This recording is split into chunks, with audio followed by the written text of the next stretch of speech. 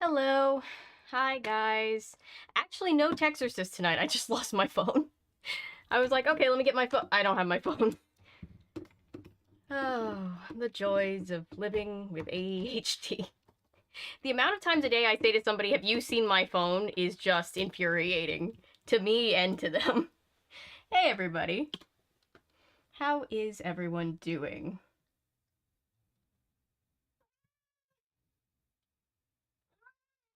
I'm alive. I'm a few minutes late, but I've been more late before. Yes, Haunted Mask is the next Goosebumps. Tonight we have Ghost Next Door, which I, which is one of those that I vaguely remember, but not really. Haunted Mask is one of my favorites, and I did the video about the episode, so I'm much more familiar with that one. Perry, hi. Hi, honey. Yes, everybody is here. Everybody says hi.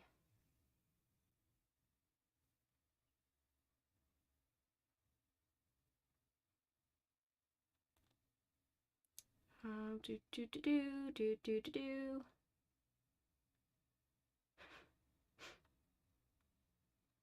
I love that I just see a Moist Critical video that just says hate watching, and I'm like, oh, I can't wait to watch that later. Well, that's interesting. Oh, that's why. Because I'm in the wrong. Did I really mistype the thing that badly? Oh no. It's supposed to say 10. It says exclamation point 0. Oh, that's not what I wanted it to say. How did I miss that? Must have been really in a hurry. Yes, it's going to be much easier to fix it when you're in front of the sensor, Barry. Oh, you can't come here. You cannot be on the keyboard. I need the keyboard, unfortunately. I'm supposed to get my computer back tomorrow, which is... Oh, that's not... Huh. Oh, Perry stepped on the keyboard. That's what it did. Okay, I fixed it. Alright. We have fixed it. Hi, Uncanny Valley videos. Thought that was the Haunted Mask. No, it's Ghost Next Door is... Let me put on... I assume desk camera is back. Oh, desk cam is not back, Perry. You're gonna have to move. Sorry. Sorry to evict you, Perry. But, hi, Hale. We are about to get started. Hi, Tara. Hi, everybody, by the way. Thought Perry just stuck her head in her drink. I mean, it wouldn't be unlike her. Hello. Hello, everybody. I love how many... Oh, I unplugged the thing that was in its place, but then I didn't plug it back in? Is that really what I did? Hang on one second, guys. You might see it buffer for 1 second, but that's okay. I just have to restart OBS real quick.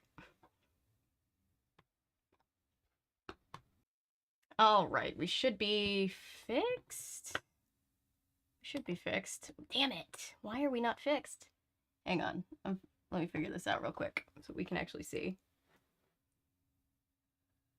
Cooking stream using the recipe. I'm not sure. I'll have to figure out how to do that. Hey, Austin. I love your top. Thank you. I've been living in this since I got it. I found it on like a... Perry's doing cat things.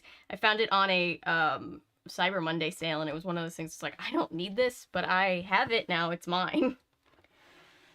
Tech Ghost is ghosting. For one moment, I thought we didn't have a Tech Ghost issue. It's always something. I swear.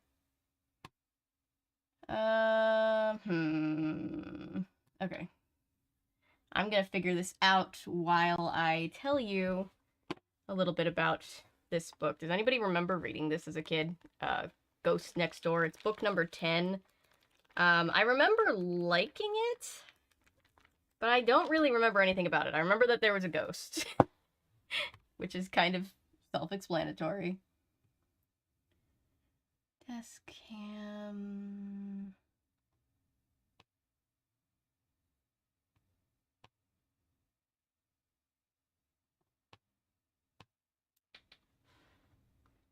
I saw the episode. A lot of people have that tech ghost face. Yeah, ghost faces. Honestly, it would make the stream very interesting if Ghostface was here. I kind of would live for that.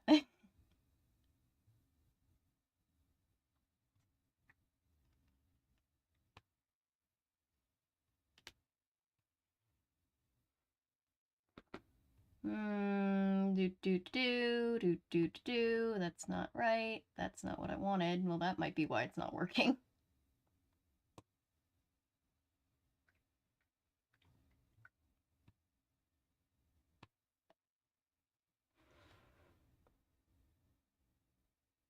Came to my work, I was all no. Oh no, what happened, Laser? I'm sorry, I'm missing some things in chat. I was a few minutes late to the party. I try unplugging it and plugging it back in. Oh, I know what I'm doing. I've had it. Okay, I think I figured it out.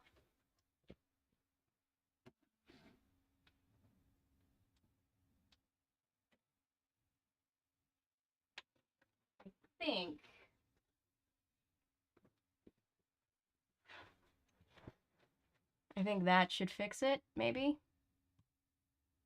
And if it doesn't, you might just see this reboot again very quickly.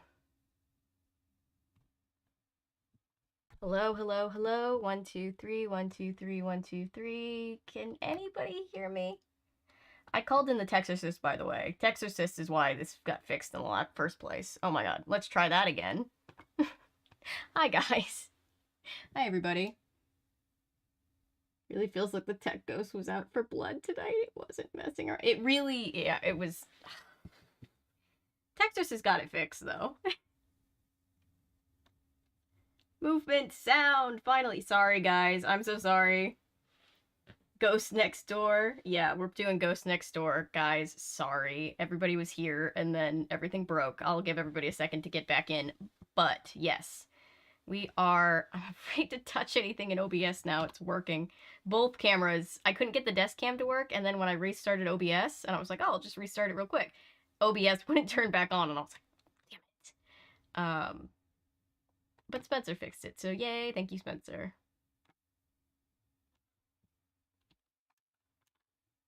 Oh no, don't move that. Keep that where it is, and then just move this. Thank you.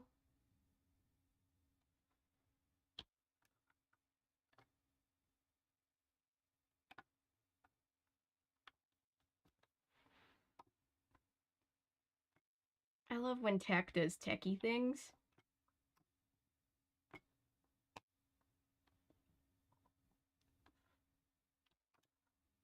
Oh my god, stop moving that one. I just need to get this.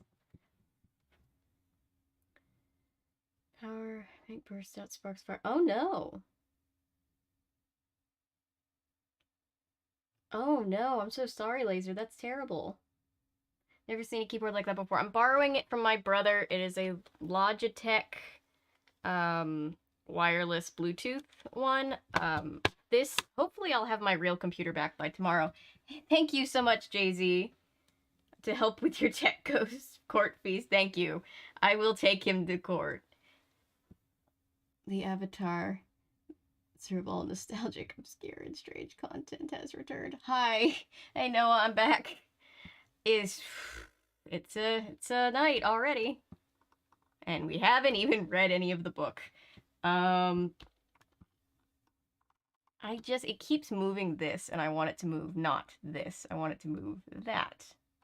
There we go.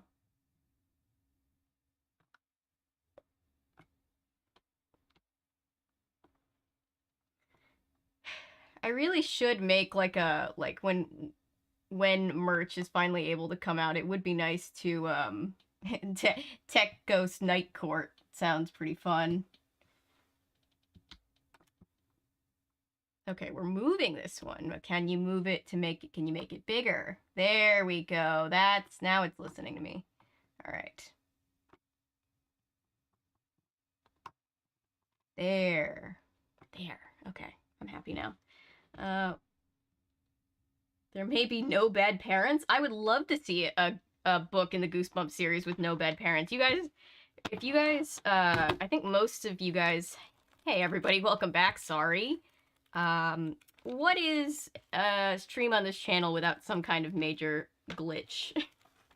Oh, the Texorcist is absolutely going to be. We're still just trying to decide how we want to spell Texorcist, because it's there seems to be disagreement on how you spell Texorcist. But yeah, Texorcist merch is absolutely happening.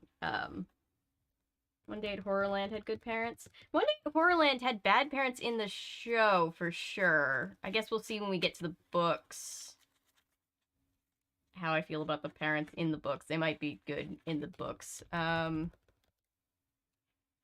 been 34 years. It's been 10. It's okay, it's been like, it was like 15 minutes. I'm just moving the cord, because when this falls in the way, I'm like, no, my aesthetic.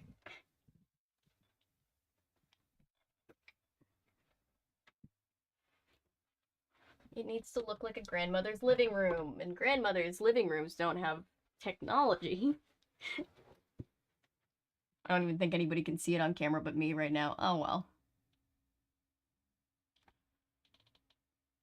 Texorcist just sounds OG. Texorcist just sounds like an exorcist in Texas. Yeah, I think we were going for... Yeah, it's gotta be Texorcist with the X. Yeah, for sure. Spencer, because Spencer is the Texorcist, he has made sure that I'm aware that he does not want to be misconstrued for anybody from Texas. Sorry if you live in Texas. Spencer's Georgia, born and raised. And was just freaking too stubborn to wait. The episode Dad was just freaking too stubborn. Well, and they also were just like, oh yeah, have fun, kids, it's free. And then they like made their kids stay and play like the game that ended up killing all of them for a car. Like, I remember the parents aren't bad.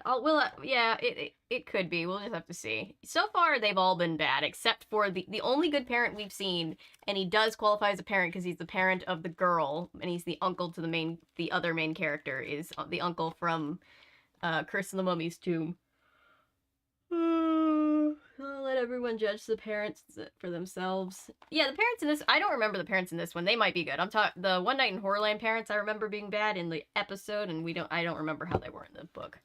But we shall see.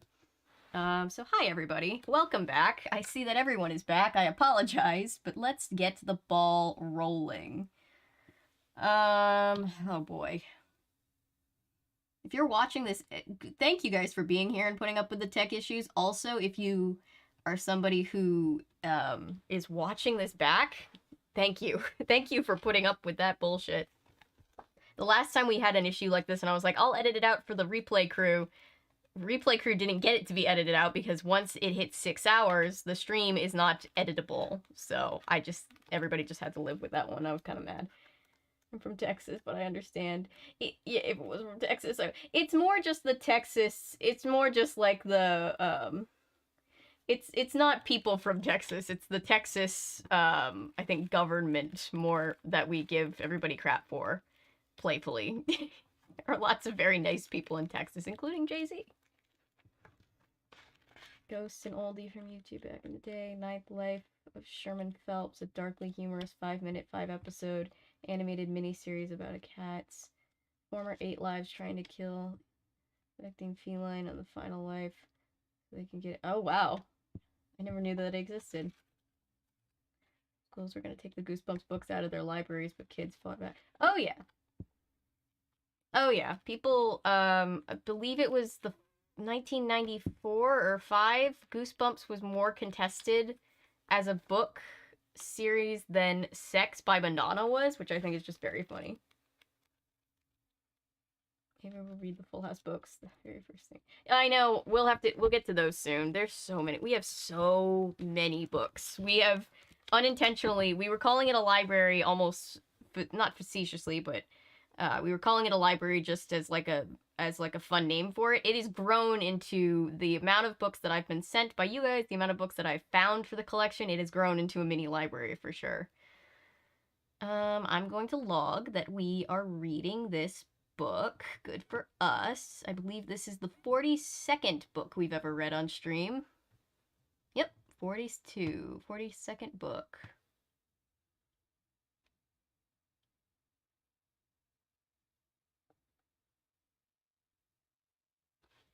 What's happening?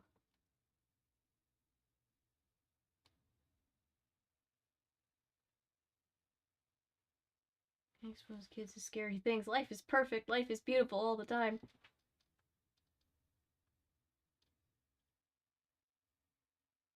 Sorry I'm late. What did I miss? Nothing. You just missed tech issues.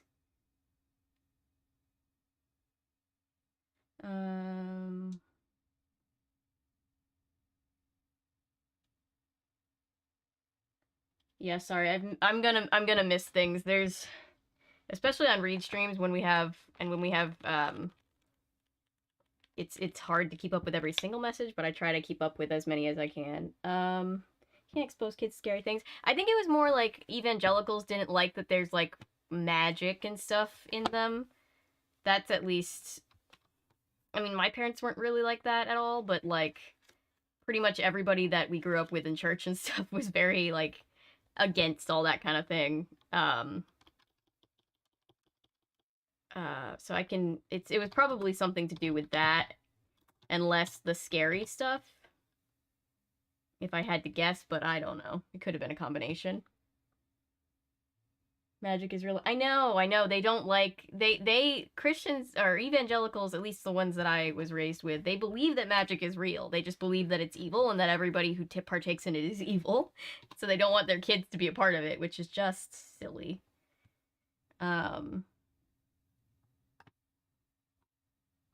There we go. All right. Let's read the back of this. How come I've never seen you before? Hannah's neighborhood has gotten a little weird ever since that new boy moved in next door. But when did he move in? Wasn't the house empty when Hannah went to sleep the night before? Why does it still look so deserted? Hannah can't get answers from her new neighbor. He just keeps disappearing in the oddest ways, and he's so pale. Is Hannah being haunted by the ghost next door? Most likely. The endings throw you for a twist, but usually the ending isn't there was no ghost the whole time. The ghost was the friends we made along the way. They had to pee their pants over something before Harry Potter came out. Exactly. Yeah. Yeah, when I was a kid, it was, yeah, because nobody seemed to really have a problem with series of unfortunate events, and the whole thing was that their life was a series of unfortunate events. I don't think it was, like, the scare factor or the, like, emotional factor. I think it was mostly just, like, because they didn't like Harry Potter, they didn't like, Goosebumps. Chronicles of Narnia was okay. Like, the magic in that was okay because C.S. Lewis was a Christian. And, Lord of the Rings was okay because it was also written by a Christian, so that was how that worked. Hi. Lived in this one quote-unquote home as a kid, their own son store rack filled with Goosebumps in his room. I checked out some high school equivalents about a zombie football player. Evil. Yikes, yeah.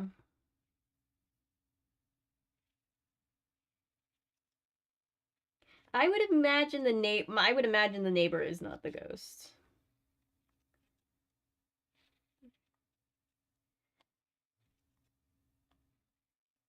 Goosebumps stopped in the 90s because Scholastic well, they're still writing them to this day. Like, Goosebumps never stopped. Scholastic stopped publishing them, and then they were picked up by, I forget which publisher picked them up, but then Scholastic ended up getting them back, and that's why these are, I believe that's when these were printed, but I could be wrong. I could be wrong about the order of things. Wait.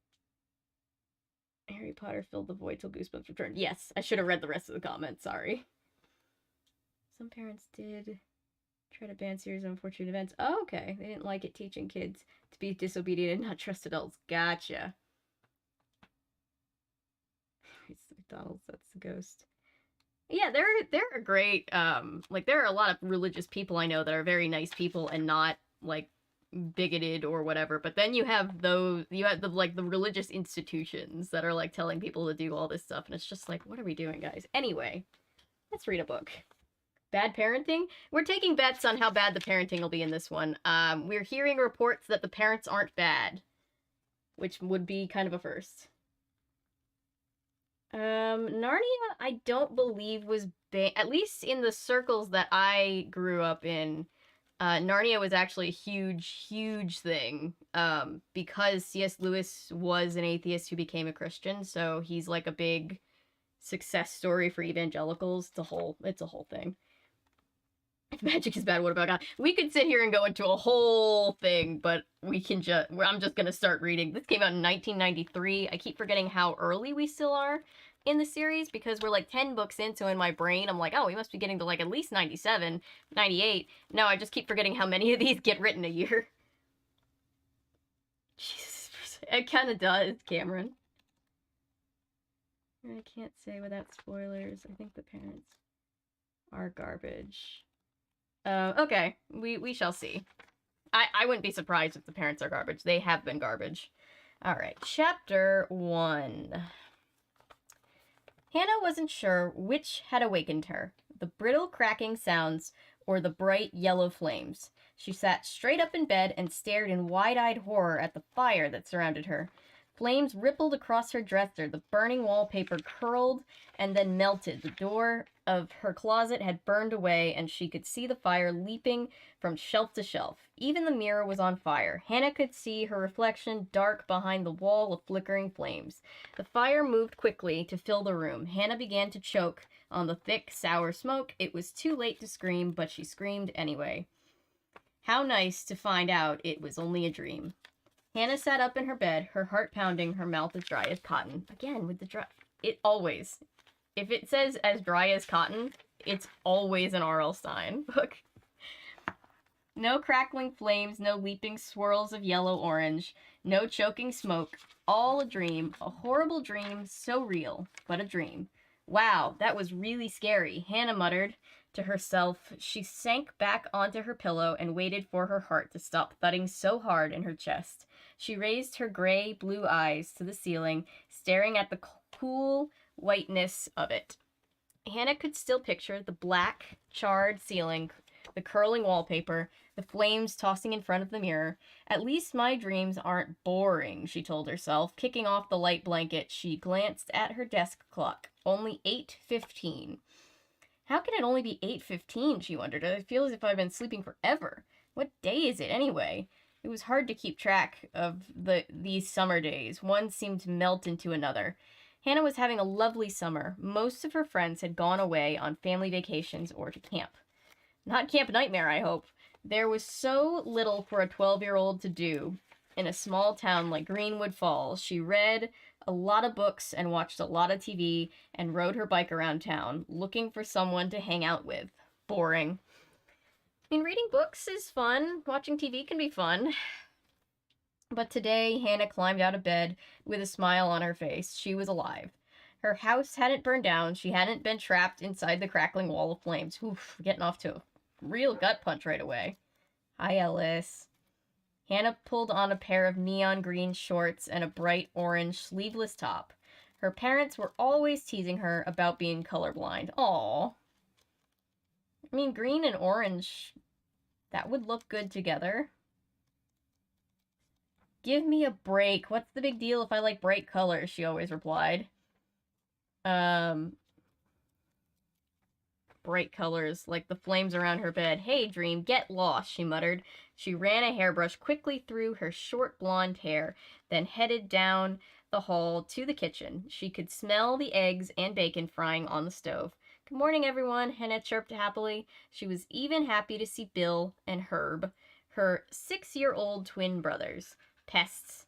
The noisiest nuisances in Greenwood Falls. They were tossing a blue rubber ball across the breakfast table.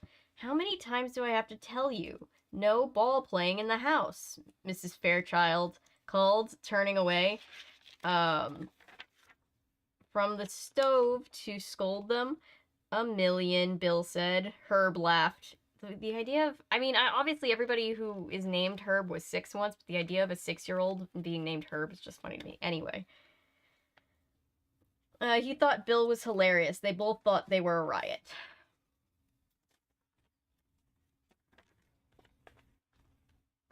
Hannah stepped behind her mother and wrapped her up in a tight hug around the waist. Hannah, stop, her mother cried. I nearly knocked over the eggs. Hannah, stop, the twins imitated their mother. The ball bounced off Herb's plate, rebounded off the wall, and flew onto the stove, inches from the frying pan. Nice shot, Ace, Hannah teased. The twins laughed their high-pitched laughs. Mrs. Fairchild spun around frowning. If the ball goes in the frying pan, you are going to eat it with your eggs. My mom would have just been mad. She just would have been taking the ball away. She threatened, shaking her fork at them.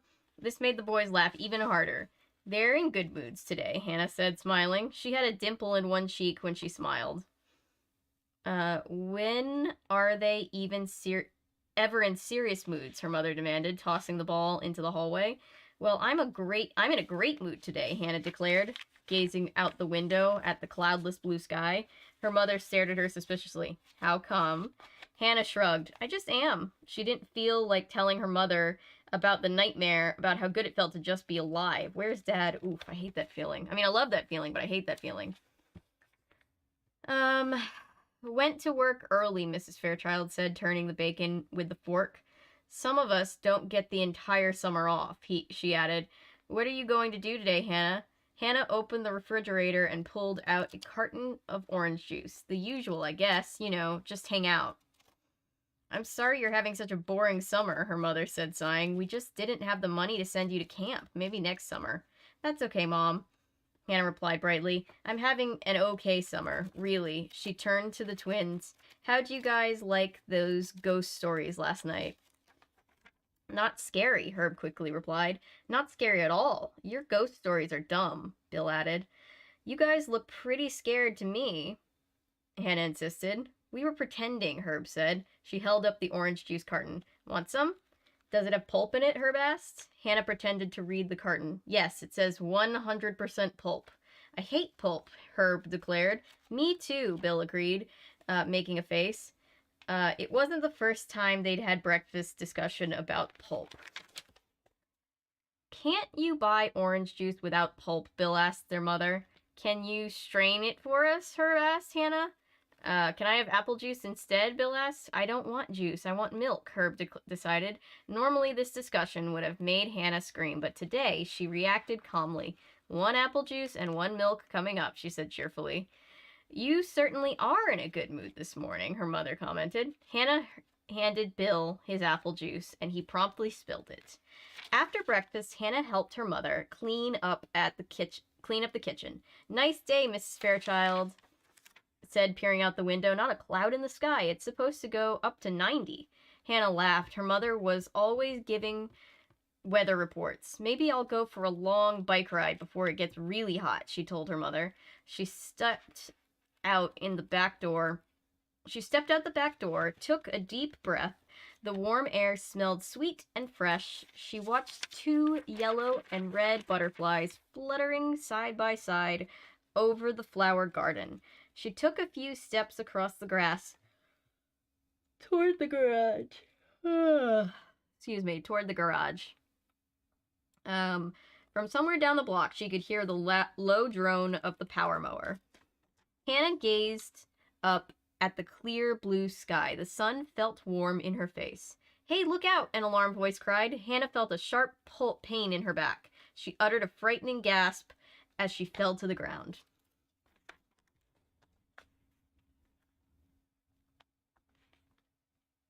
Now I want some Sunny D. I know, I want juice now. I wasn't allowed to drink Sunny D as a kid. It had way too much sugar in it.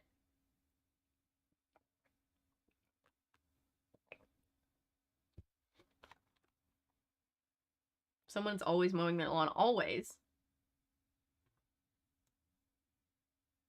I was hoping the book number was as originally populated, factorial 0. Which equals 1. Yeah, I didn't realize that I had mistyped 10 the first time. I was like, how much of a hurry was I in? I know I'm juggling like a bunch of different things today, but geez. Parents couldn't afford camp between kindergarten and first grade. Taught myself how to read 3rd to 4th grade level because I was bored. I mean, I went to camp twice. Most summers though I didn't go anywhere. I was reading. My mom started teaching me to read when I was like a year and a half, and by 2 I was reading full books. So I did a lot of reading. I was homeschooled, so I just did a lot of reading on my own. My mom would have, if I just laughed, my mom would have thrown, right? Speaking of which, with a bright green t-shirt, orange sneakers, what color shorts would go? Orange and green. Orange, wait. Green t-shirt, orange sneakers.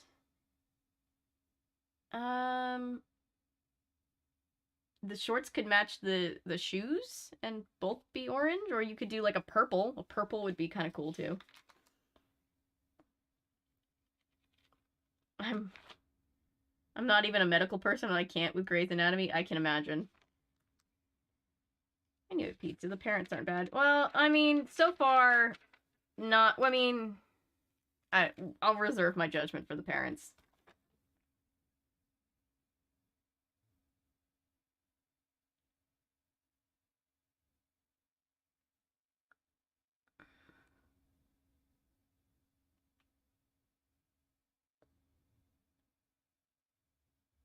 Bill and Herb sound like dad's drinking buddies. Maybe that's what they named the kids after. I don't want any more, so I'm watching somebody do it on TV. My life's going great. I mean, I'm glad you're here with us, Devin. We're glad to have you here. I like bright colors too. I mean, I go back and forth between really bright colors and just wearing black. It depends on my mood for the day. Literally me on winter break. What day is it? Me, ever since like when pandemic happened, I was just like, that's when I transitioned to working from home. And ever since then, I'm just like, oh my god, I didn't realize how much I relied on my crazy work schedule to know what day it was. Because it used to be that I would work on sets and I would be on like a different set a lot of times every single day. So I knew what day it was by where I was working. Dry as cottonwood should be a Goosebumps bingo square. Yes. No, we need a Goosebumps bingo square. I didn't learn to read very young, just kind of fast. That's good. I've never actually watched ER. There's just so much ER at this point that I'm like, I get overwhelmed thinking about it. Give it some thought. I'm sure whatever you pick will be great. I went to Catholic day camp. I hated it. Oh, everybody I know, when I did volunteer work, we worked a lot with VBS, and I've noticed that most kids hate going to VBS. Is there a Goosebumps book with an older sibling? Yeah, I'm sure there is. But you're right. A lot of them have been either about the younger sibling or about both the kids. I mean, about the oldest or about both.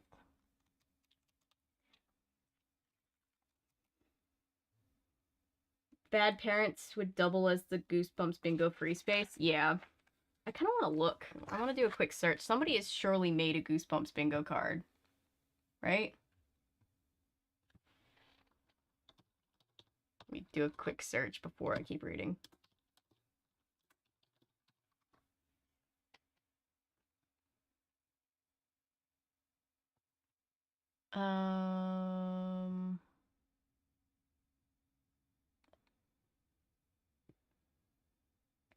Oh, this is not a fun bingo card. This is like asking you questions about the... What? Are you telling me I'm gonna have to make my own Goosebumps bingo card?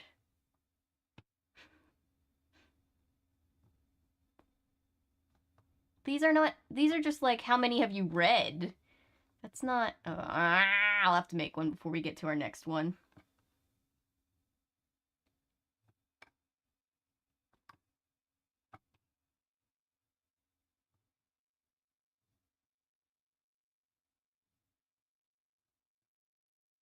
Okay, anyway. plays John Carter. Oh, do I know Noah Wiley? I'm sure I do, but I can't like picture him off the top of my head. I know there's Goosebumps word search. Oh, and there's Goosebumps coloring pages.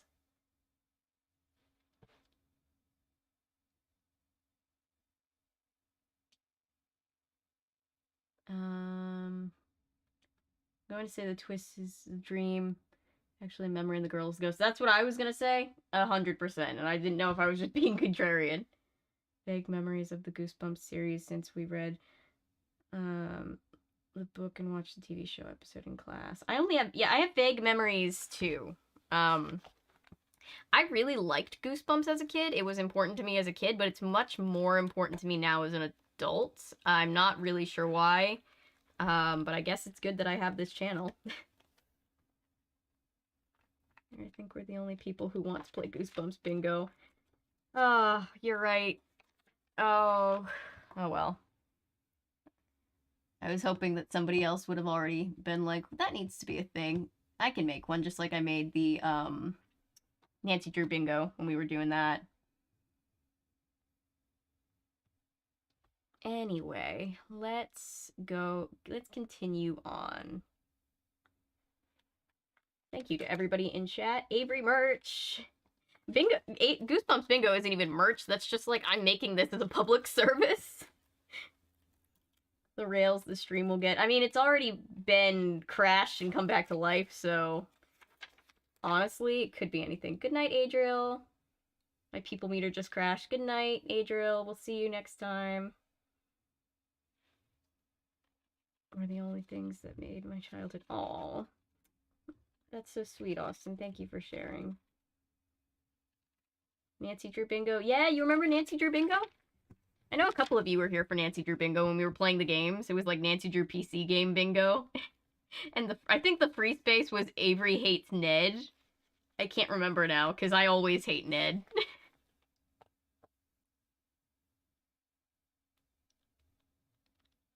Dawn dartboard. Stream starts at 0 and it's all uphill from here. Yep. Here's a monster at the end of this book. I used to love that. Yeah, it's just water tonight. I'm trying to drink more water. My hope is that I'll drink this down and have to refill it at some point before the stream is over, but let's see. It doesn't become horny weird tonight. I think we're good. Yeah, I'd like to veer away from that, but you know. One of those bingo squares better be kinky. It'll have to be, unfortunately. It'll just have to be. Alright, chapter 2. Hannah landed hard on her elbows and knees. She turned quickly to see what had hit her, a boy on a bike. Sorry, he called. He jumped off the bike and let it fall to the grass. I didn't see you. I'm wearing neon green and orange, Hannah thought. Why couldn't he see me? She climbed to her feet and rubbed the grass stains off on her knees. Ow, she muttered, frowning at him. I tried to stop, he said quietly.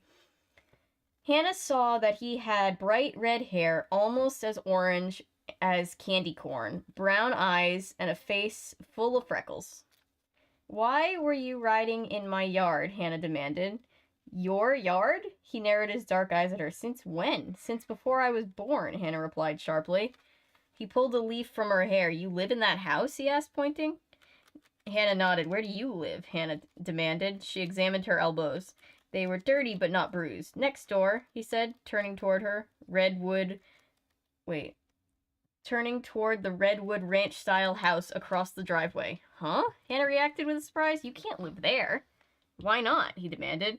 That house is empty, she told him, studying his face. It's been empty ever since the Dodsons moved away. It's not empty now, he said. I live there, with my mom. How can that be? Hannah wondered. How can someone move in right next door without my knowing it?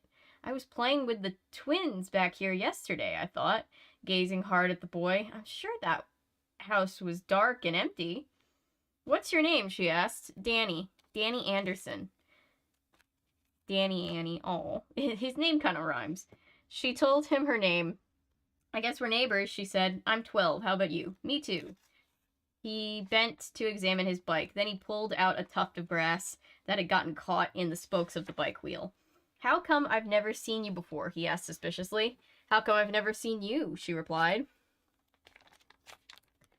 He shrugged, his eyes crinkled in the corners as a shy smile crossed his face. Well, did you just move in? Hannah asked, trying to get to the bottom of the mystery. He replied, concentrating on the bike. No? How long have you lived here? Hannah asked. A while. That's impossible, Hannah thought. There's no way he could have moved in next door without me knowing it. But before she could react, she heard a high-pitched voice calling her from the house. Hannah! Hannah! Herb won't give back my video game. Bill stood on the back stoop, leaning against the open screen door. Where's Mom? Hannah shouted back. She'll get it for you. Okay. The screen door slammed hard as Bill went to find Mrs. Fairchild. Hannah turned back to talk to Danny, but he had vanished into thin air.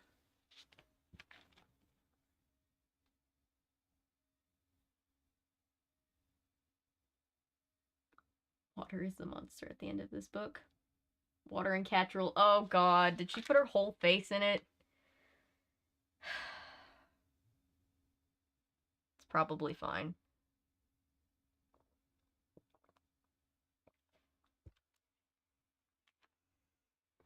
Ice, sparkling water, and I drink so much that I have to drink. So much that I have to drink water like a... I'm just bad at drinking water, which doesn't feel normal. It feels like humans, since we are mostly water and live off of water, we should just naturally want to drink water all the time. There's a monster at the end of this book, Astrid. And then she runs away. Oh.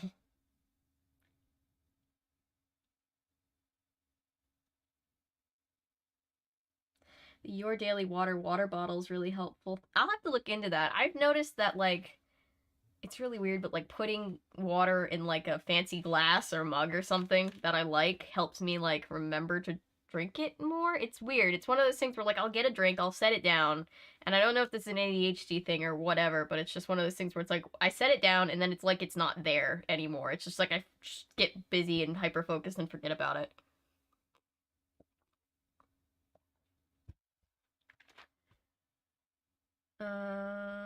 Only in the 90s. Very 90s outfit.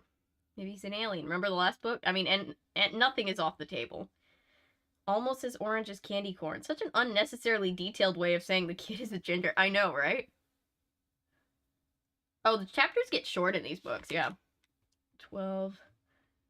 There have been hints all throughout the 3 chapters about the twist. Yeah, for sure. Maybe he's a sentient mushroom masquerade. We're either geniuses, or he just wanted to throw us a bone with this one, or that's not the twist and we're all wrong.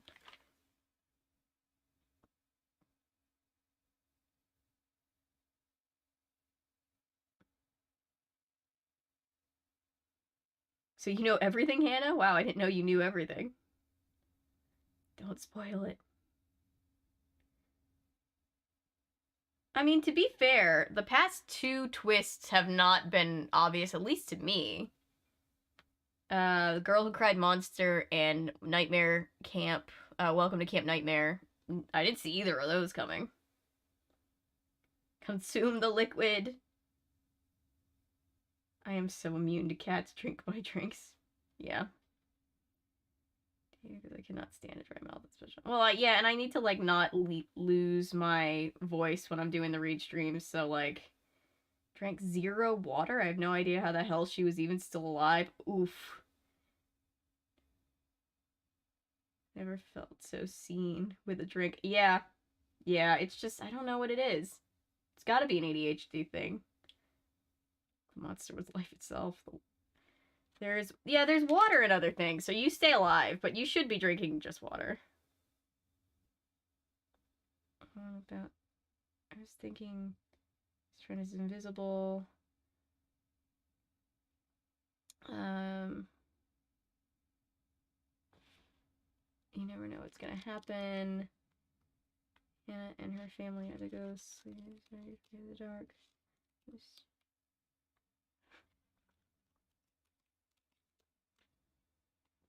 This one's in the 90s.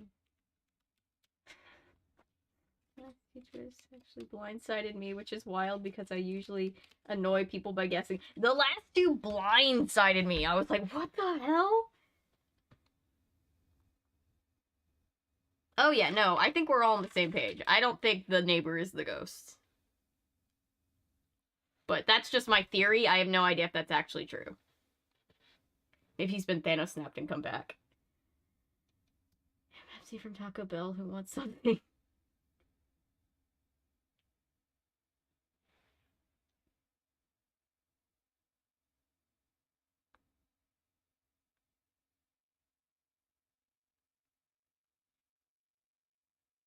Oh yeah, the pterodactyl twist was crazy too.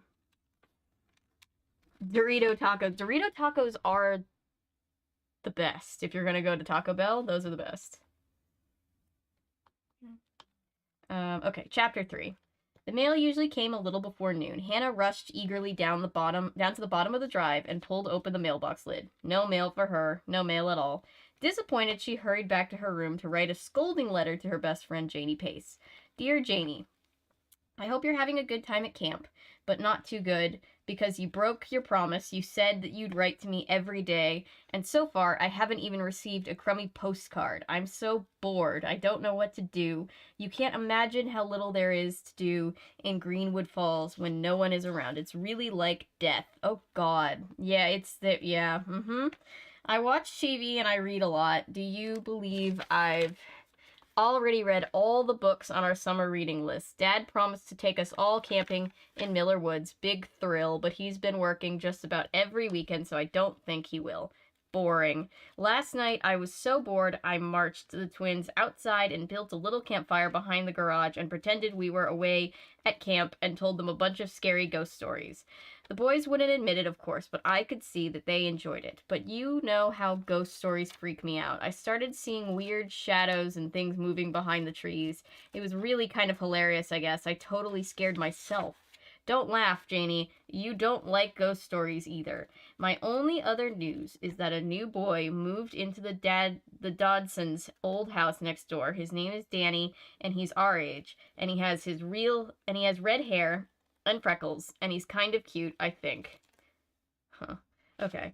I've only seen him once. Maybe I'll have more to report about him later.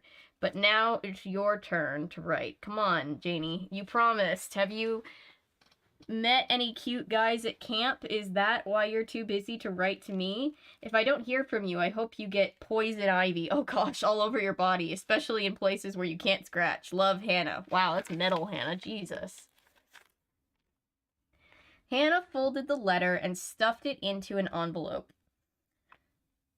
Her small desk stood in front of the bedroom window. Leaning over the desk, she could see the house next door. I wonder if that's Danny's room, she thought, peering into the window just across the driveway. Curtains were pulled over the window, blocking her view. Hannah pulled herself to her feet. Then she ran a hairbrush through her hair, then carried the letter to the front door. She could hear her mother scolding the twins. Somewhere in the back of the house, the boys were giggling as Mrs. Fairchild yelled at them. Hannah heard a loud crash, then more giggling. I'm going out, she shouted, pulling open the screen door. They probably didn't hear her, she realized. It was a hot afternoon, no breeze at all, the air heavy and wet. Hannah's father had mowed the front lawn the day before. The freshly cut grass smelled sweet as Hannah made her way down the driveway. She glanced over to Danny's house. No signs of life there. The front door was closed. The big living room picture window appeared bare and dark. Hannah decided to walk the 3 blocks to town and mailed the letter at the post office. She sighed. Nothing else to do, she thought glumly. At least a walk to town will kill some time. The sidewalk was covered with cut blades of grass, the green fading to brown. Humming to herself, Hannah passed Mrs. Quilty's red brick house. Mrs. Quilty was bent over her garden, pulling up weeds. Hi, Mrs. Quilty, how are you? Hannah called. Mrs. Quilty didn't look up. What a snob, Hannah thought angrily. I know she heard me. Hannah crossed the street. The sound of piano floated from the house on the corner. Someone was practicing a piece of classical music, playing in the same wrong note over and over, then starting the piece again. I'm glad they're not my neighbors, Hannah thought, smiling. She walked the rest of the way to town, humming to herself. The 2-story white post office stood across the tiny town square. Was that an Easter egg for Piano Lessons Can Be Murder that come up a couple books in the future?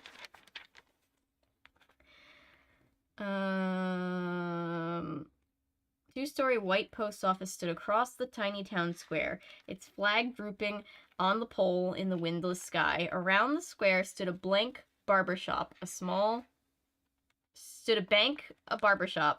grocery store, and a gas station. A few other stores, Harder's ice cream parlor, and a diner called Diner stretched behind the square. Two women were walking out of the grocery store. Through the barbershop window, Hannah could see Ernie, the barber, sitting in the chair, reading a magazine. Real lively scene, she thought, shaking her head. She dropped her letter in the mailbox in front. I'm trying to hold it so you guys can see it, but I can still sit back. She dropped her letter in the mailbox in front of the post office. She turned back towards home, but stopped when she heard angry shouts. The shouts were coming from behind the post office. Hannah realized a man was screaming. She began jogging around the side of the building toward the angry voices. She was nearly to the alley when she heard the shrill yelp of pain. Won't be staying for the whole thing. Hope you guys like the story as much as I do. But I mean, I don't know when you'll leave, but if you leave while I'm in the middle of a chapter, bye, Darth Sidious.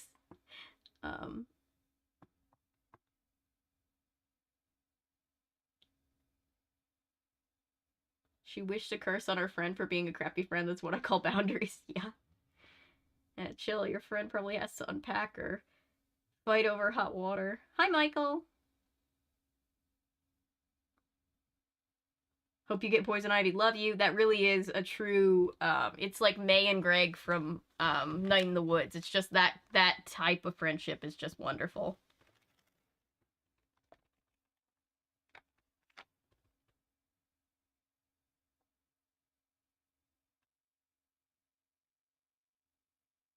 I like Hannah too. She seems nice. I love Baja Blast. It was the 90s. We were all bored regardless of what was happening.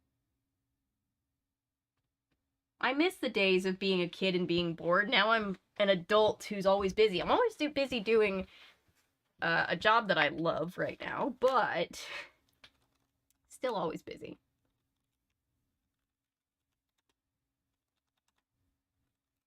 Fuck it. Danny's a time traveler who was transported to the past by accident and didn't notice he time traveled. Darth is still with us currently. I was just saying goodbye just in case he had to leave while I was reading. I didn't want him to feel like I didn't care that he was leaving. 3 books away from piano lessons can be murder, and I realize that you'll have the Haunted Mask. Yep, Haunted Mask is next. I'm not sure. It probably won't be the very next book we read, because I'm trying to give us a little bit of variety in what we read, at least for this week or two, but yeah. That one will be next in the Goosebumps, in the quest through Goosebumps.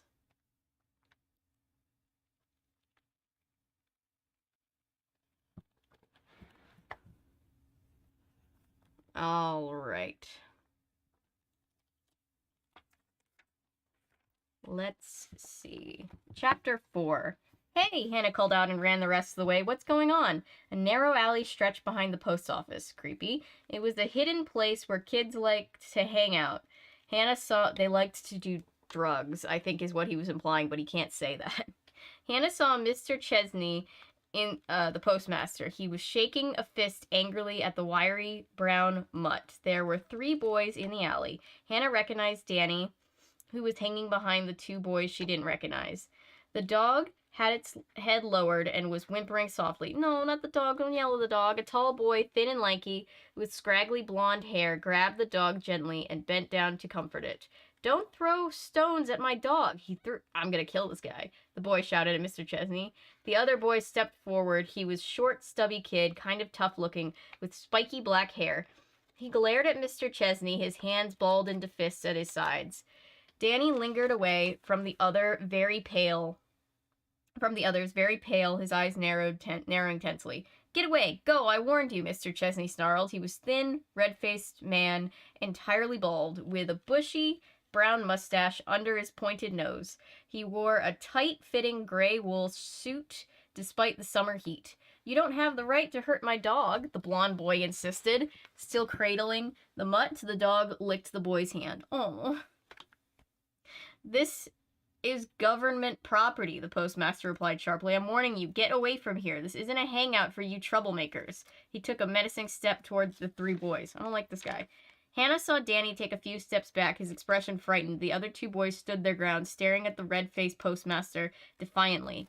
They were big, Hannah saw, bigger than Danny. They appeared to be older than Danny. I'm telling my dad you hurt Rusty, the blonde boy said. Tell your dad you were trespassing, Mr. Chesney shot back. And tell him you were rude and disrespectful. And tell him I'll file a complaint against all three of you punks if I catch you back here again. Remember punks? What a word.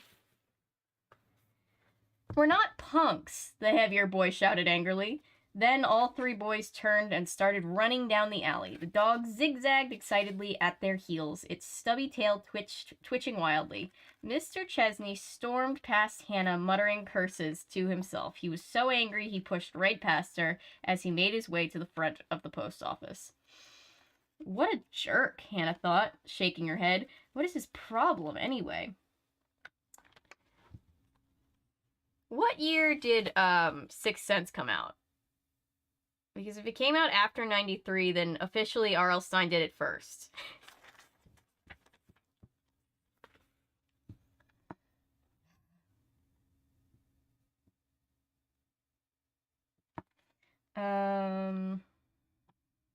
All the kids in Greenwood Falls hated Mr. Chesney, mainly because he hated kids. He was always shouting at them to stop loitering in the square, or stop playing such loud music, or stop talking so loudly, or stop laughing so much, or get out of his precious alley.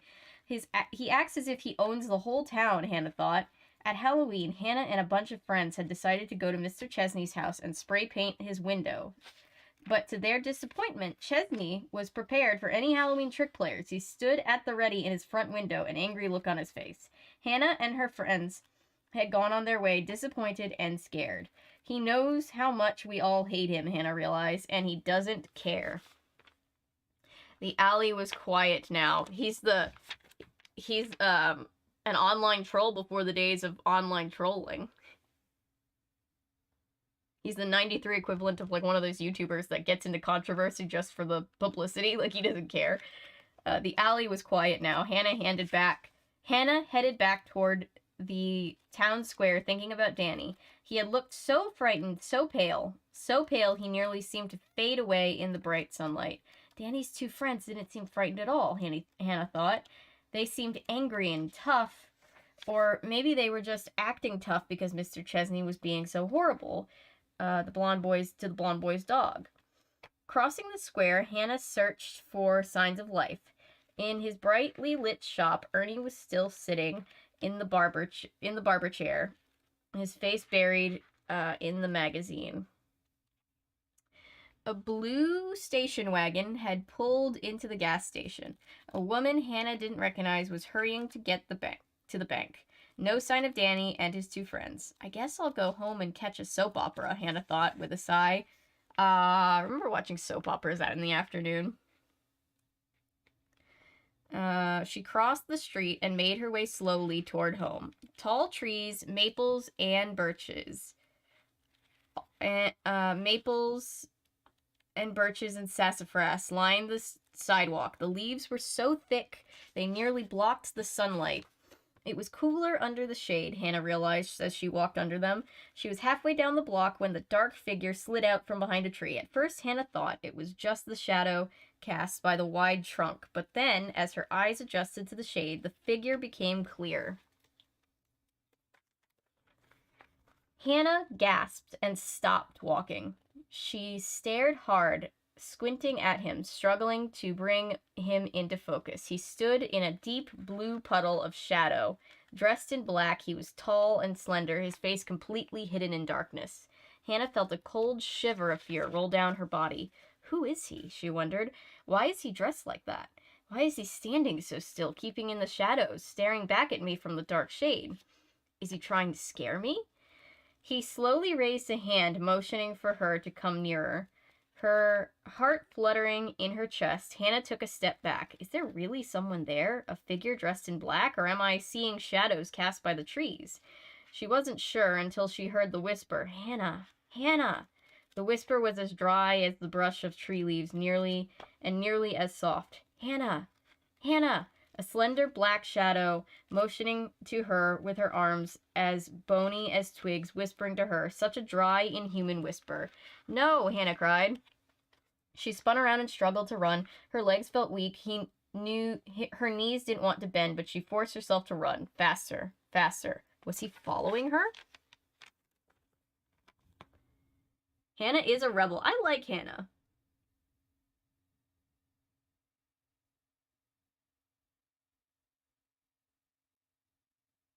Oh yeah, in this episode, Danny has peer pressure. No variety, all Goosebumps. That's what it would be in a perfect world. I mean, we could read another Goosebumps tomorrow night. I have so many Nancy Drew books that I also want to read.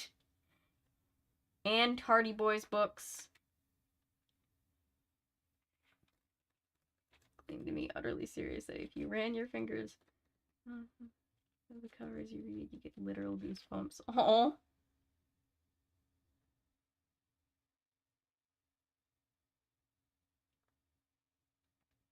I mean, I trace. I have like a thing with like. My brother says I'd be good at ASMR. I just am always like doing one of those. I've always, like, as a kid, I would do that even. No one likes the old guy, it sounds like. Punks is a common phrase in my school since I live in the South, referring to any. Oh, I'm sorry, Toonie. Of course, those were the real covers. Yeah, I have a reprint cover of this one. Just happened to be the copy that I could find.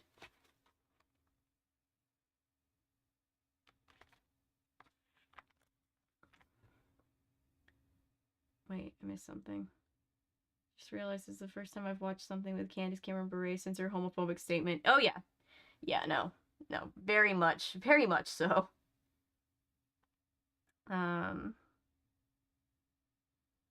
It's the Ghost of Christmas Yet to Come.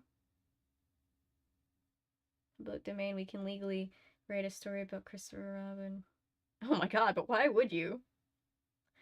Oh, isn't it A.A. Milne's birthday today? I was looking around my house seeing if I actually had any Winnie the Pooh books to read, but I don't really own any, and I was realizing that makes me sad. I thought I owned them.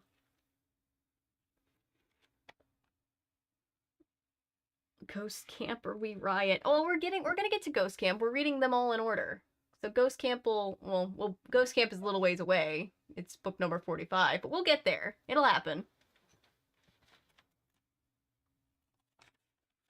Disney short. It's either will enter public domain soon. I wonder if Disney will even let it enter public domain. They might be able to finagle their way around not. Or they might just not care. It's gonna be, the issue is gonna be when Mickey as a character, which you could argue will happen when Steamboat Willie goes into the public domain. That's what they're gonna be upset about. Yeah. I hadn't read them in a while, so I thought it'd be nice just to start with one and go all the way through. And we have stuck to that with the exception of during Christmas, we read a random Goosebumps Most Wanted, which was 12 Screams of Christmas, because it was Christmas. It was the Christmas book. And then we had Slappy New Year from Horrorland, Goosebumps Horrorland, because those were holiday themed ones. But other than that, we've just been reading all of these in order.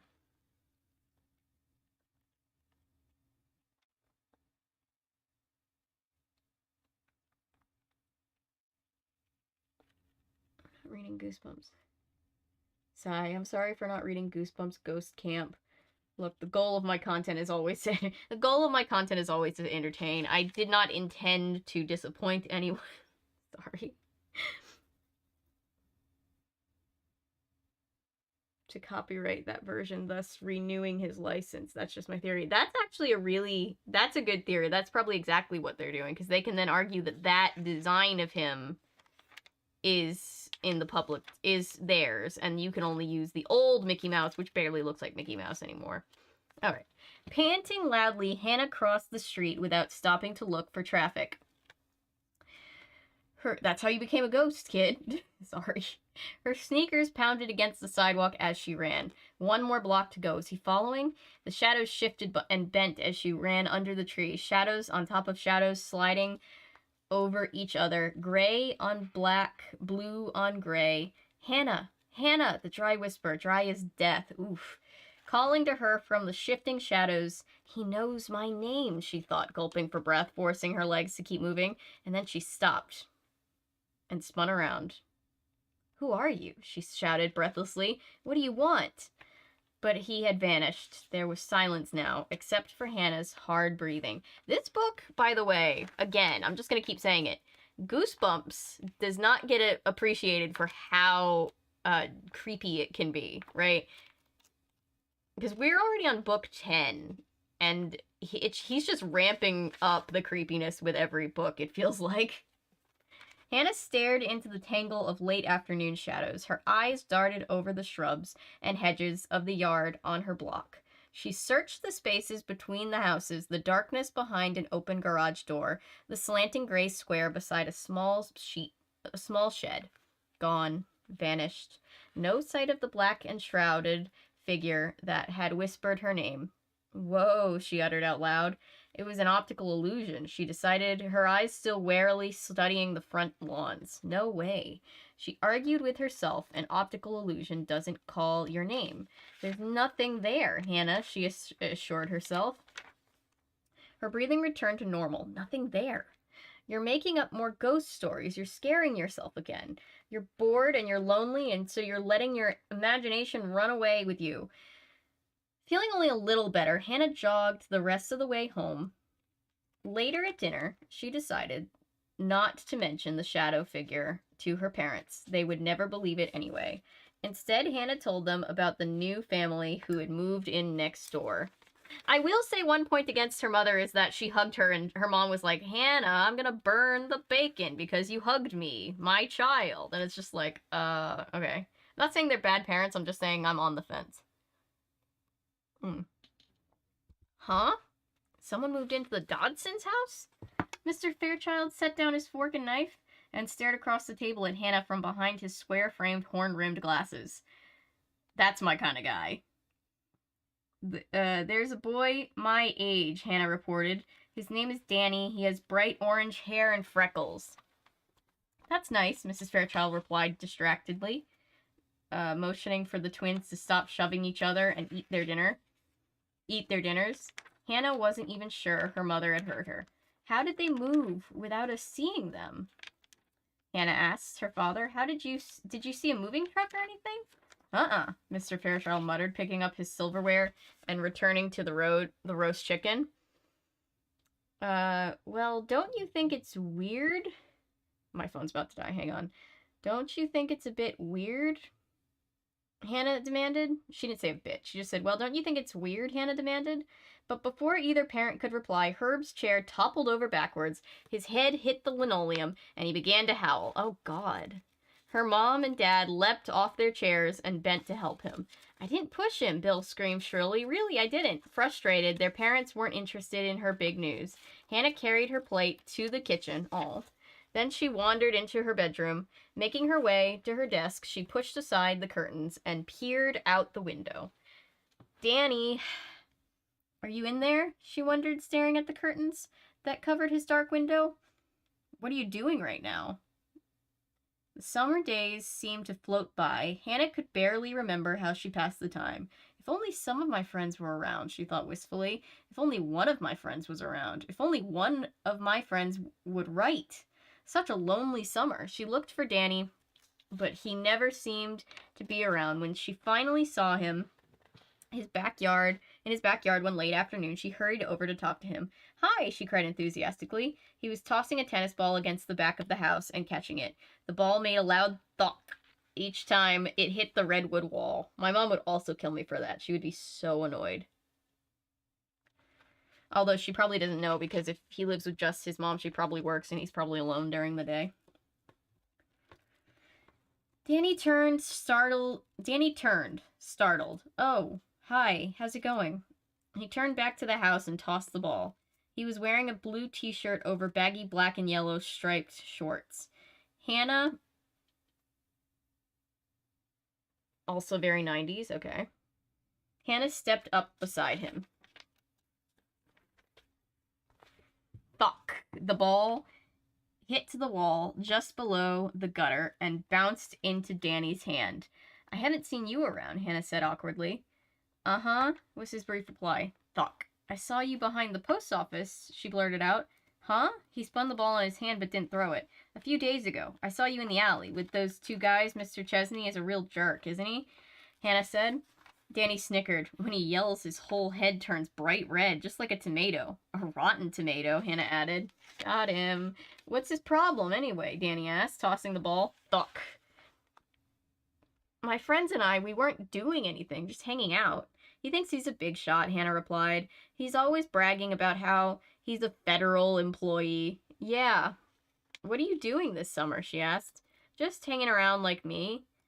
Kind of, he said. Fuck. He missed the ball and had to chase it to the garage. As he walked back toward the house, he gazed at her, as if seeing her for the first time. Hannah suddenly felt self-conscious. She was wearing a yellow top with grape jelly stains on the front and her rattiest blue cotton shorts. It's comfy clothes. Those two guys, Alan and Fred, they're the guys I usually hang out with, he told her.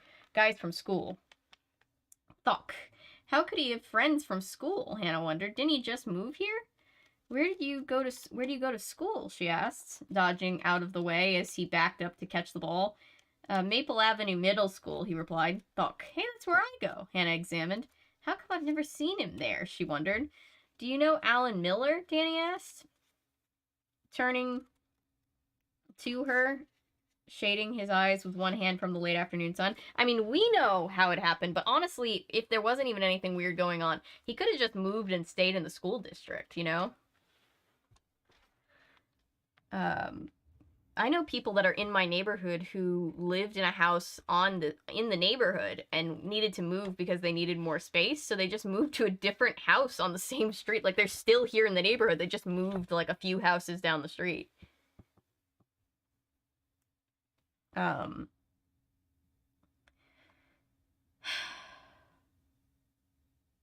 you know Alan Miller, Danny? I feel like I heard something fall downstairs, and I'm just like, I'll go check it in a second. I'll go check it later. Turning to her, shading his eyes with one hand from the afternoon sun, Hannah shook her head. No. Fred? Drake? He asked. No, she replied. What grade are you in? I'll be in 8th this year, he said, turning back to the wall. Fuck. Me too, Hannah declared. Do you know Janie Pace? No. How about Josh Goodman? Hannah asked. Danny shook his head. Those sound like extra old names. Just saying. Don't know him. Weird, Hannah said, thinking out loud. Danny threw a tennis ball a little too hard, and it landed on the sloping gray shingle roof. They both watched it hit then roll down the gutter. Danny sighed and, staring up at the gutter, made a disgusted face. How can we be in the same grade and not know any of the same kids? Hannah demanded. He turned to her, scratching his red hair with one hand. I don't know. How weird, Hannah repeated. Danny stepped into the deep blue shadow of the house. Hannah squinted hard. He seemed to disappear in the wide rectangle of shadow. That's impossible, she thought. I would have seen him at school. If we were in the same grade, there's no way I could have missed him. I mean, they must not go to a very big school, if that's true. Is he lying? Is he making all this up? He had completely vanished in the shadow. Hannah squinted hard, waiting for her eyes to adjust. Where is he? Hannah asked herself. He keeps disappearing like a ghost. A ghost. The word popped in and out of my mind. When Danny came back into view, he was pulling an aluminum ladder along the back wall to his house. What are you going to do? Hannah asked, moving closer. Get my ball, he replied, and began climbing the ladder, his white Nikes hanging over the narrow metal rungs. Ooh, Nike product placement? Sponsorship? Hannah moved closer. Don't go up there, she said, suddenly gripped with a cold feeling. Huh? He called down. He was already halfway up the ladder. His head nearly level with the gutter. Come down, Danny. Hannah felt a wave of dread sweep over her, a heavy feeling in the pit of her stomach. I'm a good climber, he said, pulling himself up higher. I climb everything. My mom says I should be in the circus or something. Before Hannah could say anything more, he had clambered off the ladder and was standing on the sloping roof, his legs spread apart, his hands stretched high in the air. See? Hannah couldn't shake the premonition of the heavy feeling of dread. Danny, please! Ignoring her shrill cry, he bent to pick up the tennis ball from the gutter. Hannah held her breath as he reached for the ball. I stood in on this movie where they had the kid was supposed to be up on a roof, and obviously they didn't put him on a real roof. They put him on like a green screen set, but it was still kind of high up, so they had him in a harness. And it was the kid that I stood in for, and I really wanted to go up and be on the harness, and they wouldn't let me. They're like, no, you're not going to be on the harness. Suddenly, he lost his balance. His eyes went wide with surprise. His sneakers slipped on the shingles. His hands shot up as if trying to grab onto something. Hannah gasped, staring helplessly as Danny toppled headfirst off the roof.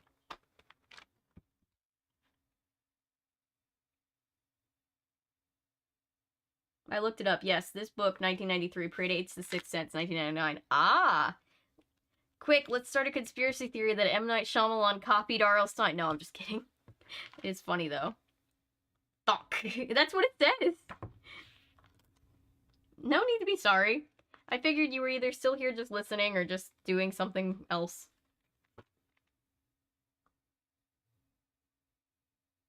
Redheads were also a very 90s phenomenon. Yeah, I know what you mean. And I mean, like, that, I mean, they're obviously, like, still redheads, but, yeah, I kind of know what you mean.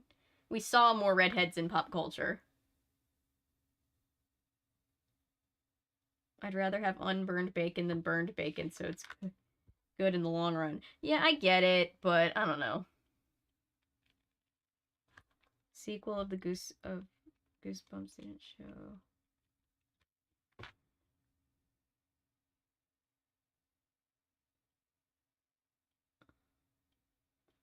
Called her Hannah in the Goosebumps trailer.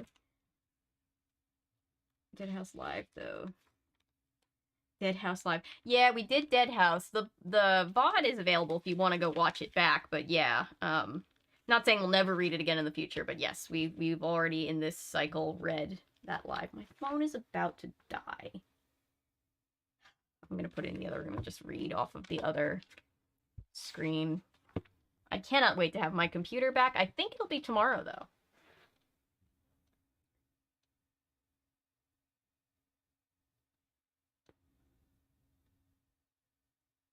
And as the main character in the first Goosebumps movie. I've not seen either of the Goosebumps movies.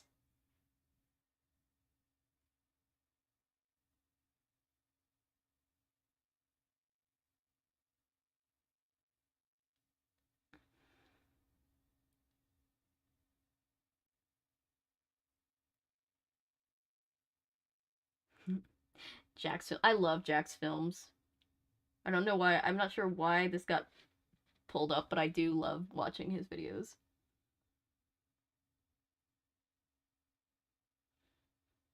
We have not read Son of Slappy yet. That is a thing that we haven't read yet.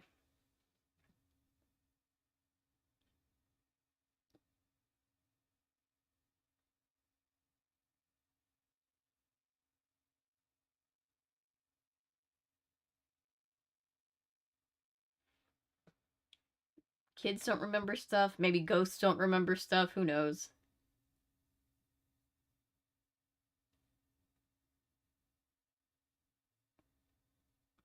The image of a random man bragging to a bunch of kids about being a federal employee is really funny to me. Oh, that reminds me of our old neighbor who doesn't live here anymore, and the whole neighborhood is kind of really happy about that for a number of reasons. But it's a long story, but my brother, our neighbor's dogs had gotten out, and my brother was trying to help.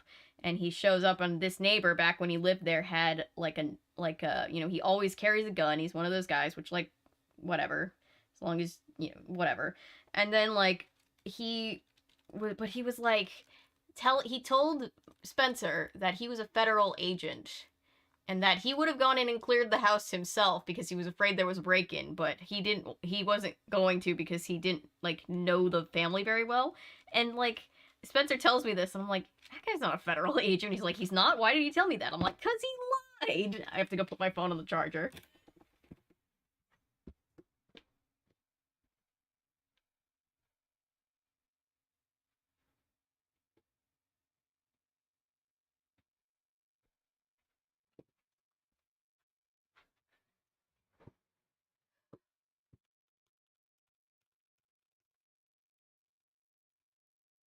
He's gotta have more cowbell.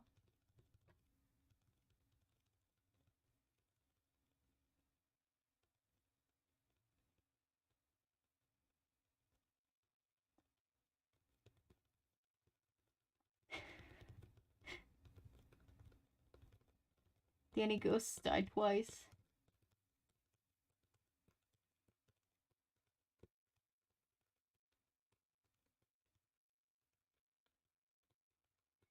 I was employee of Starbucks once, yeah.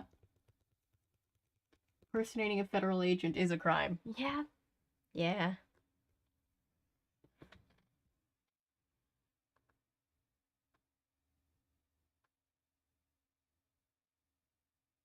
Let's be fair, neither ghosts nor kids remember shit, no.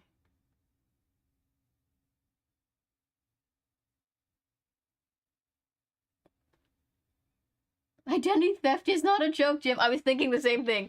Thousands of families suffer every year. I love that show. Yeah, the son of Slappy, it's not really his son. We did talk about that. We haven't read the book yet, but we have covered that.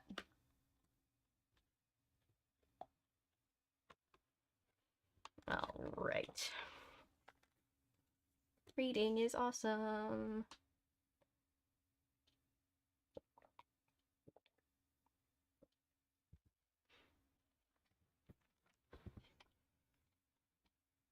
Remember when I pretended to be R.L. Stine? Yes. You did it in the name of charity, though, which was the best thing. Someone had a passport ID and tried to impersonate my mom. My mom was looking at her bank account. I tried to buy it. Oh my god. Yeesh. Yeah. Yeah. In all, that's a quote from The Office. Funny for reasons surrounding it, but yeah, the identity theft is very scary and terrible.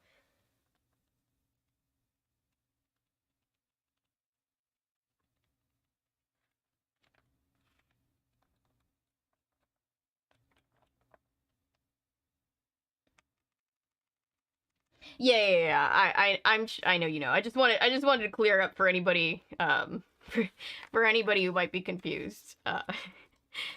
Identity theft is a very infuriating, terrible thing. Just over this past summer, somebody somehow tried to steal my credit card information, and my bank called me and was like, "Is this you trying to transfer all this money?" And I was like, "Nope." And they were like, "All right, we're gonna put that on a hold right now." Hannah screamed and shut her eyes. I've got to get help, she thought. Her heart pounding, she forced herself to open her eyes and search the ground for Danny. But to her surprise, he was standing in front of her, a mischievous grin on his face. Huh? Hannah uttered, a gasp of surprise. You're okay? Danny nodded, still grinning. He didn't make a sound, Hannah thought, staring at him. He landed without making a sound? She grabbed his shoulder. You're okay. Yeah, I'm fine, Danny said calmly. My middle name is Daredevil. Danny Daredevil Anderson. That's what my mom always says. He tossed the ball casually from hand to hand. You scared me to death, Hannah cried. Her fright was turning to anger. Why did you do that? He laughed. You could have been killed, she told him. No way, he replied quietly. Maybe they're all... Everybody on the street is a ghost. It's a ghost street. Since she scowled at him, staring hard into his brown eyes. Do you do stuff like that all the time? Falling off roofs just to scare people? His grin grew wider, but he didn't say anything. He turned away from her and tossed the tennis ball at the house. Thunk. I don't know why he likes that specific sound effect, but he does. You were falling head first, Hannah said. How did you land on your feet? Danny chuckled. Magic, he replied slyly. But, Hannah.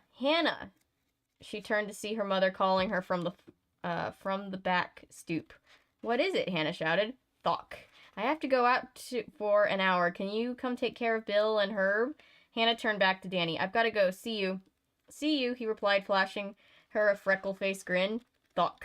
Hannah heard the sound of the ball against the redwood wall as she jogged across the driveway to her house. Again, she pictured Danny plummeting off the roof. How did he do it, she wondered. How did he land on his feet so silently? I'll only be gone an hour, her mother said, searching her bag for the car keys. How is it out? It's supposed to cloud up and rain tonight. Another weather report, Hannah thought, rolling her eyes. That's just what moms do. It's a mom thing.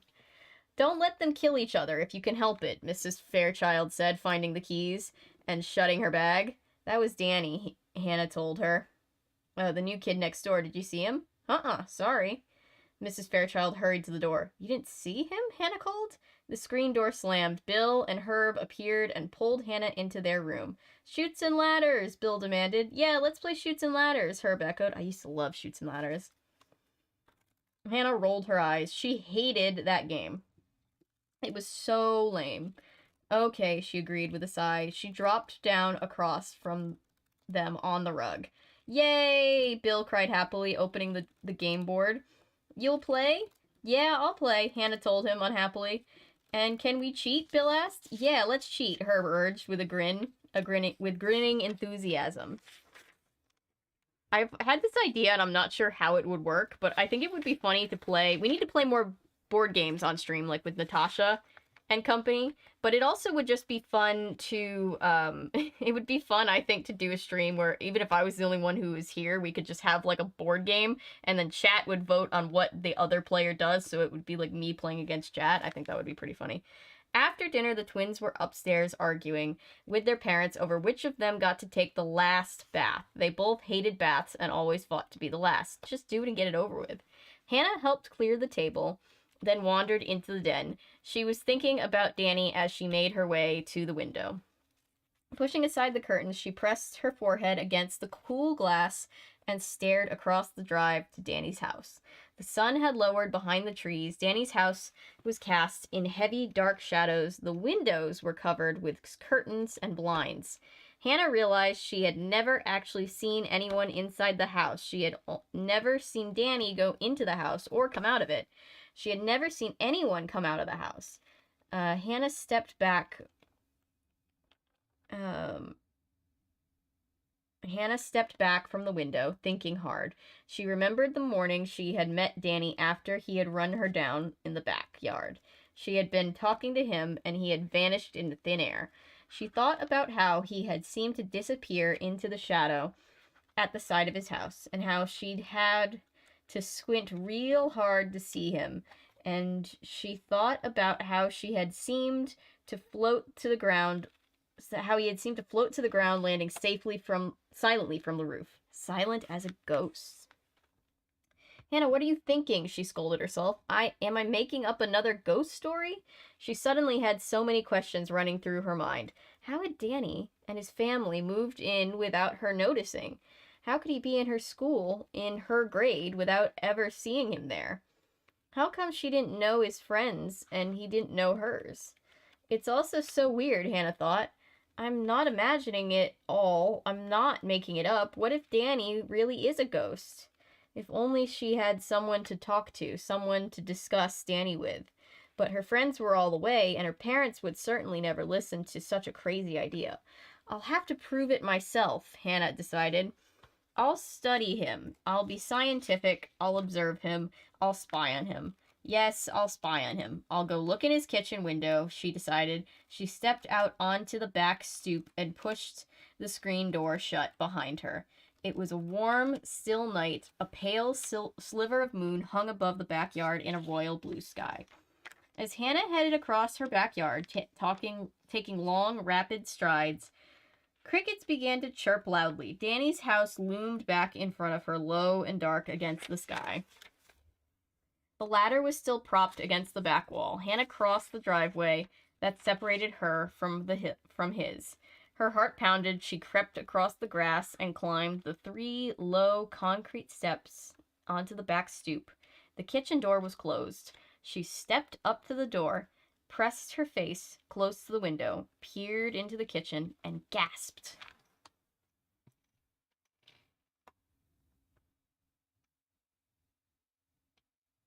Jackbox games, pretty much.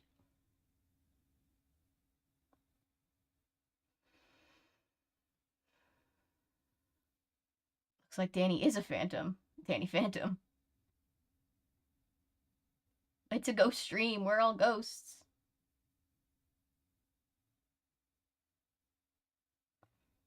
Danny Phantom was just 13 when his parents built a very strange machine.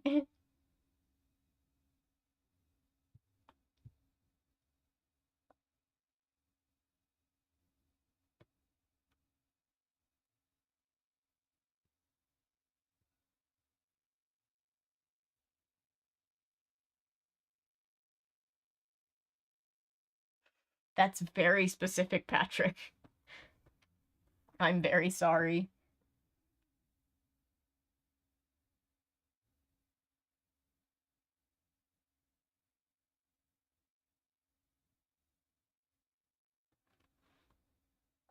I was a Candyland kid. I loved Candyland too. Candyland and Chutes and Ladders were 2 of the big ones. I'm more of an eels and escalators man myself. Fair. Candyland is a better game than Chutes and Ladders, but when I was a kid, I loved them both.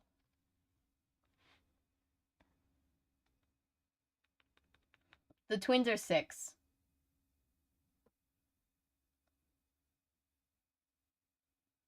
Hannah being followed. It's like, somebody's trying to sell me something. Shadow. I knew. It just makes me think of the TikTok thing that's like, wait, do you have a minute to talk about our Lord and Savior Jesus? Hey, don't run from the Lord! Hungry, Hungry Hippos. I like Sorry. I would always grew up with Sorry. Or wait, was it Trouble? Which one has the big dome in the middle where you pop it and the dice rolls? Is that Trouble or Sorry? I think that's Trouble.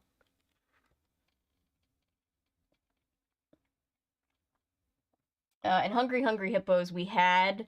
I also remember being stressed because it's so loud and I would get like a sensory overload thing from it. They're probably 10. His younger siblings are usually... They're 6.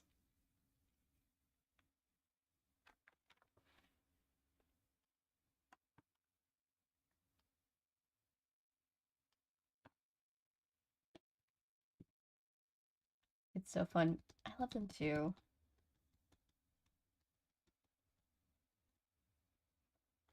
Why do kids hate baths? Yeah, I don't know. It's sort of like how when I was a kid I hated naps, and now I'm just like, I was a dumb bitch as a kid. I would do anything to have nap in my schedule now.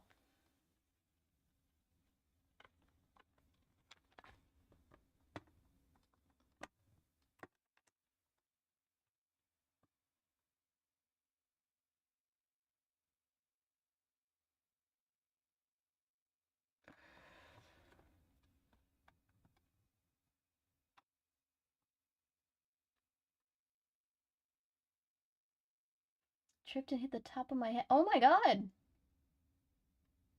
Are you okay? I'm worried now.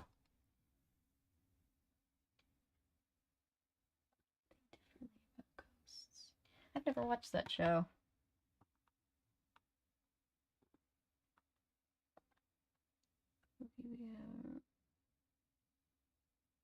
We do have our own chat ghost. Winnie the Pooh Candyland, that's cute. We had a themed Candyland. I can't remember what it was, though. Oh, it was Disney Candyland. We had a Disney Candyland.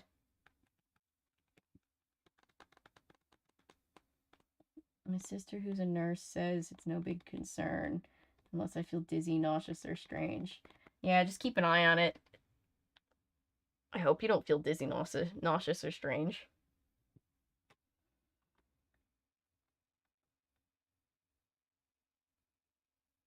Yeah, feel better, Daniel.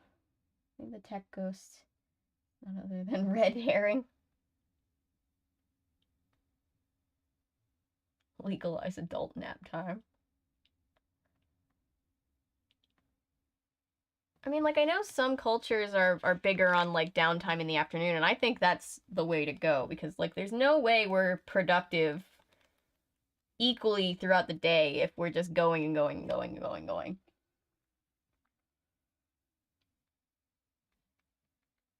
Pop-O-Matic trouble, as the commercial used to say. Yes, I forgot about the commercial. Clue and Monopoly were good too. Yes, I love Clue to this very day, especially. I just love board games. All right, let's get to chapter 7. Let's see. Chapters aren't long by any means, but they are getting longer as the book goes on. I gasped because Danny was staring back at her. Sorry, let me try that again. Hannah gasped because Danny was staring back at her from the other side of the window. Oh, she cried out and nearly toppled backward off the narrow stoop. Inside the house, Danny's eyes opened wide with surprise. Behind him, Hannah could see a table set with bright yellow plates. A tall, slender, blonde-haired woman, Danny's mom most likely, was pulling something out from a microwave oven onto the counter. The door swung open. Danny poked his head out, his expression still surprised. Hi, Hannah, what's up? Nothing. Nothing really, Hannah stammered. She could feel her cheeks grow hot and knew she was blushing. Danny's eyes burned into hers. His mouth turned into a grin. Well, do you want to come in? Or something, he asked. My mom's serving dinner, but... No, she cried too much loudly. I don't mean... I'm acting like a total jerk, she realized. She swallowed hard, staring at his grinning face. He's laughing at me. See you, she cried, then leapt awkwardly off the stoop, nearly stumbling to the ground. Without looking back, she took off running at full speed back to her house. I've never been so embarrassed in my entire life, she thought miserably. Never. When she saw Danny come out of his house, funny, because it might not even be in her life anymore. The next afternoon, Hannah hid behind the garage. Watching him walk his bike down the driveway, she felt her cheeks grow hot, felt embarrassed all over again. If I'm going to be a spy, I'm going to have to be a lot cooler, she told herself. Last night, I lost it. I panicked. It won't happen again. She watched him climb on his bike and standing up, pedal to the street. Pressed against the garage wall. She waited to see... What? Sorry, I don't know why I was having so much trouble with that. She waited to see which direction he turned. Then she hurried into the garage to get her bike. He's heading toward town, she saw. Probably meeting those two boys. I'll let him get a head start, then I'll follow him. You guys have seen The Fugitive. We've seen that movie so many times in my family. We quote it to each other all the time. And I just thought of, the scene where it's like, he's headed towards the Picasso. She waited at the foot of the drive, straddling her bike, watching Danny until he disappeared down the next block.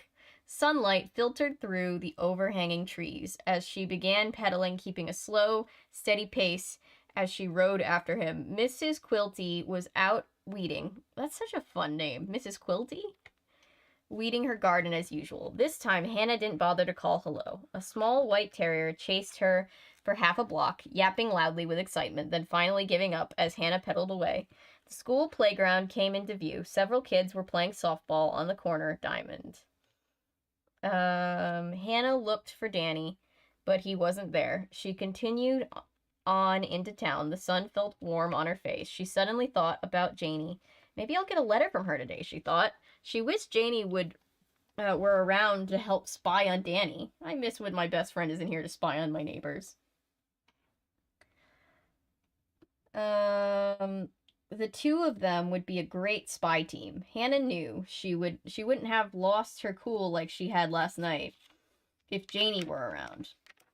The town square came into view. The flag above the small white post office was fluttering in a warm breeze. Several cars were parked in front of the grocery. Two women holding grocery bags were talking at the curb. Hannah barked her... Hannah braked her bike, and lowered her feet to the ground. She shielded her eyes from the sun with one hand and searched for Danny. Danny, where are you? She thought. Are you with your friends? Where did you go? She pedaled across the small grassy square toward the post office. Her bike bumped over the curb, and she kept going around the sides of the building to the alley. But the alley was silent and empty. Danny, where are you? She cried aloud in quiet sing-song. Where are you? He was only a block. Come play with us, Danny. He was only a block ahead of me, and she thought, scratching her short hair. Has he vanished into thin air again? She rode back to the square, then checked out Harder's ice cream parlor and the diner. No sign of him. Hannah, you're a great spy, she laughed with a sigh of defeat. She turned around and headed for home. She was nearby. Let me try that again. Sorry, don't know why all of a sudden I'm struggling. She was nearly to her house when she saw the moving shadow. It's back, she realized. She shifted gears and started to pedal harder. Out of the corner of her eye, she saw the shadow sliding across Mrs. Quilty's front lawn. The dark figure floated silently over the grass toward her. Hannah pedaled harder. It's back. I didn't imagine it. It's real. But what can it be? Standing up, she pedaled harder, but the figure glided along with her, picking up speed, floating effortlessly. She turned to see its arms stretched out toward her. She gasped in terror. Her legs suddenly felt as if they weighed 1,000 pounds. I can't move, she thought. The shadow swept over her. She could feel the sudden cold.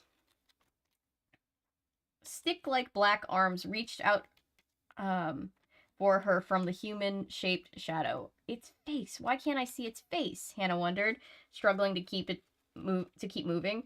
The shadow blocked the bright sun. The whole world was blackening beneath it. Got to keep moving, gotta move, Hannah told herself. The dark figure floated beside her, its arms outstretched. Gaping in horror, Hannah saw bright red eyes glowing like embers from the blackness. Hannah, it whispered. Hannah, what does it want from me? She struggled to keep pedaling, but her legs wouldn't cooperate. Hannah! Hannah! The dry whisper seemed to circle her, to wrap her in terror. Hannah! No! She screamed. She felt herself start to fall. She struggled to keep her balance. Too late. She was falling. She couldn't stop herself. Hannah! Hannah! She reached out her hands to break her fall. Oof! She gasped in pain as she landed on her side. The bike fell on top of her. The shadow figure, its red glowing eyes, moved in to capture her. Hannah! Hannah! Oh dear.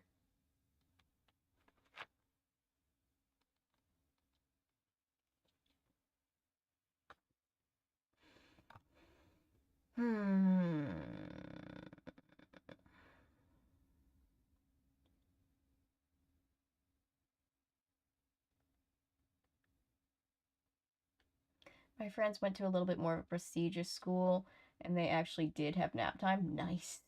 TBH, I hate how we're taught from a young age that if you're not doing something all the time, then you're just lazy. Yeah, it's just about like being intentional with your time, and sometimes you intentionally have to take a nap because you're exhausted. Dead End Drive is the most underrated Milton Bradley board game. You told me a little bit about this, Daniel. I don't think I hadn't heard about it before you told me.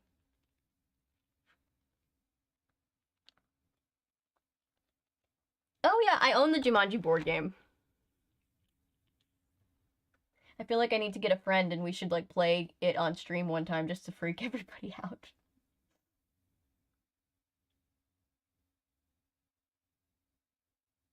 The face when capitalism is slowly killing you, right?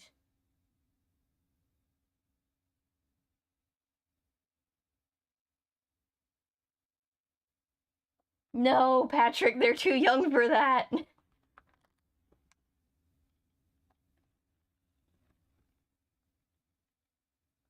Died earlier than 1955 since the first domestic microwave came on in 1955. Interesting.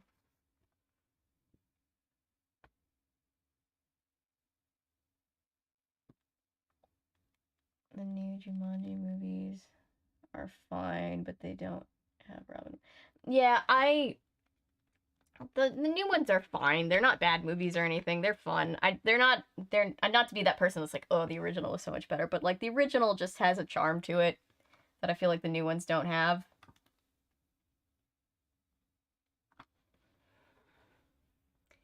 But I know some people who worked on it and they had a good time working on it, so that's good, I guess. At least from what I've heard, they had a good time working on it. They don't advertise board games anymore, but there are board games, like, every year, my mom and I both give, like, our families, like, as family gifts for Christmas, like, board games, because then we can all play them together.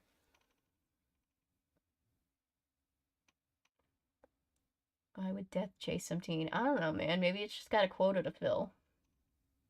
Like how cops have to write a certain amount of tickets every day.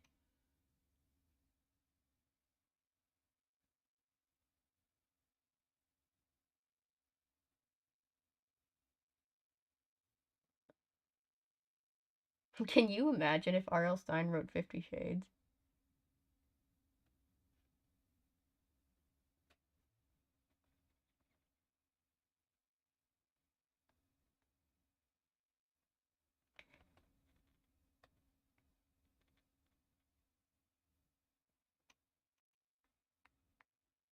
I've heard about that, Devin. Airplane for slasher films.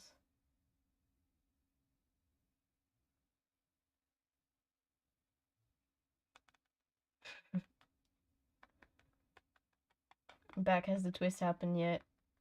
Or is it too early? Too early. But welcome back.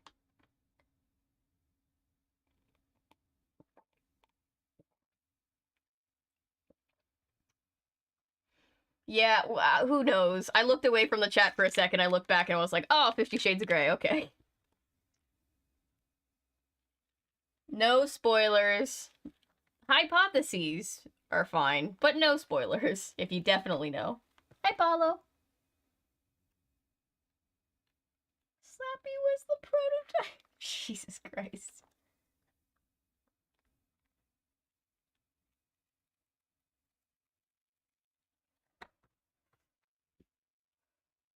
Chapter 8. Hannah! Hannah! Its whisper became a shout. Hannah! Her sides throbbed with pain. She struggled to catch her breath. What do you want? She managed to cry. Leave me alone, please. Hannah, it's me. She raised her head to see Danny standing above her. He straddled his bike, gripping the handlebars, staring down at her, his features tight with concern. Hannah, are you okay? The shadow, she cried, feeling dazed. Danny lowered her bike to the grass and hurried over. He lifted her bike off her and set it down beside his. Then he reached for her hands. Are you okay? Can you get up? I saw you fall. Did you hit a rock or something? No, she shook her head, trying to clear it. The shadow. He reached for me, and Danny's expression changed to bewilderment. Huh? Who reached for you? His eyes searched all around, then returned to her. He knew my name, Hannah said breathlessly. He kept calling me. He kept following me. Danny studied her, frowning. Did you hit your head? Do you feel dizzy, Hannah? Maybe I should go get some help. No, she gazed up at him. Didn't you see him? He was dressed in black. He had these glowing red eyes. Danny shook his head, his eyes still studying her warily. I only saw you, he said softly. You were riding really fast over the grass. I saw you fall. You didn't see someone wearing black? A man chasing me? Oh, Jesus Christ, that scared the shit out of me, Perry. No, no, don't put your face back in my water.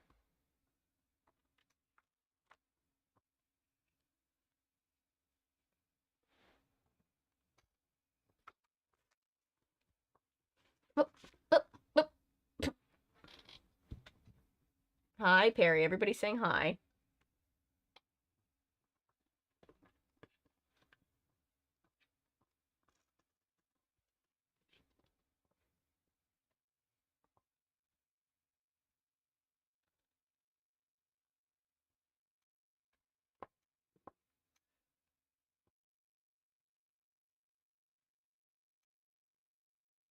Keeping my mouth shut.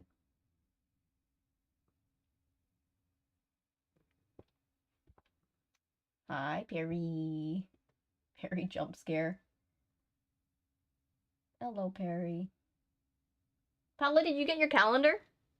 Out of curiosity? Whoops, sorry, that hit the microphone. I didn't mean to hit the microphone. Hi, Perry, your fur is going everywhere. Keep it out of my drink if you can help it. Alright. Where did I go? What did I stop? I think I was at the end of the page, and I did that thing where I forgot that I was at the end of the page. Oh, hi, Perry. Oh, chasing me? Danny shook his head. There was no one else on the street, Hannah, just me. Maybe I did bump my head, Hannah muttered, raising her hands to her short hair. Danny reached out a hand. Can you stand? Are you hurt? I guess I can stand. She allowed him to pull her to her feet. Her heart was still pounding. Her entire body felt shaky. Narrowing her eyes, she searched the front yards, her eyes lingering in the wide circles of shade from the neighborhood's old trees. No one in sight. You really didn't see anyone? She asked in a tiny voice. He shook. Hi, Perry. Here, you want to read too? She's practicing. She's making sure that she can read on her own.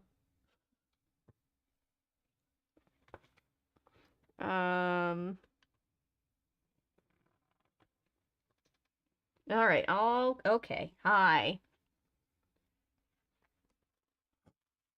He shook his head. Just you. I was watching. Do not kick Bean. You can't kick Bean over. Just leave Bean alone. Perry reading big sentences. She's a big kid now. We're all so proud. He shook his head. Just you. I was watching from over there. He pointed to the curb. But I thought... Her voice trailed off. She could feel her face growing red. This is embarrassing, she thought. He's going to think I'm a total nutcase. And then she thought, maybe I am. You were going to so fast, he said, picking up her bike for her, and there are so many shadows from all the trees, and you were frightened. So maybe you imagined a guy dressed in all black. Maybe, Hannah replied weakly, but she didn't think so. Okay, you gotta stay off of this. Make sure you're not on that.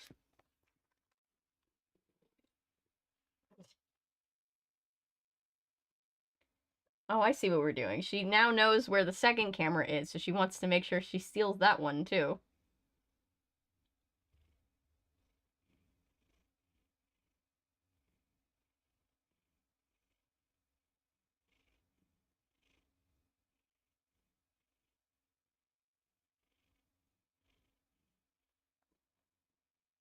Bob Ross desk calendar. Oh, I'm so excited. Thank you. Earlier that pretty much was on point with the twists. I think I know what the twist is. I don't remember it. I think I read this one though.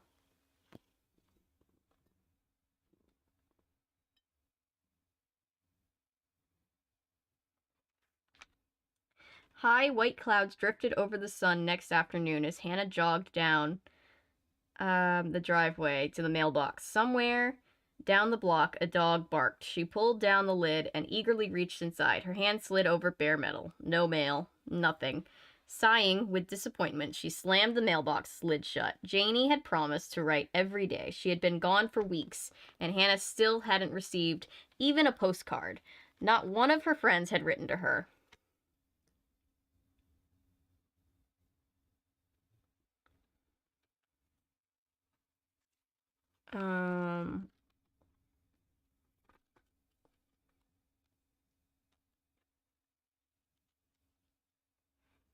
Sorry. Getting distracted by something that I read 2 pages ago. Oh, hi. As she trudged back up to the driveway, Hannah glanced at Danny's house. The white clouds were reflected in the glass of the big living room window. Hannah wondered if Danny was home. She hadn't seen her since yesterday morning after falling off her bike. My spying isn't going too well, she sighed, taking another glance at Danny's front window. Hannah continued up the driveway to the house. I'll write to Janie again, she decided. I have to tell her about Danny and the frightening shadow figure and the weird things that have been happening. She could hear the twins in the den arguing loudly about which cartoons they wanted to see. Her mother was suggesting they go outside instead. Hannah hurried to her room to get paper. Don't drink out of my water, please. Hannah hurried out of her room to get paper and a pen. The room felt hot and stuffy. She had tossed a pile of dirty clothes onto her desk. She decided to write her letter outside. A short while later, she settled under the wide maple tree in the center of the front yard.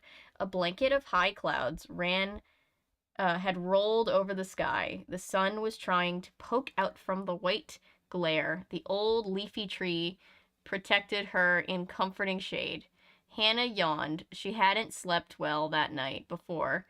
Maybe I'll take a nap later, she thought, but first I have to write this letter. Let me take a selfie, sorry. Leaning back against the solid trunk, she began to write. Dear Janie, how are you? I seriously hope you've fallen in the lake and drowned. That would be the only good excuse for not writing me in all this time. How could you abandon me here like this? Next summer, one way or another, I'm going to camp with you. Things are definitely weird around here. Do you remember I told you about that boy who moved in next door? His name is Danny Anderson, and he's kind of cute. He has red hair and freckles and serious brown eyes. Well, don't laugh, Janie, but I think Danny is a ghost. I can hear you laughing, but I don't care. By the time you get back to Greenwood Falls, I'm going to have proof. Please don't, bye Perry, tell the other girls in your bunk that your best friend has totally freaked until you read the rest of this. Here is my evidence for you. 1. Danny and his family suddenly appeared in the house next door. I didn't see them move in even though I'd been home every day. Neither did my parents. 2. Danny says he goes to Maple Avenue, and he says he's going into 8th grade just like us. But how come we've never seen him? He hangs out with 2 guys I've never seen before, and he didn't know any of my friends. 3. Sometimes he vanishes. Poof, just like that. Don't laugh. And once he fell off the roof and landed on his feet without making a sound. I'm serious, Janie. 4. Yesterday, I was being chased by a scary shadow, and I fell off my bike. And when I looked up, the shadow was gone, and Danny was standing in his place. And, this is starting to sound really crazy. I wish you were here so I could explain it better. It all sounds so dumb in a letter, like I'm really messed up or something. I know you're laughing at me. Well, go ahead. Maybe I won't mail this letter. I mean, I don't want you to make jokes or remind me of it for the rest of my life. So enough about me. How's it going there in the woods? I hope you were bitten by a snake and your entire body swelled up, and that's why I haven't heard from you. Otherwise, I'm going to kill you when you get back. Really. Right. Love, Hannah. Yawning loudly, Hannah dropped her pen to the ground. She leaned back against the tree trunk and slowly read over the letter. Is it too crazy to send, she wondered. No, I have to send it. I have to tell somebody what's going on here. It's all too weird to keep to myself. The sun had finally managed to burst through the clouds. The tree leaves above her head cast shifting shadows across the letter in her lap.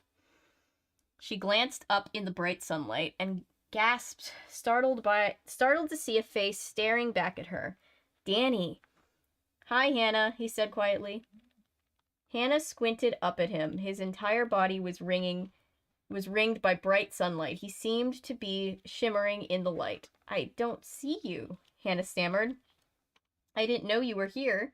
Give me the letter, Hannah, Danny said softly but insistently. He reached out a hand for it. Huh? What did you say? Give me the letter, Danny demanded. more firmly. Give it to me now, Hannah. She gripped the letter tightly and stared up at him. She had to shield her eyes. The bright sun seemed to shine right through him. He hovered above her, his hand outstretched. The letter. Hand it to me, he insisted. But why? Hannah asked in a tiny voice. I can't let you mail it, Danny told her. Why, Danny? It's my letter. Why can't I mail it to my friend? Because you found out the truth about me, he said, and there's no way I'll let you tell anyone. Okay, Perry wants to get out. Hang on, I'll be right back.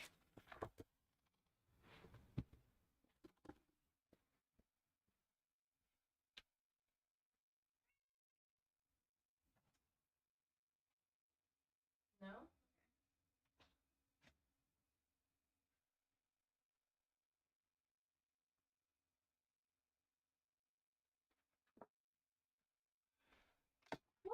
Oh no, I didn't unplug anything, did I?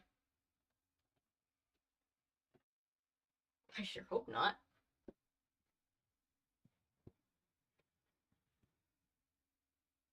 Let's see.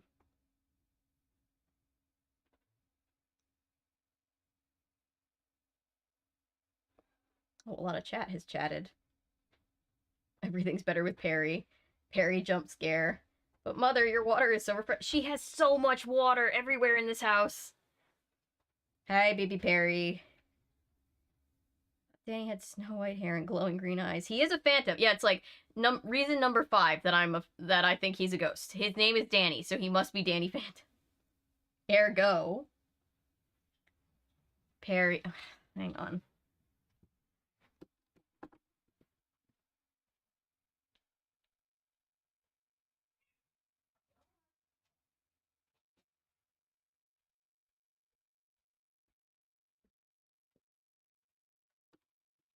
Ah.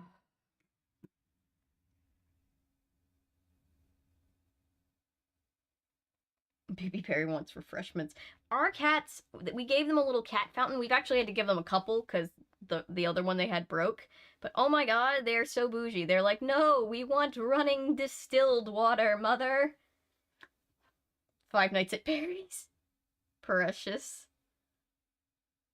Perry's famous. She got her own calendar. She did. She did get her own calendar. It's also the debut comedian who's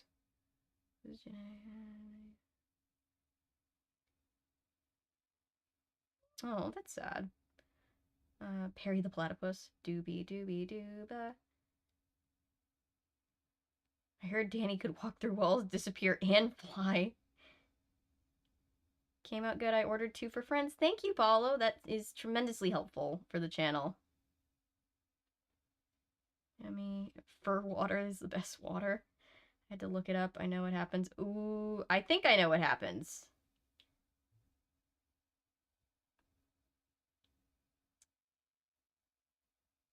He's more unique than the other guys. King Louis was to be voiced by singer Louis Armstrong, but it was scrapped so as to avoid offensive stereotype. Oh, interesting. That's very interesting. I didn't know that.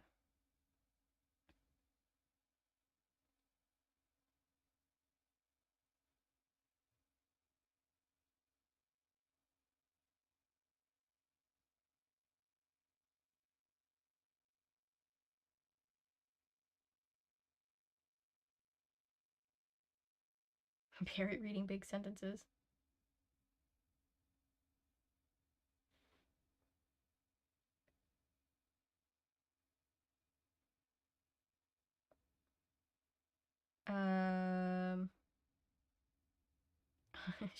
She is uncomfortable when it's not about her.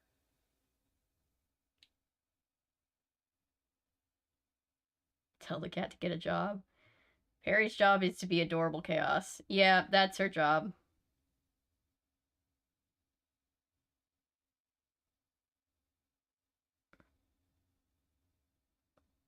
That is every cat's job.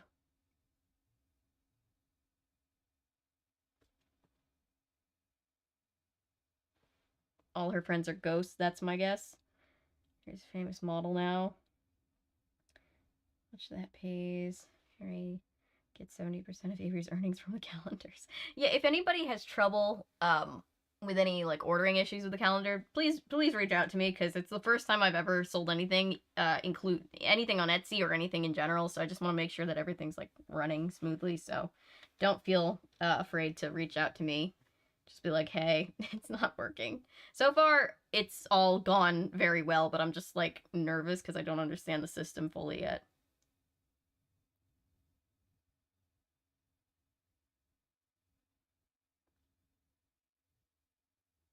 Wow, such an intro, Hannah. She's gonna get you, get you, get you, get you. Cats in the book, Stein knew.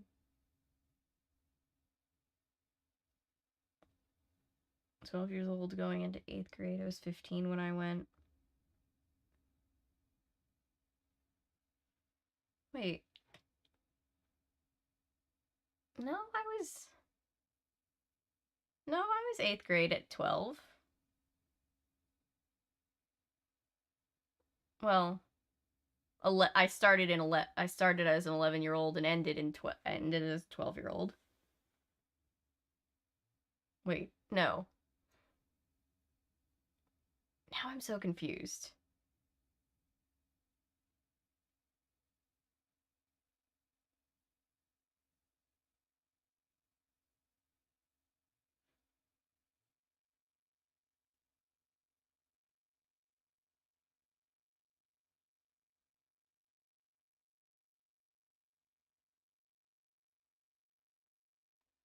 Hi, Chris. Really small. Yeah, control you. It's the only way.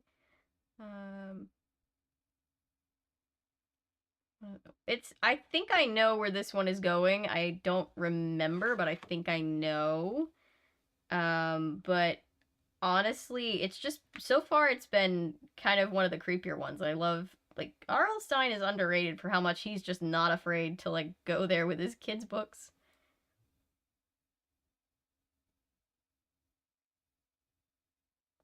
Okay, calls the Ghostbusters. Da-na-na-na-na.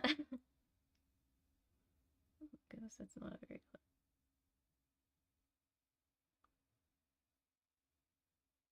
Well, it wouldn't be a twist at all if Danny was a ghost, because that's exactly what we were thinking. I don't think he is, though. Here when I was not at home, clearly.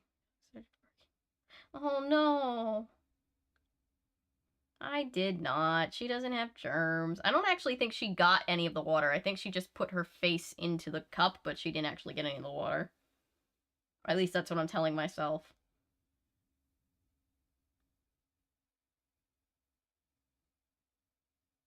Yeah, I did know that the Beatles were supposed to be in Jungle Book. Should be a while on books. That's fine. You've sent me so many great books. I have so many fun books to read.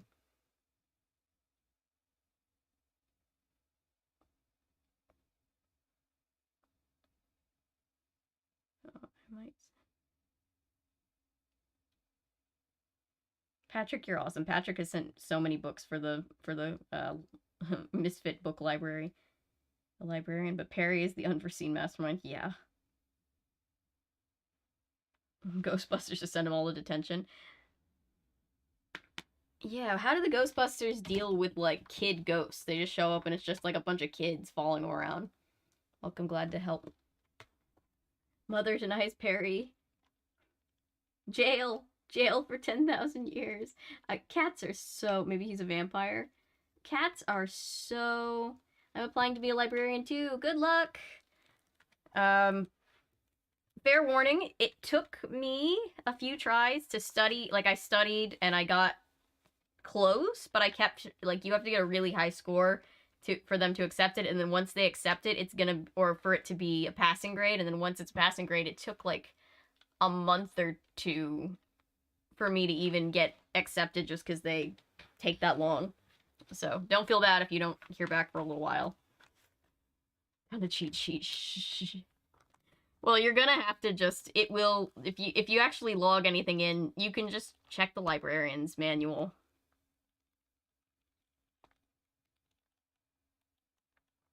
I have not seen that, Texas. Alright. Sorry, I'm chatting with chat when I'm supposed to be reading. I'll go back to doing my job.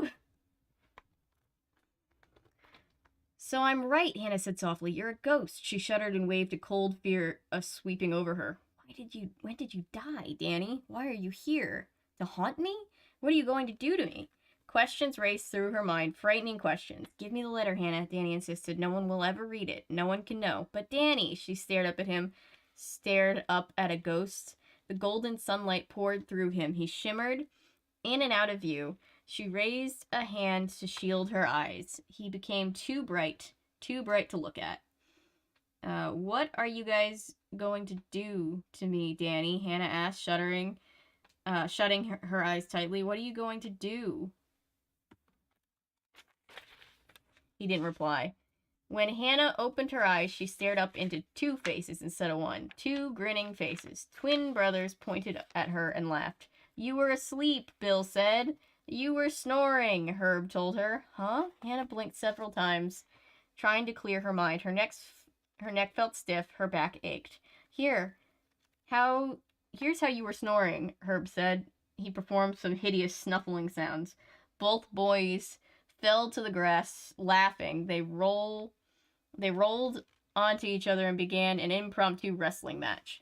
I had a bad dream, Hannah said, more to herself than her brothers. They weren't listening to her. She climbed to her feet and stretched her arms above her head, trying to stretch away her stiff neck. Ow! Falling asleep sitting up is just a tree trunk was a bad idea. Hannah gazed toward Danny's house. The dream was so real. She thought feeling a cold chill down her back. So frightening. Thanks for waking me up, she told the twins. They didn't hear her. They were racing toward the backyard. Hannah bent down and picked up the letter.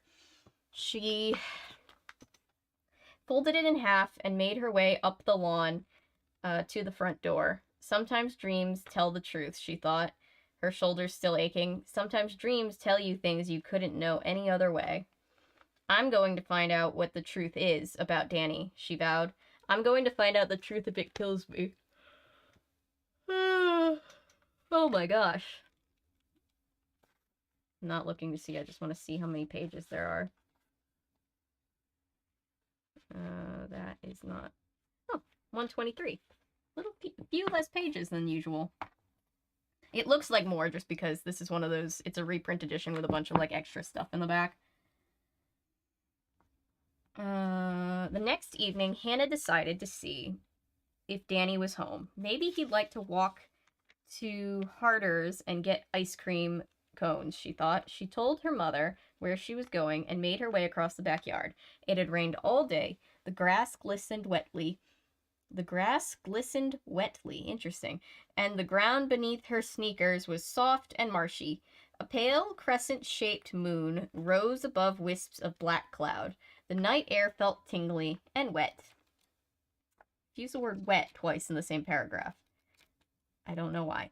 Hannah crossed the driveway, then hesitated a few yards from Danny's back stoop. A square of dim yellow light escaped through the window on the back door. She remembered standing at this door a few nights before and being totally embarrassed when Danny opened the door and she couldn't think a thing to say.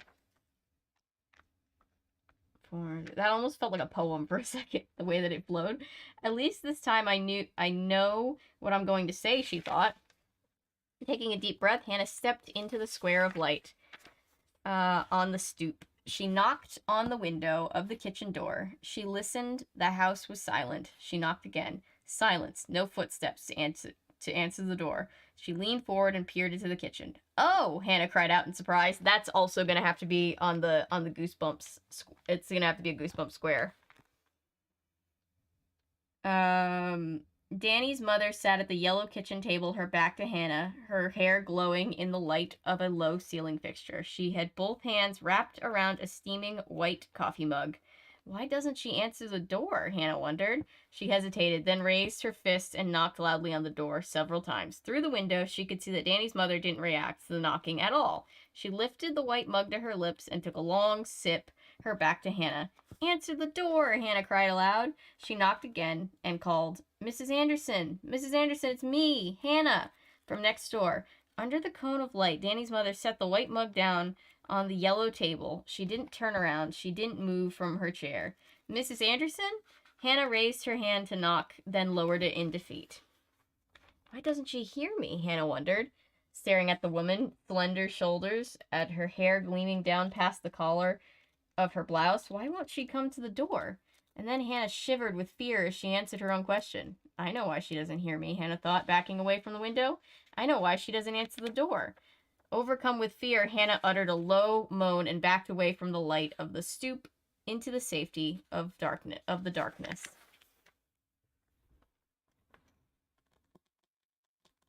I don't know who the dead one is here, but I hope it's the twins.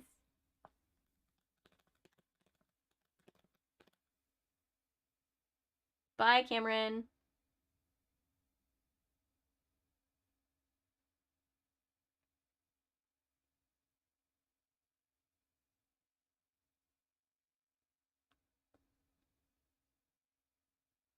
I'll include some books when I eventually send something. Thank you, Chris. No one feel obligated to send anything. I honestly held off on getting a P.O. box for a while because I was like, people, who's gonna want to send me mail? Like, I don't want people to feel like they have to send me mail, but enough people wanted somewhere to send it to me that I was just like, okay. I was like, it's probably a good idea to get a mailing address, especially since the channel's getting bigger and, you know, all the YouTube-y things. So I love getting mail from all of you, but don't feel like you have to send me anything. You're reading chat, so we'll excuse you. Technically, it's still reading. Danny the Vampire Ghost. That sounds like a book that needs to be written.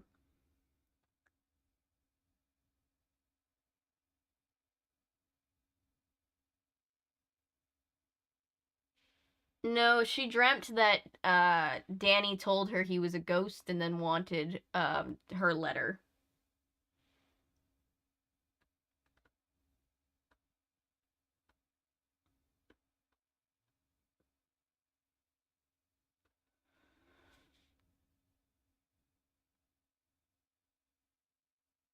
Danny's mother. Friday and Nancy Drew tomorrow. We can, if that's what everybody wants. I don't have a problem with that. What say you, chat? I'll survey chat for votes after this chapter. Trembling all over, Hannah wrapped her arms around her chest as if shedding herself from frightening thoughts. Mrs. Anderson doesn't hear me because she isn't real, Hannah realized. She isn't real. She's a ghost, like Danny. Is that how ghosts work? I don't think that's how ghosts work. Ghosts are real. Don't invalidate the ghosts.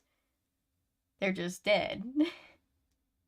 A ghost family has moved in next door to me, and here I am standing in the dark background trying to spy on a boy who isn't even alive. Here I am, trembling all over, cool with fear, trying to prove what I'm already sure of. He's a ghost. His mother is a ghost. I wonder what ghosts can get a house for these days on the ghost house market.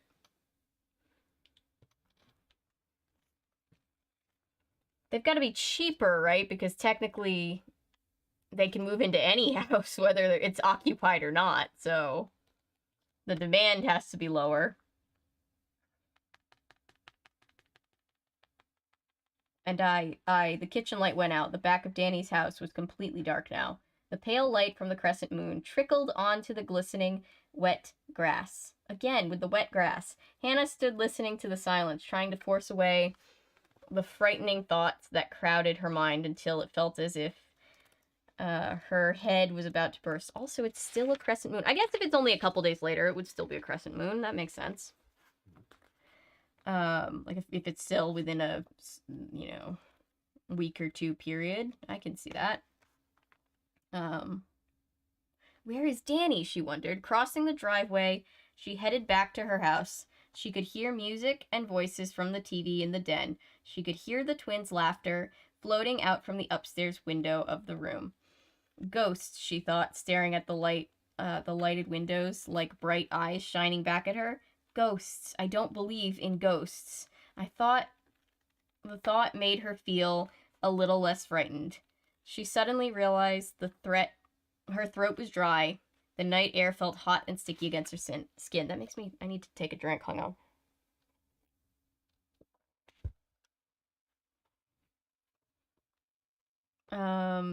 She thought of ice cream again. Going to Harder's to get a double scoop cone seemed like an excellent idea. Cookies and cream, Hannah thought. She could already taste it. What's everybody's favorite ice cream in chat? My personal favorite of all time, I mean, I'm into anything that's like very chocolatey.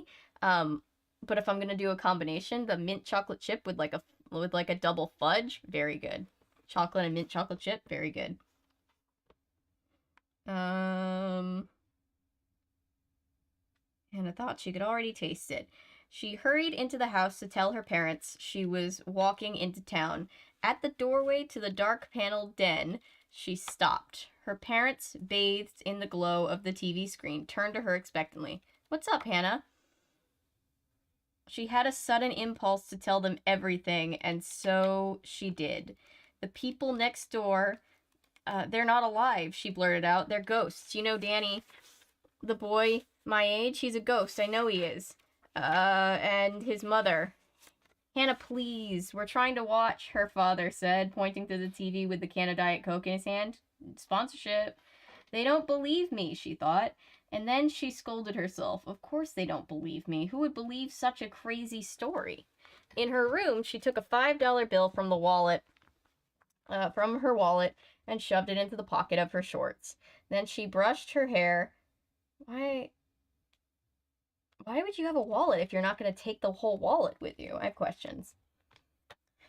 Then she brushed her hair, studying her face in the mirror. "I look okay," she thought. "I don't look like a crazy person." If she was even in the early 90s, going out after dark feels like something that she wouldn't do. I don't know.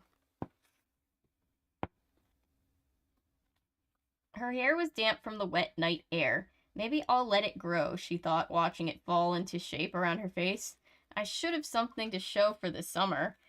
And she headed to the front door. She heard a loud bumping and banging above her head. The twins must be wrestling up in their room, she realized, shaking her head. She stepped back onto the warm, wet darkness, jogged down the front lawn to the sidewalk, and headed toward the Harder's ice cream parlor. The tall, old-fashioned looking street lamps cast circles of blue-white light along the street. Trees, trembling in a soft gust of wind, rustled over the sidewalk as Hannah stepped beneath them. Ghosts on the sidewalk, she thought with a shiver. They seemed to reach down for her with their leafy arms. As she neared town, a strange feeling of dead... If you cut down a tree, is it a ghost tree then? These are the thoughts that keep me up at night. As she neared town, a strange feeling of dread swept over her. She quickened her pace as she passed the post office, its windows as black as the sky. The town square was deserted, she saw. It wasn't even 8 o'clock, and there were no cars passing through the town. No one on the streets. "What a hick town," she muttered under her breath. Oh, we've all been there, I guess. Some of us grew up in those little hick towns.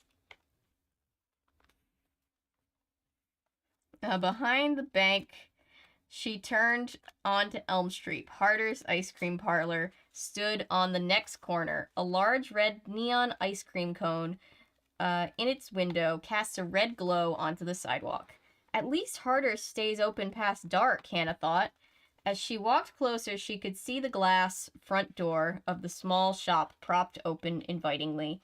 She stopped a few feet from the door. The feeling of dread suddenly became overpowering. Despite the heat of the night, she felt cold all over. Her knees trembled. "What's going on?" she wondered. "Why do I feel so strange?" As she stared through the red glare of the neon cone into the open doorway, a figure burst out. Into the light they ran, their faces twisted in fear. Staring in surprise, she recognized Danny in front, followed by Alan and Fred. They each had ice cream cones in front of them. They ran from the store, bent forward as if straining to flee as fast as possible. Their sneakers thudded against the pavement of the sidewalk. Hannah heard loud, angry shouts from inside the shop. Without realizing it, she had moved closer to the door. She could still hear the three boys running away, but she could no longer see them in the darkness. She turned and felt something hard hit her hard from behind. "Oh!" she cried out as she was thrown heaving onto the hard pavement.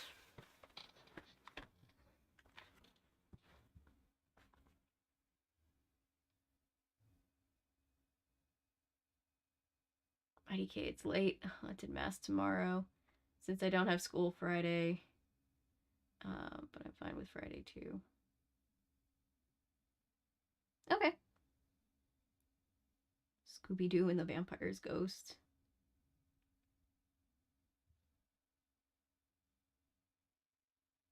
I'll be a ghost before I have a house of our own. Same. Ghosts probably get houses free since people can't see them. True. Like, are there ghost realtors? Like, is there a ghost economy? I have questions. These are things that I think about. Probably for free since they're dead. You could see their dead set on it. I heard they get ghosted when they call. Have haunt will travel. Apollo, that's such a dad joke. Yeah, it is, but I like it. I don't believe in ghosts. Not now, you don't. Cookies and cream? Ooh. Anything with chocolate. Chocolate with Hannah on that flavor. These parents aren't too terrible. So far, they're not too terrible. As far as, like, I don't know if Goosebumps has lowered my standards of parents. Because, like, yeah, they're still the type of parents that don't listen to their kid, but they haven't done anything egregiously awful.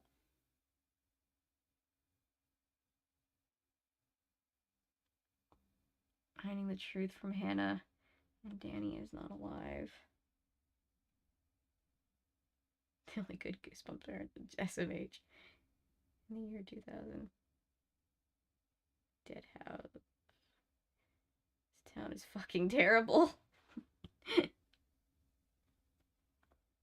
If a ghost tree falls over in the forest, is it a ghost forest? Oh good, Danny and the Bullies. Living on Elm Street can be a nightmare. I'm so glad I took the next 2 days off so I don't lose my vacation days. I just want to sleep in and crochet. Yay! Sleeping in and crocheting sounds good.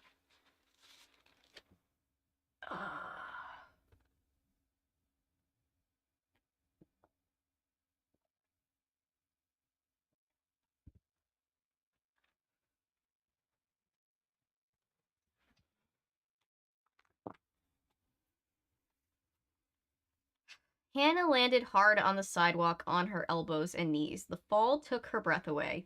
A burning pain shot through her body. What happened? What hit me? Gasping for breath, she raised her head in time to see Mr. Harder barrel past her. He was shouting at the top of his lungs for the boys to stop. Hannah slowly pulled herself to her feet. Whoa, she thought. Harder is really mad. Standing up straight, her bare knees throbbing with pain, her heart still thudding loudly, she glared after the store owner. He could have at least said he was sorry. He knocked me down, she thought angrily. She leaned over to examine her knees in the light light from the ice cream parlor. Were they cut? No, just a little bruise. She still gets injuries. Okay. Brushing off her shorts, she glanced up to see Mr. Harder hurrying back to the store. He was a short, fat man. Oh, don't fat shame. With curls of white hair around his round pink face. He wore a long white apron that flapped into the wind, and he walked, his fists swinging at his sides. Oh, so all the adults are assholes. They're probably all parents in this universe, too. Hannah ducked back out of the light behind a wide tree trunk. A few seconds later, she could hear him back behind the counter complaining loudly to his wife. What is wrong with these kids? He was bellowing. They take ice cream and run without paying. Don't they have parents? Don't they have anyone to teach them right from wrong? Mrs. Harder murmured something to soothe her husband. Hannah couldn't hear the words. With Mr. Harder's angry shouts filling the air, she crept out from behind the trees and hurried away in the direction the boys had run.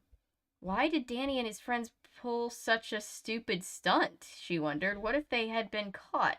Was it really worth being arrested, getting a police record just for an ice cream cone? Halfway down the block, she could still hear Mr. Harder bellowing with rage from inside his small shop. Hannah started to run, eager to get away from his angry voice. Her left knee ached. I mean, it is the 90s, so the economy is a little bit better, so it's a little harder to justify, but, like, still. Don't steal ice cream, I guess.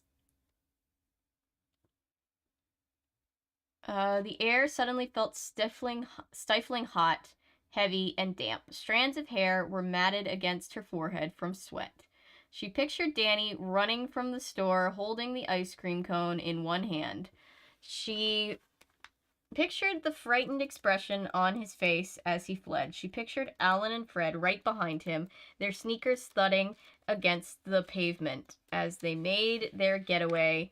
And now she was running too. She wasn't sure why. Her left knee still ached from her fall.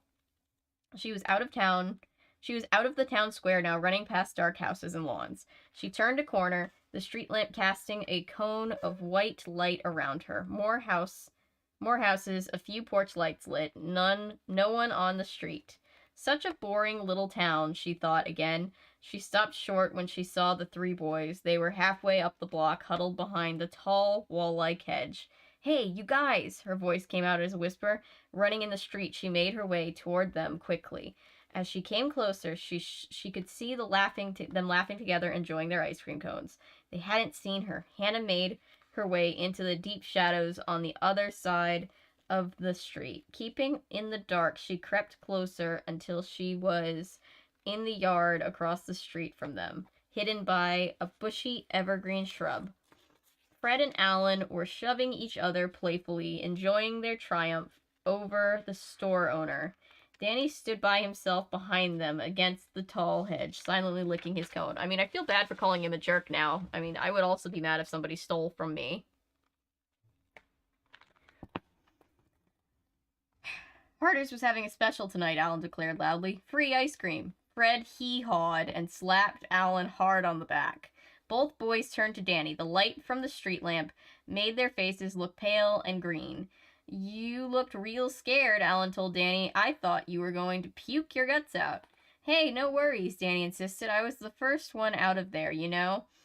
The guys were so slow, I thought I'd have to come back and rescue you. Yeah, for sure, Fred replied sarcastically. Danny's acting tough, Hannah realized. He's trying to act like them. That was kind of exciting, Danny said, tossing the remainder of his cone into the hedge. But maybe we'd better be careful, you know, not hang around there for a while. Hey, it's not like we robbed a bank or something, Alan said. It was just ice cream.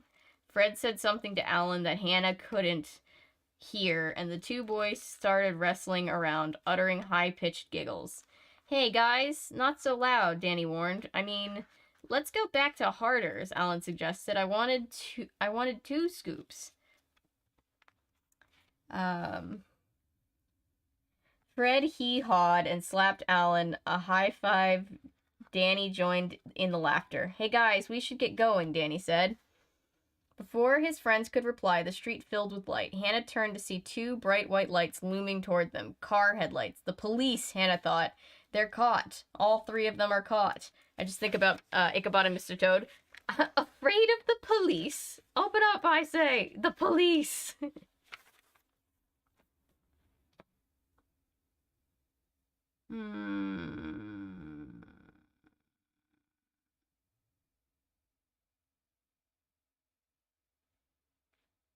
Hey, misfiring.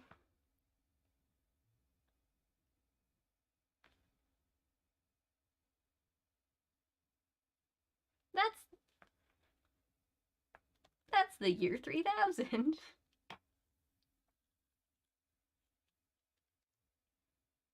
No, I don't know if anybody gets that. I just read your comment to the tune of that song, Year 3000.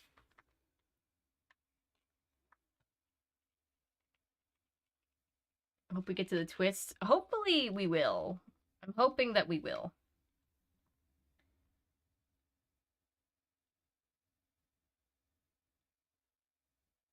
Still working on the puppy for Luis's mom.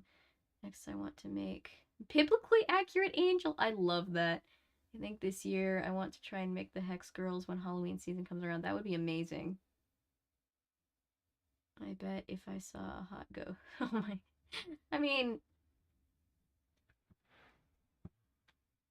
ghosts are just people who are no longer living, right? So, you know.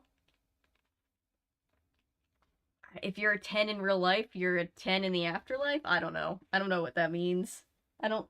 These ghost logistics are getting more and more existential. Fun fact, I think it's in New York where it's illegal to have ice cream cone in your back pocket. It's here, actually. Isn't it here in Georgia? I'll have to Google it. I thought it was here, but it could be New York. All those states have really dumb laws, and I love, like, reading about them.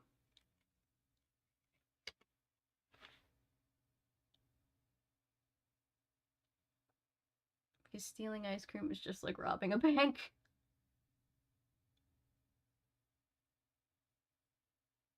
About $5 worth of ice cream. Okay. I'm not the only one. Let's not forget what Phantom Investigators taught us about ghosts. So many things. I'm excited to post more videos from that series.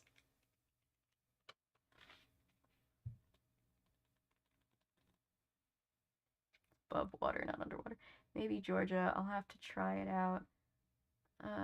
You know, it's like you can't have an ice cream cone in your back pocket, on a Sunday. Like, it's very specific, and I'm just like, why is that a law? I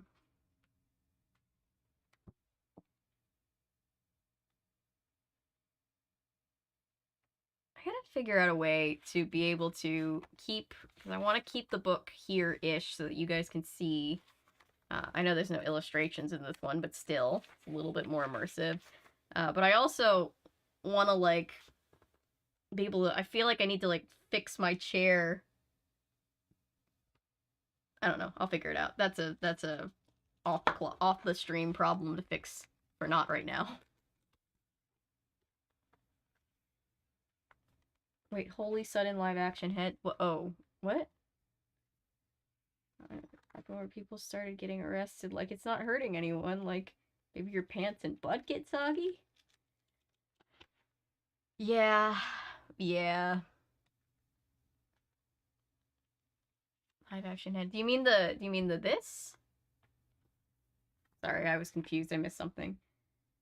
Sunday and Sunday sound identical but spelled differently? I have no idea. Someone Google it, or I can Google it after. Chapter 12. This is a short chapter. The car stopped. Hannah peered out from behind the shrub. Hey, you kids. It still smells like coffee in here. Hey, you kids. The driver called to the boys in a gruff voice. He poked his head out of the car. It isn't the police, Hannah realized, breathing out of the car window. It isn't the police, Hannah realized, breathing a long sigh of relief. The boys froze against the hedge. In the dim light from the street lamp, Hannah could see that the driver was an elderly man, white-haired, wearing glasses. We're not doing anything, just talking, Fred called to the man. Do any of you know how to get to Route 112? The man asked. And it's chapter 12. 12 and 12. Cool. The light went on inside the car. Hannah could see a road map in the man's hand. Fred and Alan laughed, relieved, relieved. Danny continued to stare at the driver, his expression still frightened. Route 112, the man repeated. Main Street turns into Route 112, Alan told the man. I couldn't tell you how to get to Route 112 now. Pointing to the direction the car was heading. Go up 2 blocks and then turn right. The light went out in the car. The man thanked them and drove off. The boys watched until the car had disappeared. In the darkness, Fred and Alan slapped each other high fives. Then Fred shoved Alan into the hedge. They all laughed giddily.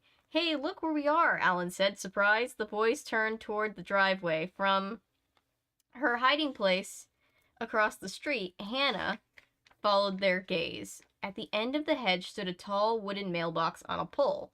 A hand-carved swan's head perched on top of the box, which had graceful wings just out from out from its sides.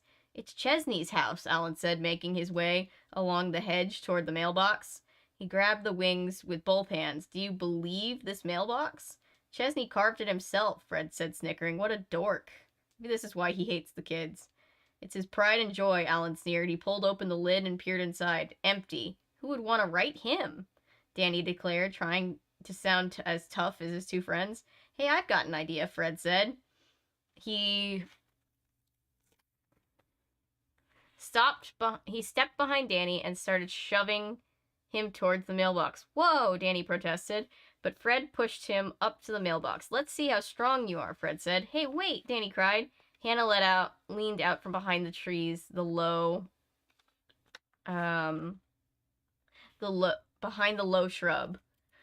Oh, wow, she muttered to herself. Now what are they going to do? Take the mailbox, she heard Alan order. Danny, I dare you. We dare you, Fred added. Remember what you told us about dares, Danny? How you never turn one down? Yeah, you told us you never turn down a dare. Also said... I'm hearing the cuckoo clock go off downstairs. When we read Cuckoo Clock of Doom, that's going to be really funny.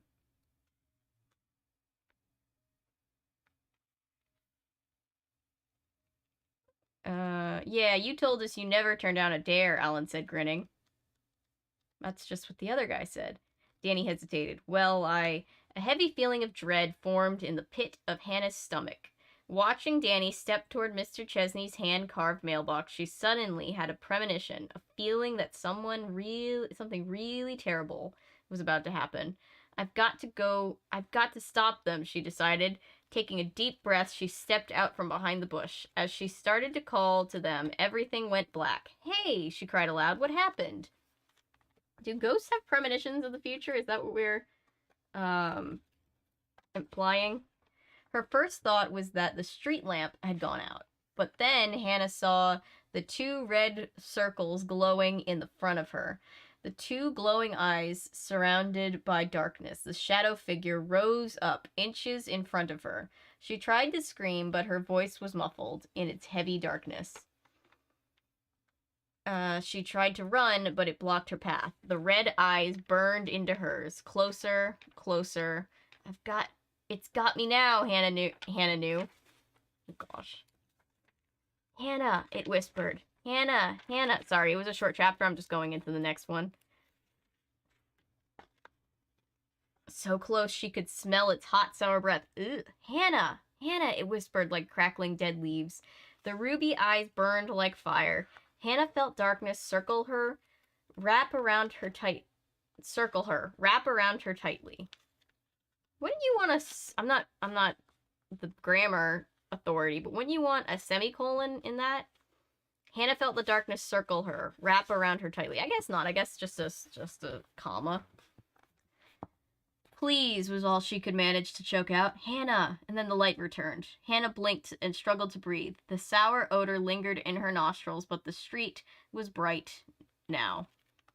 Car headlights washed over her. It's gone, Hannah realized. The lighting was chased away. Had chased away the shadow figure. But would it return? As the car passed by, Hannah dropped to the ground behind the low evergreen shrub and struggled to catch her breath. When she looked up, the boys were still huddled in front of Mr. Chesney's hedge. Let's get going, Danny urged them. No way, not yet, Alan said, stepping in front of Danny to block his way. You're forgetting about our dare. Fred shoved Danny toward the mailbox. Go ahead, take it. Hey, wait, Danny spun around. I never said I'd do it. I dared you to take Chesney's box. Now I'm just picturing Kenny Chesney every time they say his name, and I don't even, listen to Kenny Chesney. I just know Kenny Chesney exists because my grandfather listens to Kenny Chesney. Anyway. His name is Chesney. I can't not think of Kenny Chesney with, his giant cowboy hat. Fred told him, remember, you told us you never turned down a dare. Alan laughed. Chesney will come out tomorrow and think his swan flew away. No, wait, Danny protested. Maybe it's a dumb idea. It's a cool idea. Chesney is a creep. Alan insisted. Everyone in Greenwood Falls hates his guts. Take his mailbox, Danny. He did throw a rock at a dog, so I feel like it's justified to take the guy's mailbox. Fred challenged. Pull it up. Come on, I dare you. No, Danny tried to back away, but Fred held him from behind by the shoulders. You chicken? Alan challenged. Look at the chicken, Fred said in a mocking, babyish voice. Cluck, cluck. I'm not a chicken, Danny snapped angrily. Prove it, Alan demanded. He grabbed Danny's hands and raised them to the carved wings that stretched from the sides of the mailbox. Go ahead, prove it. What a riot, Fred declared. The town postmaster, his mailbox flies away. Don't do it, Danny, Hannah urged silently from the dark hiding place. Please don't do it. She appears in the sky like Mufasa. Remember who you are. Another set of car headlights made the three boys back away from the mailbox. The car rolled past without slowing. Let's go, it's getting late, Hannah heard Danny say. But Fred and Alan insisted, teasing him, challenging him. As Hannah stared into the white light of the street lamp, Danny stepped up to Chesney's mailbox and grabbed the wings. Danny, wait, Hannah cried. He didn't seem to hear her. With a loud groan, he began to tug. It didn't budge. He lowered his hands to the pole and wrapped them tightly around it just below the box. He tugged again. It's in really deep, he told Alan and Fred. I don't know if I can get it. Try again, Alan urged. We'll help you, Fred said, placing his hands above Danny's on the box. Let's all pull together, Alan urged, at the count of 3. I wouldn't do that if I were you, exclaimed a gruff voice behind them. They all turned to see Mr. Chesney glaring at them from behind the driveway. His face knotted in a furious snarl.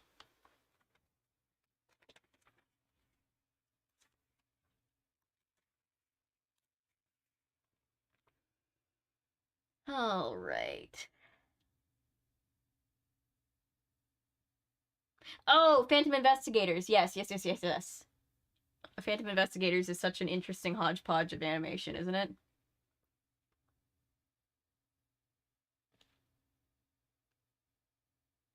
And that somehow ties into the ice cream? Yeah, I have no idea.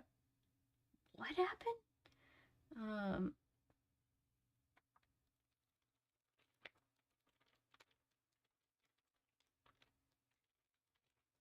It's because people tried to steal horses by luring them with ice cream cones in their back pockets. And yeah, it's in Georgia. So why just on Sunday is my next question.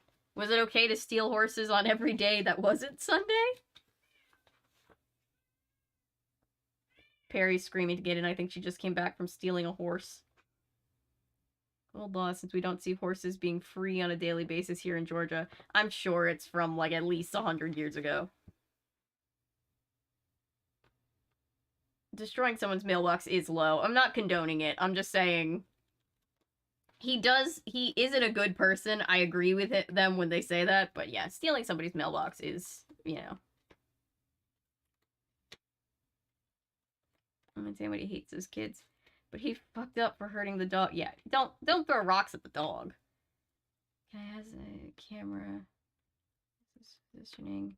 It'll also help your neck. Yes, I'm always open for ideas.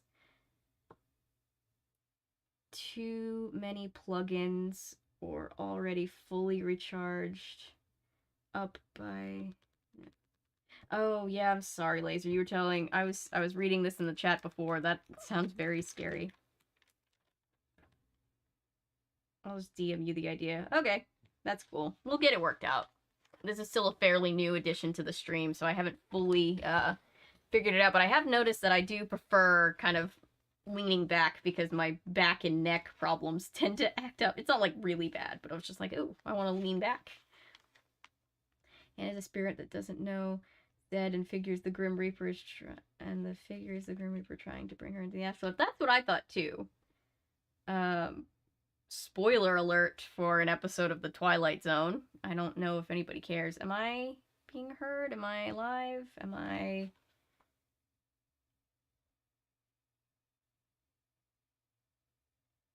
Good night, Darth.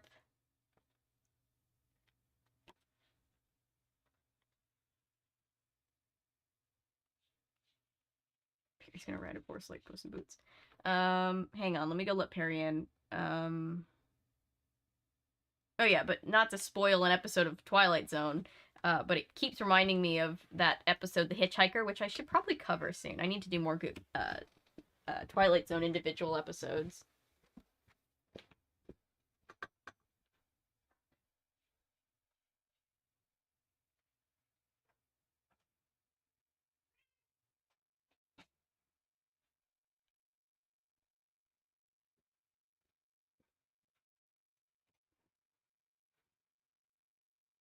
All right, Perry. Come on.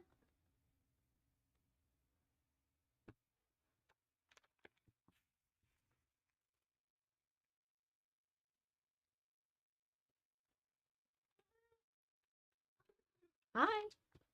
Hi there.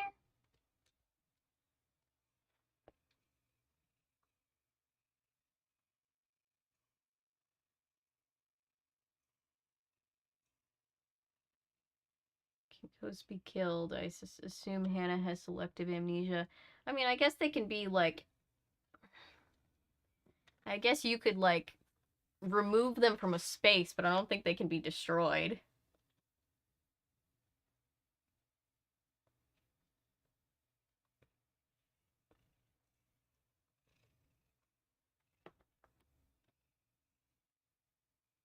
Hey, Sammy, I'm good. How are you? Arizona, it's illegal to tie your horse in front of the courthouse on election day, which is fine in the 1800s. Why I ask it's still on the Why I ask is it still on the books. I know, right? Perry, could you just try again to drink my water? There's not enough water in there for you to get there. You dummy.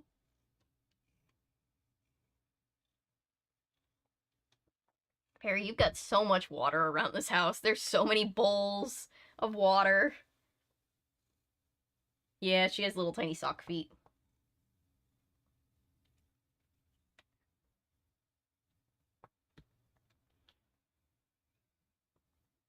Yeah, I assume not many people are riding their horses to go vote anymore, but you know, maybe some do.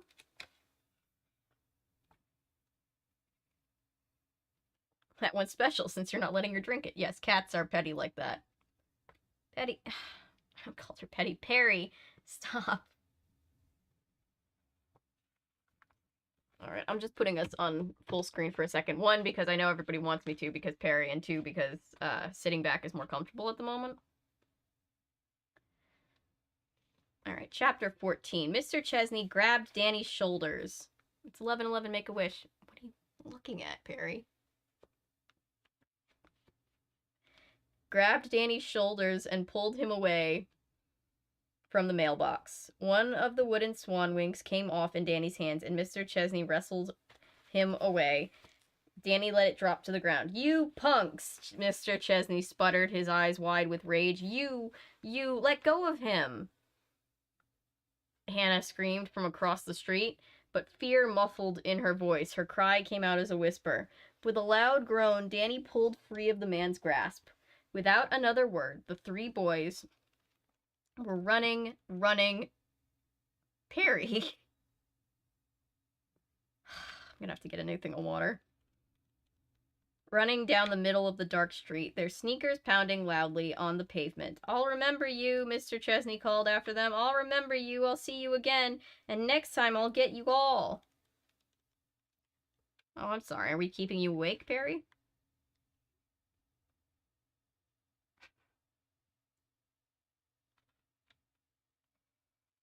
Hannah watched Mr. Chesney bend to pick up the broken swan's wing. He examined the wooden wing, shaking his head angrily. Then she began running, keeping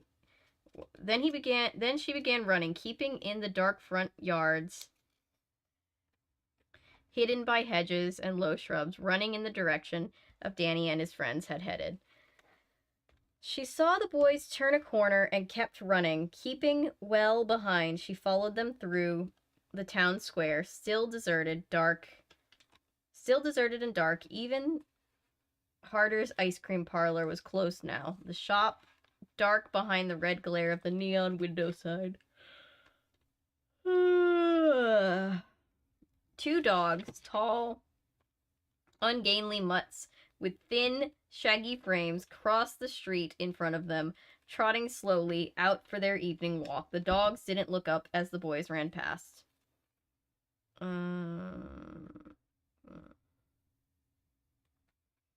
Halfway up the next block, she saw Fred and Alan collapse beneath a dark tree, giggling up at the sky as they sprawled on the ground. Danny leaned across the wide tree trunk, panting loudly.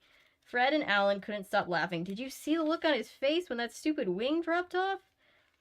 Fred cried. I thought his eyes were going to pop out, Alan exclaimed gleefully. I thought his head was going to explode. Danny didn't join their laughter. He rubbed his right shoulder with one hand. He really wrecked my shoulder when he grabbed me, he said, groaning. He and Fred laughed uproariously. You should sue him. Alan suggested. He and Fred laughed uproariously, sitting up to slap each other high fives. No, really, Danny said quietly, still rubbing the shoulder. He really hurt me when he swung me around. I thought, what a creep, Fred said, shaking back his head. We'll have to pay him back, Alan added. We'll have to... Fun fact, high fives also were not invented until the 50s. So, any character who is doing a high five was at least alive in the 50s. Dummy for wanting to drink your water. She had so much water. Here when I want a sip. Hey, Josh.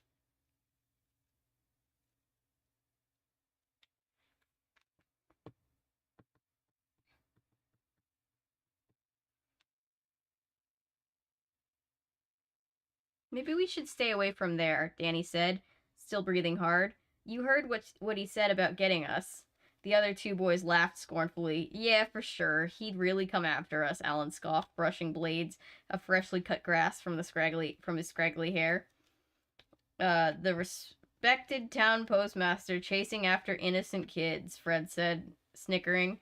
No way. He was just trying to scare us, right, Danny? Danny stopped rubbing his shoulder and frowned down at Alan and Fred, who were still sitting in the grass. I don't know. Ooh, Danny is scared, Fred cried. You're not scared of that old geek, are you? Alan demanded. Just because he grabbed your shoulder doesn't mean... I don't know, Danny interrupted angrily. The old guy seemed pretty out of control to me.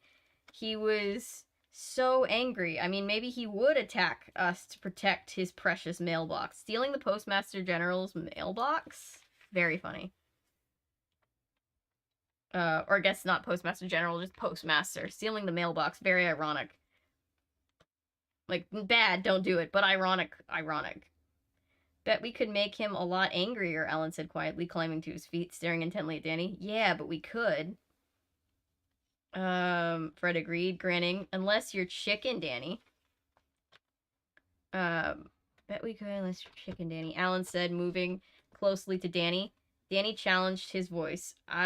It's getting late. Danny said, trying to... Wait, sorry, I lost my place again. Close to Danny, challenging his voice.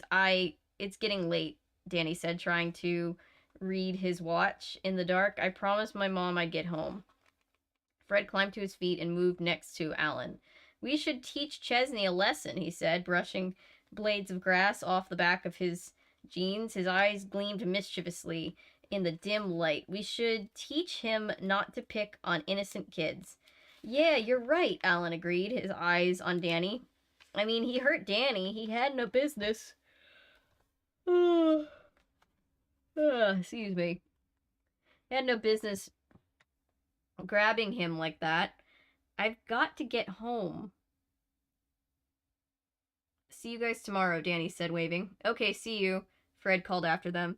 At least we got some free ice cream tonight, Alan exclaimed, as Danny walked quickly away. Ooh, they keep talking about ice cream. I have ice cream in the freezer, I think. I want to go check once I get off stream.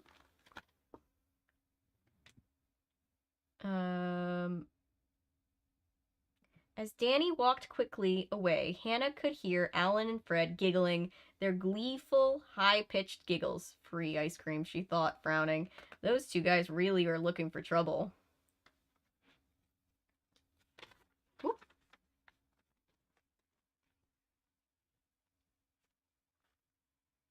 She couldn't help herself. She had to say something to Danny. Hey, she called, running to catch up to him. He spun around, startled. Hannah, what are you doing here? I followed you. From the ice cream store, she confessed. He snickered. You saw everything? She nodded. Why do you hang out with those two guys? She demanded. He scowled, avoiding her eyes, picking up his pace. They're okay, he muttered. They're going to get you in big trouble.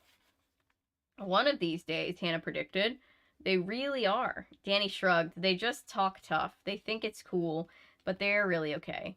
But they stole ice cream cones, and Hannah decided she'd said enough. They crossed the street in silence. Hannah glanced up to see the pale crescent of moon disappear behind black wisps of clouds.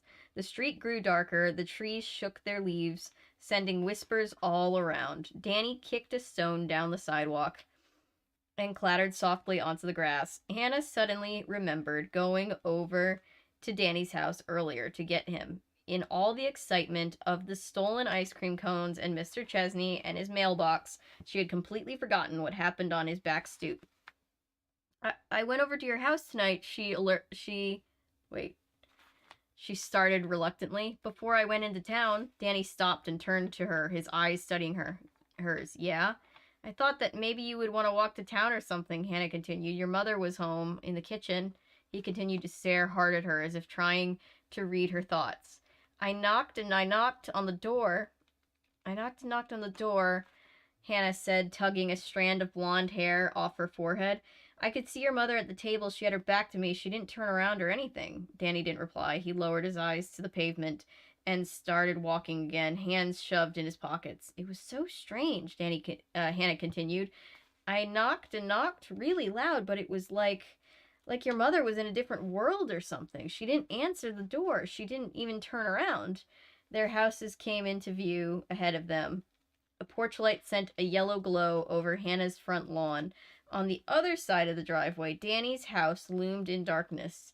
Hannah's throat suddenly felt dry. She wished she could ask Danny what she really wanted to ask. Are you a ghost? Is your mother a ghost too? That was the real question in Hannah's mind. But it was too crazy, too stupid. How can you ask a person if he's real or not, if he's alive or not? I mean, real is not, he's real. He just might not be alive, if that's your question. Danny, why didn't your mother answer the door? She asked quietly. Danny turned at the bottom of her driveway, his expression set, his eyes narrowed, his face glowed eerily in the pale yellow light from the porch. Why? Hannah repeated impatiently. Why didn't she answer the door? He hesitated. I guess I should tell you the truth, he said finally, his voice in a whisper, as soft as the whisper of the shuddering trees.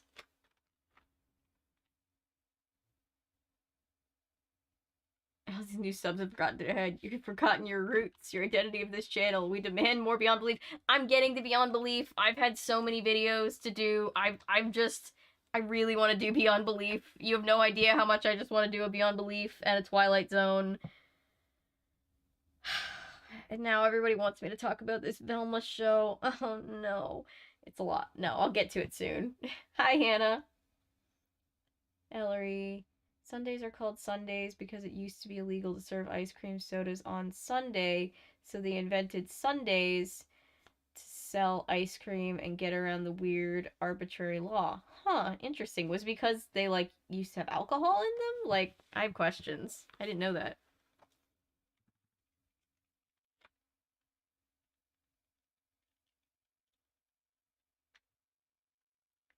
What is the thing on your desk? It looks like an umbrella. Oh, yeah. It's, Paulo sent it. It's a chocolate Portuguese umbrella candy. There's an actual name for them, but I forget.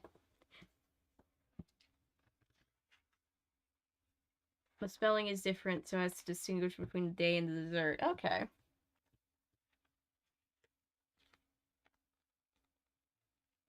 Velma is not... It's not good. It's not good. In my opinion. But yeah. Yeah. I'm gonna sit here and eat my candy real quick.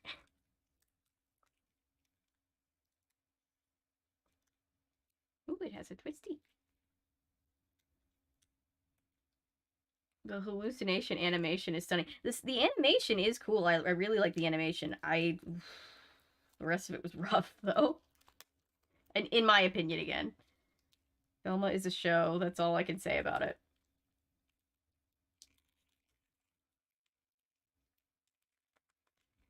Yeah, not to discourage anybody who enjoyed it, but it's not really my cup of tea. Please and curious on rat. All right, let's see. Hang on.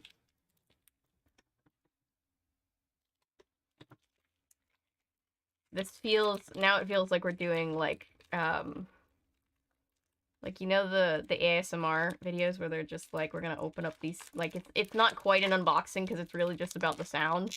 Feels like we're doing one of those. There's a there's a this. They were really afraid this one was gonna get away. Let's see. Trying not to break it off of its little umbrella-y thing. There we go.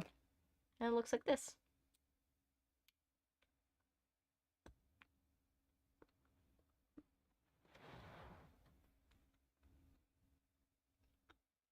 No, to discourage people on that one. It's not. It's okay. I'm not sold, but I'll give it a chance to keep watching it. I just don't like how they are all terrible people. I hate that they're. I hate the way that they've. Yeah.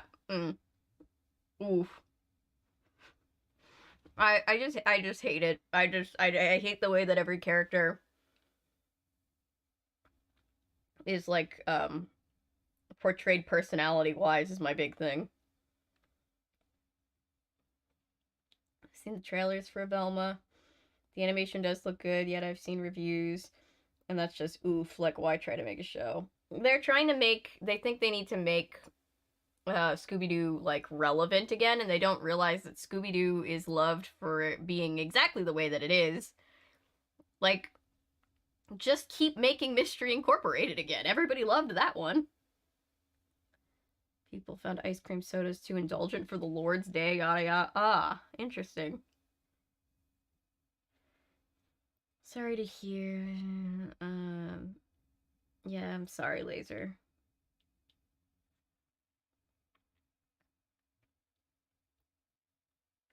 They outlawed Sundays after a while in some places. That's bizarre. I think the change I dislike the most is the mystery gang all despise each other. Like other iterations, they're like a second family. Yeah, I saw somebody say it felt like the person who made the show hates Scooby-Doo and hates the people that like Scooby-Doo. Like hates the adults that like Scooby-Doo. And I feel like that's true. It just feels like everybody who worked on it hates Scooby-Doo and hates animation and thinks it's all dumb and are just doing that like, oh, we're so cool because we think all this is stupid anyway. And there's no Scooby. Like, there's no Scooby. Fun is the devil's work. They rely way... See, and I like, I'm all for meta humor. I think meta humor is done very well at times, like Community, when they're like, fine, we're doing a bottle episode. Perfection. But they rely way, way too much on the meta humor. And it's so, like, it's not even, like, funny. It's just like, isn't it weird? This is a show. It's like, yeah, I know. Use that mug as a pen holder. That's what it's best for. I think it's too small. It's not this is not the mug that you sent me. This is the mug that, this is a mug. I actually used to use it as an actual cup, and then because it's, like, made out of recycled plastic, it's not, it's actually made out of recycled corn? Somehow? I don't really know, but it leaks now, so I just keep pens in it. But it says reading is sexy, and it looks like there's a girl on the front that reminds me of real Velma. And I found it at a Goodwill, and I love it. And I didn't want to get rid of it.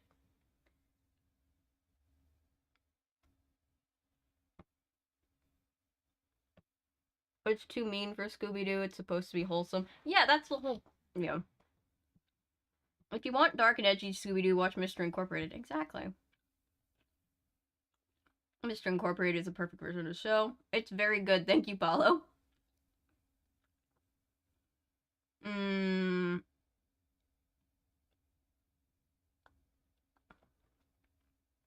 Yeah.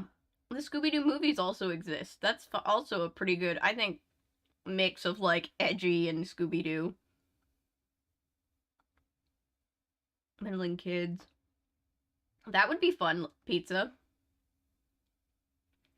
No, I was holding out hope because I was like, maybe it's one of those things where the trailers make it look like the trailer isn't a good trailer. Like, maybe it'll be funny, you know, representation would be good. Like, we have, you know, the animation looks good, and then it was, ooh.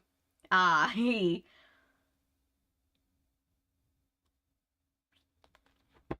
Going to watch to see how they handle that. Yeah, that's fair.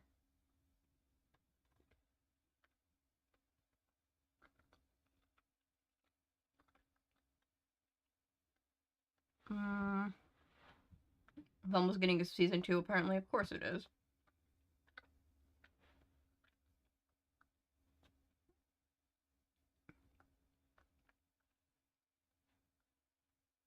Oh, look at the beautiful naked girls. That's what I was gonna say. It's so it's so uncomfortable. They're like, ooh, this is this is an HBO show. There's naked people, and it's like, this is supposed to be in a high school. What the fuck do you mean? I don't like this. This is not good.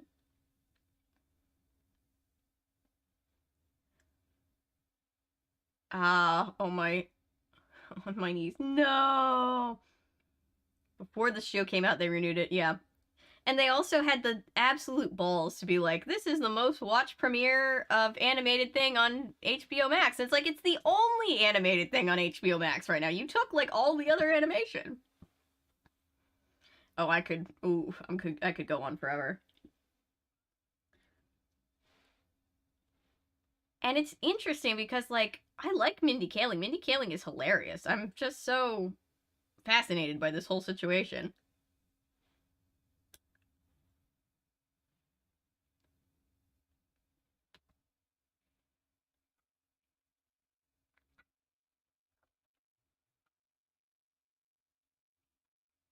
Last of Us looks good. That's good.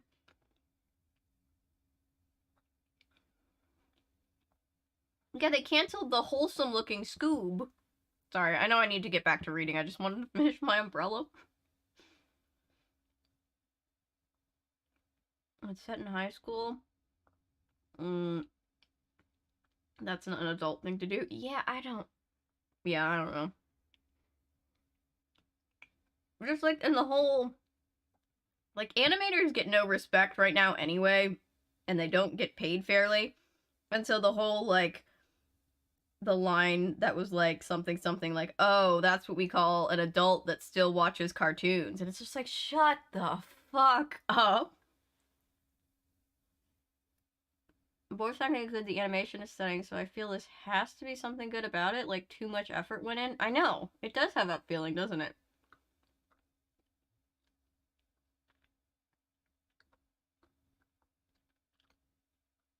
I'm gonna throw up my trash and then we'll finish this book.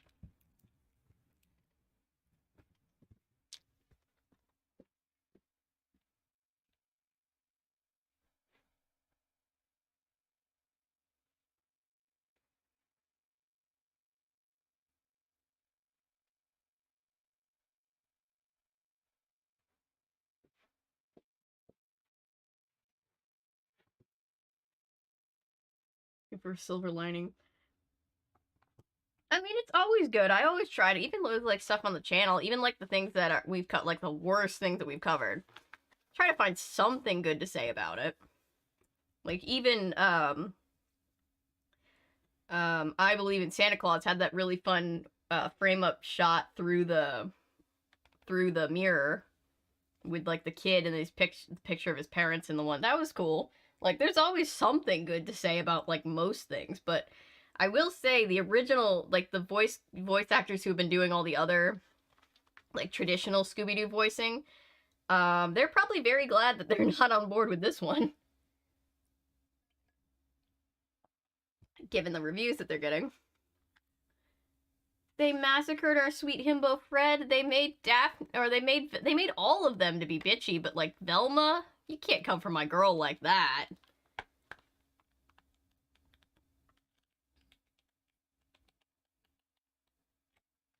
It's very bite the hand that feeds you humor. It's like they're intentionally dumping on their direct audience. Yeah. It has 1.4 out of 10 on IMDb. Oh god. You can be interested in typical girly things and be smart. One of my favorite episodes is Daphne. That's what I love about Daphne. She has Kim Possible energy, where she's like girly, but she's really smart and really resourceful.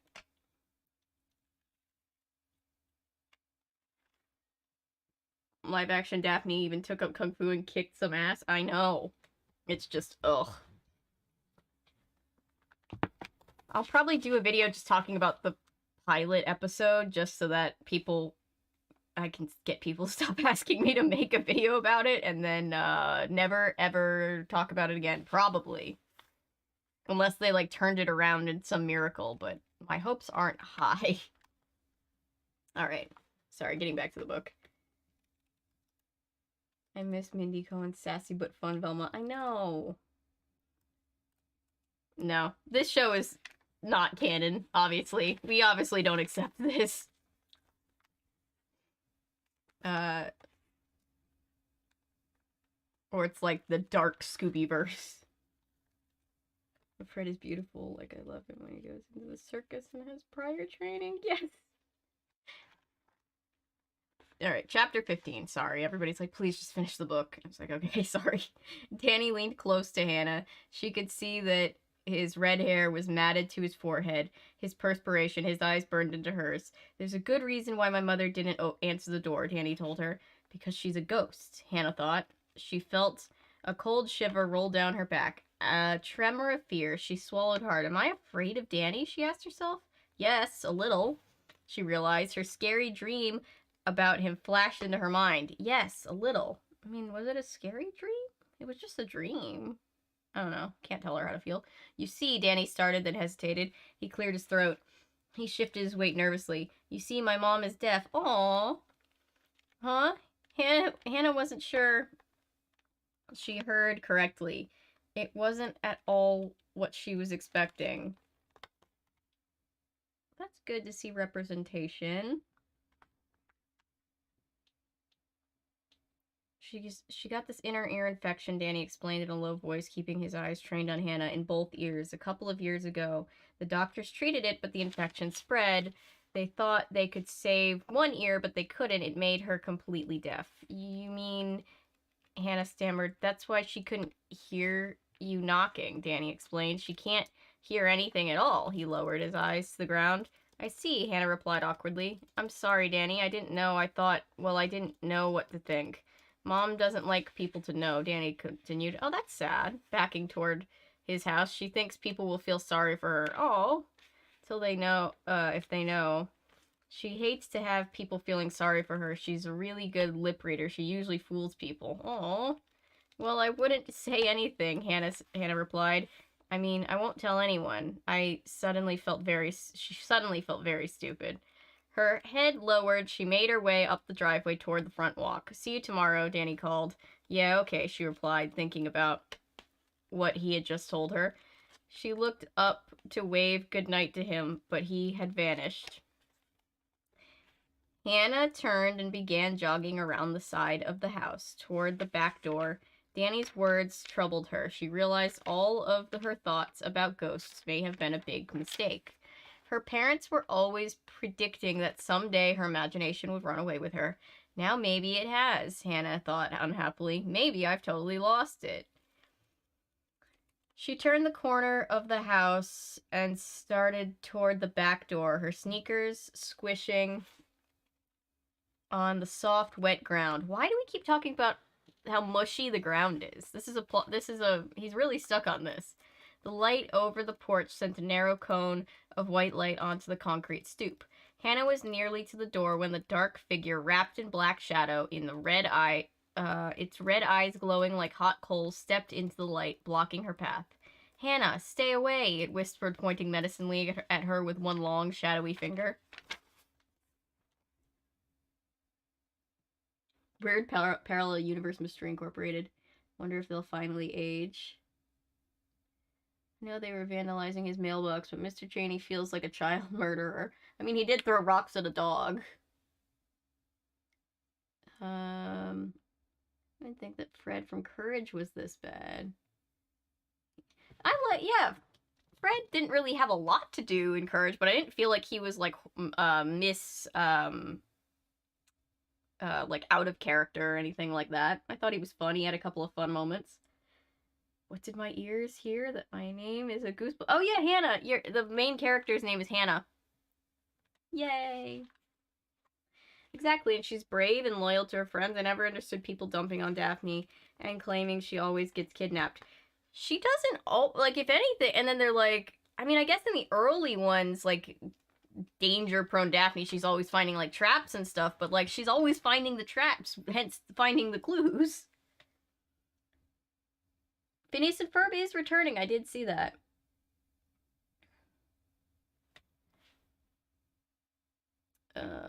Live action movie, more of a rated R. Yeah, it was. Didn't have that happen.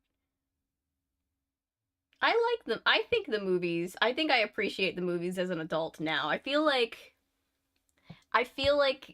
though I wish they had let Velma be more bi or lesbian or whatever canonically they wanted, because I think they were implying that she was into both Fred and Daphne. I wish we had gotten to see more of that, but I feel like everything else about the movies, and I haven't seen them in a while, but from what I remember, they were like the perfect amount of like kind of like PG-13 humor to kind of get in there with Scooby-Doo, and it's like, oh, Scooby-Doo is usually so wholesome, but it was still enough of like the camp and what made Scooby-Doo Scooby-Doo, and the characters were all at their core honoring the characters as they've always been. So I don't know.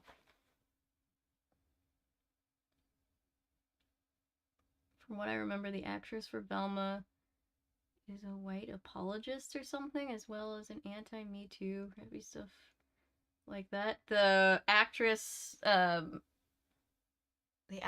Velma, the voice for Velma is wait, is she voiced by Mindy Kaling? I'm confused. Is she voiced by Mindy Kaling? Apologize to Mystery Incorporated, even though I have my own irksome problems with that show. I can totally understand the praise in writing.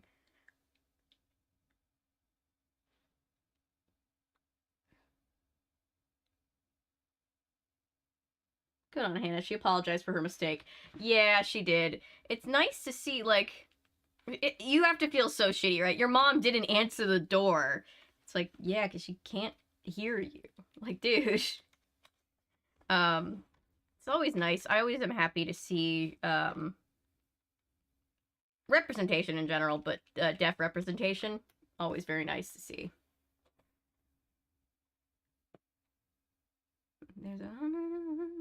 There were so many bangers on that show, weren't there? Scooby's. I met Scooby's friend. I was talking about Scooby's friend when I said courage. Wait.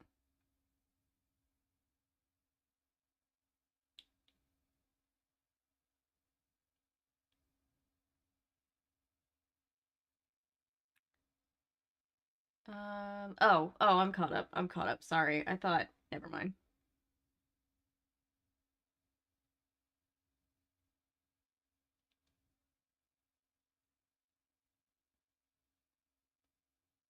Daphne and Fred always disappearing with. I mean, I'm not against, you know, what like the live action movies did, what kind of thing. I think that kind of worked, but I think part of the reason things like Scooby-Doo are so well loved is because people just love it for what it is, which is campy and pretty wholesome, and just like stop hating on people for like the whole like attitude, especially surrounding the new Velma show, just kind of feels like it was written by all the kids that like would pick on you, or in my experience, like the kids that would pick on me for like liking the things that I should was too old to like all the like, oh, you still watch cartoons, people, and it's just like, ugh. For the new Velma, yes. Okay. Just wanted to make sure. I didn't know Mindy Kaling had any scandals like that going on. I guess I haven't been keeping up. It's mine, isn't it? Same way as mine. Yeah, it's spelled Hannah, as a palindrome Hannah, which is the correct way. It's so symmetrical.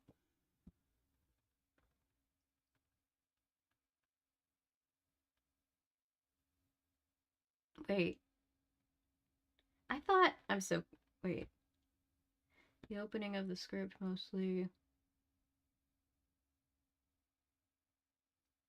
More kids should be told to just like what they like. Exactly.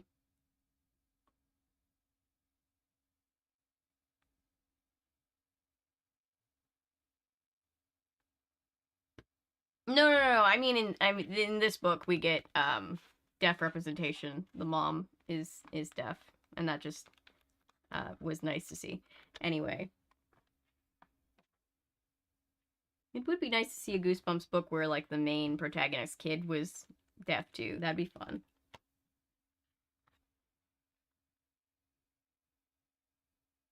Velma makes me want to watch Daria. So it's got that going for it. Never really watched Daria. Sorry, I have to look up something very quickly.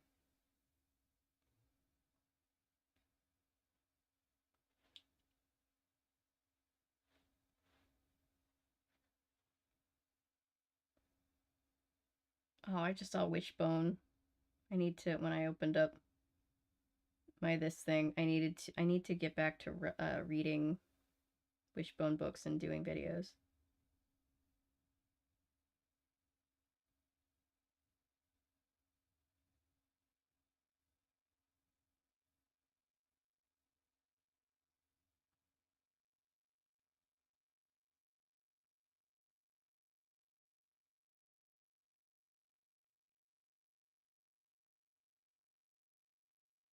Okay. Sorry. I had one of those moments where I was just like, had a question. We were talking about Velma, and I was just like I just was off on a tangent. Velma probably does want to be Daria from what I've heard. The more I think about Velma, the more I want to rewatch Mystery Incorporated. Yeah. Velma 2023 is just the writer's self-insert. Could be.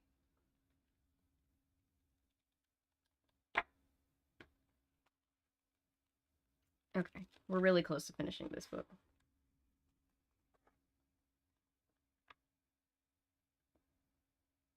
Gripped with horror, Hannah thought she saw the shadow of an evil grin inside the deeper shadow that hovered over the stoop. Hannah, stay away! Stay away from Danny! No! In her panic, Hannah didn't even realize that the howl came out of her own throat. Howl, huh? No! Anyway, stupid. Like a howling no. The red eyes glowed brighter in the reaction to her scream.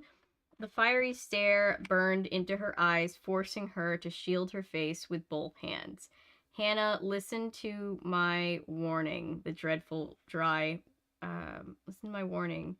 The dreadful, dry whisper. The whisper of death. The sinewy black finger outlined the white porch light, pointed to her, threatening her again. And again, Hannah cried out in a voice hoarse with terror. No! The dark figure swept closer. And then the kitchen door swung open, throwing a long rectangle of light over the yard. Hannah, is that you? What's going on? Her father stepped into the light. His features nodded with concern, his eyes peering into the darkness through his square eyeglasses.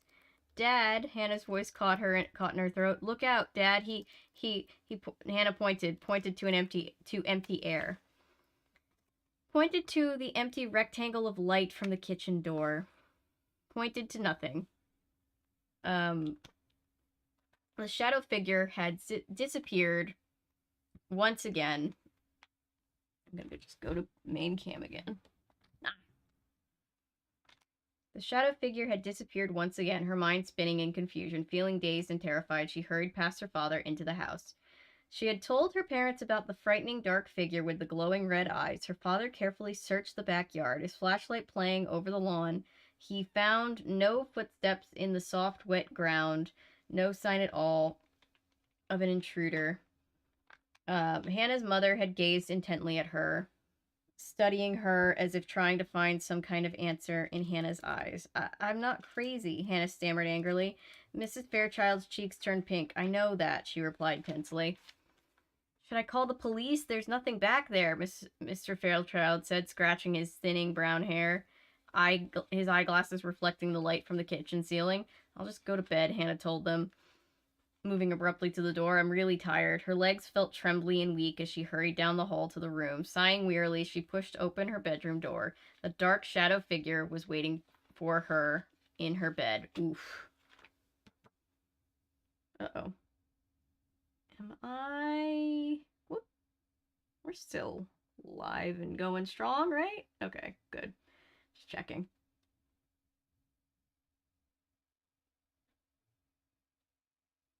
Carbonation was considered medicinal at the time, and so it was seen as too frivolous and amoral for the Lord's Day. Interesting.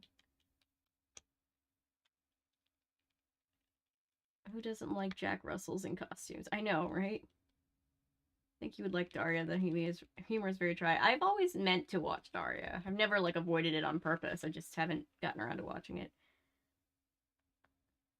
Courage is Fred, although Scooby.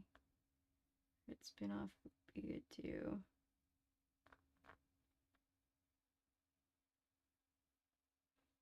About Velma.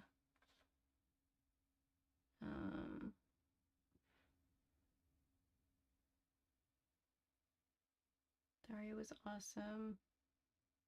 Super late reply to your follow-up question about Sundays. I was stuck in a ridiculous boss fight. No, you're good. That answered my question. For a second, I thought that I was like, is my chat lagging for a second? And I was like, oh no, okay, it's fine. I haven't been any in a while. Get the bosses! I haven't noticed any bots tonight either. It's strange, right? They keep cracking down on creators being like, you can't swear as much as... You can swear a little, but we're not going to tell you how much. And then, I fell right to put the stream on and fell right asleep. That's cool. I feel you. We're almost done. And then I'm gonna... Well, I probably will do a couple more things before I go to sleep, but still. I lost my train of thought. I'm so sorry. Oh yeah, YouTube. YouTube doesn't crack down on, like, the bots that are just like hot girls in your area, but they'll be like, don't do the swearing stuff.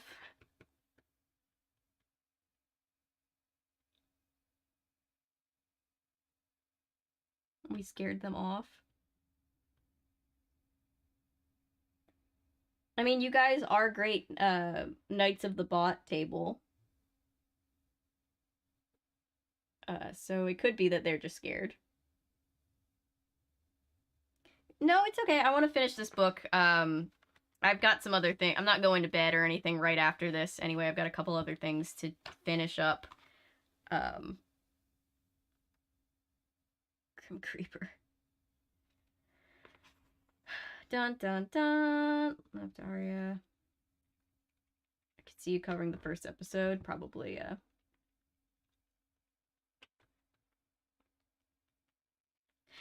I think I'm gonna start doing these kind of bigger videos once in a while where I just kind of cover, like, the fandom and the thing surrounding the fandom and the thing it surrounds, like the show, movie, whatever, series, franchise, just in a general way, so that we can still cover the episodes individually like we do, but have, like, a full context for some things.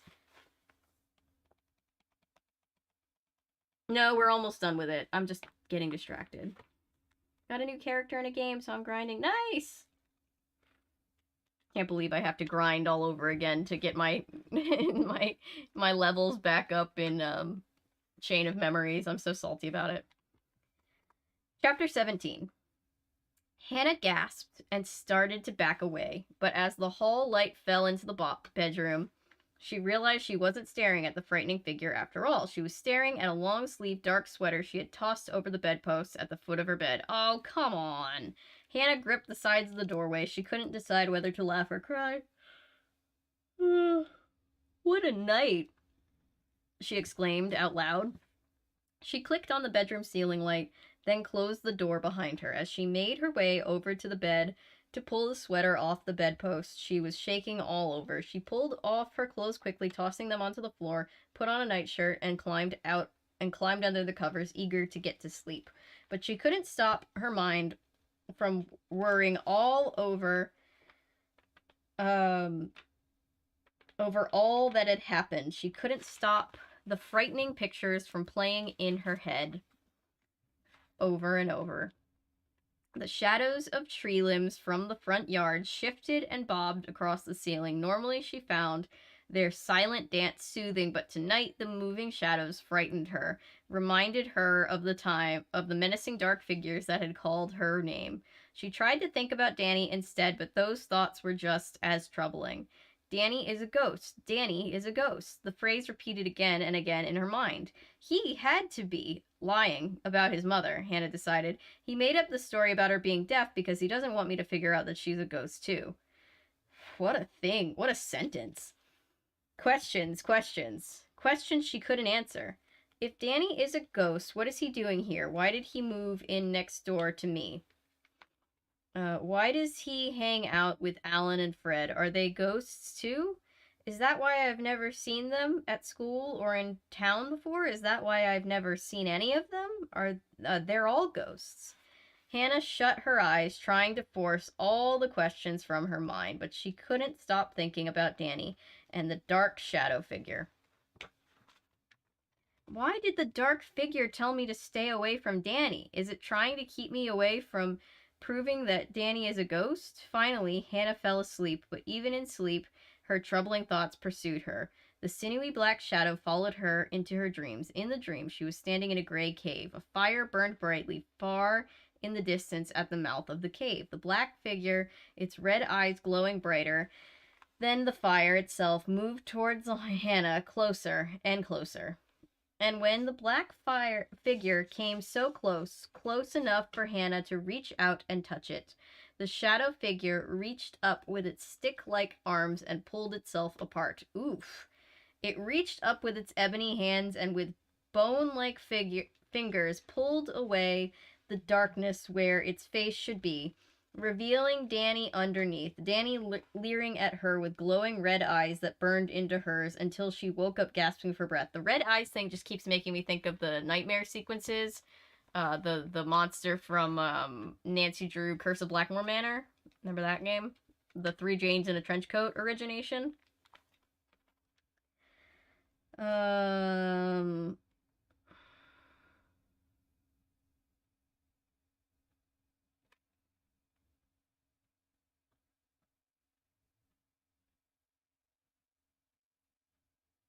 No, she thought, staring out the window at the gray dawn. No, Danny isn't the black shadow. No way, it isn't Danny. It can't be Danny. The dream makes no sense. Hannah sat up. Her bedcloths were damp from perspiration. The air in the room hung heavy and sour. She kicked off the covers and lowered her feet to the floor. She knew only one thing for certain after her long night of frightening thoughts. She had to talk to Danny. She couldn't spend another night like this.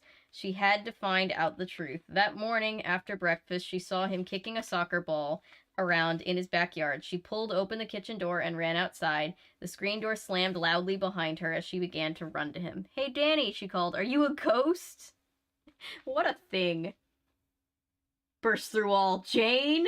It's okay. It's okay. She's not here. She can't hurt you now. She isn't here anymore."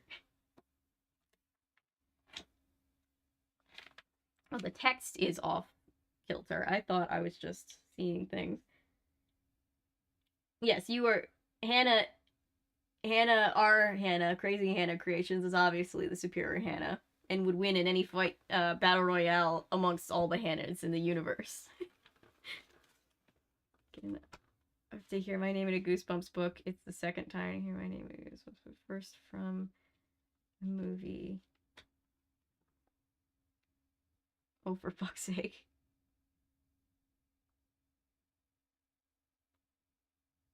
Oh, come on now, Arlstein. Weak. Same. I mean, the end of this book, I'm pretty sure, is gonna make up for that anyway. We had to have one classic fake out. That's also gonna be on the bingo card.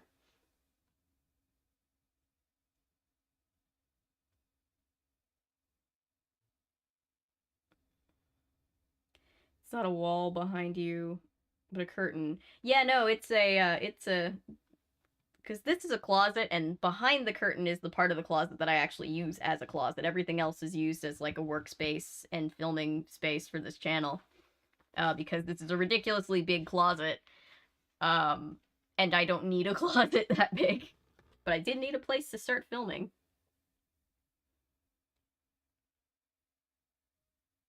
It's midnight. The world's worst 10-year-old.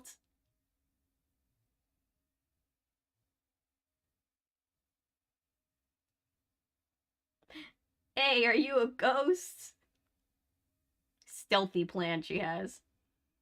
Funny enough, I have my own Kingdom Hearts character named Hannah. We haven't gotten to that, have we? We haven't gotten to Hannah yet. Wait, isn't there a Hannah in,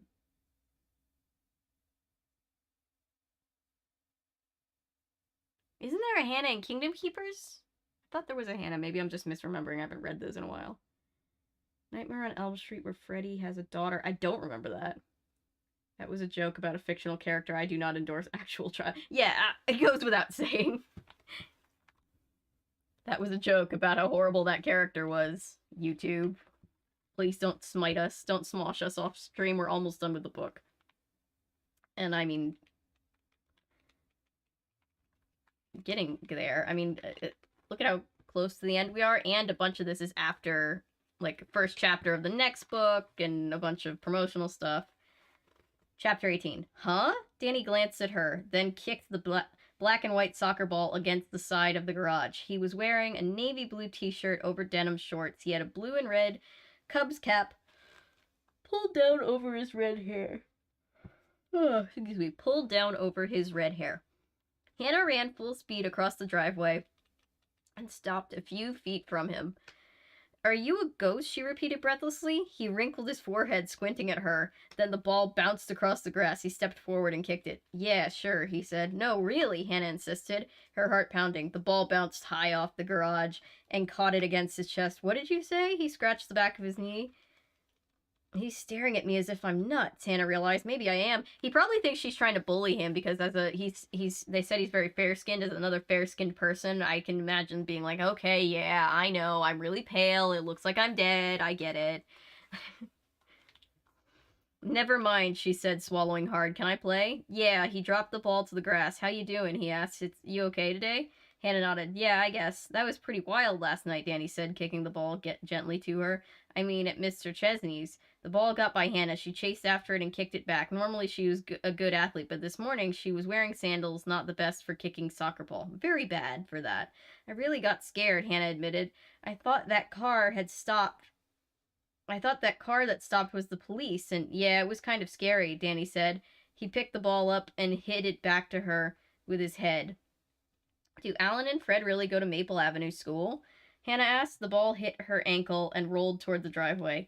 Yeah, they're going to be in 9th grade, Danny told her, waiting for her to kick the ball back. They're not new kids. How come I've never seen them? She kicked the ball hard. Danny moved to his right to get behind it. He snickered. How come they've never seen you? He isn't giving me any straight answers, Hannah realized. I think my questions are making him nervous. He knows I'm starting to suspect the truth about him. He knows because you literally just ran out and asked him if he was a ghost, Hannah. Alan and Fred want to go back to Chesney's, Danny told her. Huh? They what? She missed the ball and kicked up a clod of grass. Ow, I can't play soccer in sandals. They want to go back tonight, you know, to pay Chesney back for scaring us. He really hurt my shoulder. I think Alan and Fred are really looking for trouble, Hannah warned. Danny shrugged. Nothing else to do in this town, he muttered. The ball rolled between them. I've got it, they both yelled in unison. They both chased after the ball. Danny got to it first. He tried to kick it away from her, but his foot landed on top of the ball. He stumbled over it and went sprawling onto the grass. Hannah laughed and jumped over him to get to the ball. She kicked it against the side of the garage, then turned back to him, smiling triumphantly. One for me, she declared. He sat up slowly, grass stains smearing the chest of his t-shirt. Help me up, he reached his hands to hers. Hannah reached to pull Danny up, and her hands went right through him. Eee.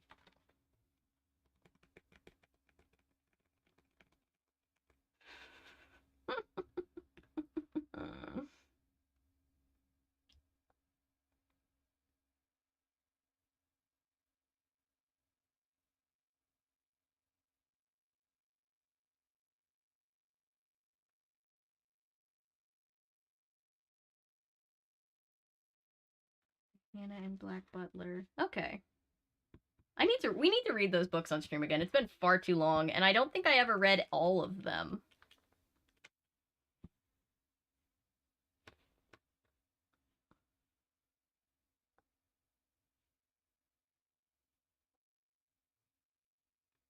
I don't know if anyone else has read Kingdom Keepers but you. I know Hannah has, because Hannah and I have talked about Kingdom Keepers in chat. Endless said child. Again, Missouri?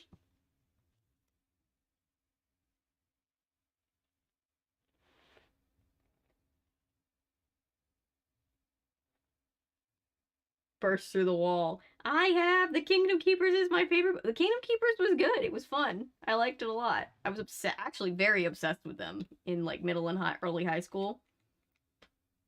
Catherine and of course Freddie says, so creepy out of nowhere, and my brother and cousin just waiting for me to freak out and cry or something. I like the episode. Oh shit, I knew it. You're a ghost. My mom came bursting into the living room. I told you, no! It was one of the few times they got in trouble for tormenting me. I sent a chill down my spine for sure, but I handled it all. Childhood memories. Sorry. I guess I subconsciously know. I don't want to give them the satisfaction.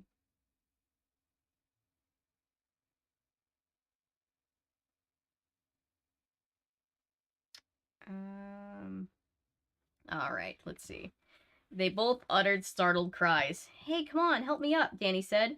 Her heart pounding, Hannah tried to grab his hands again.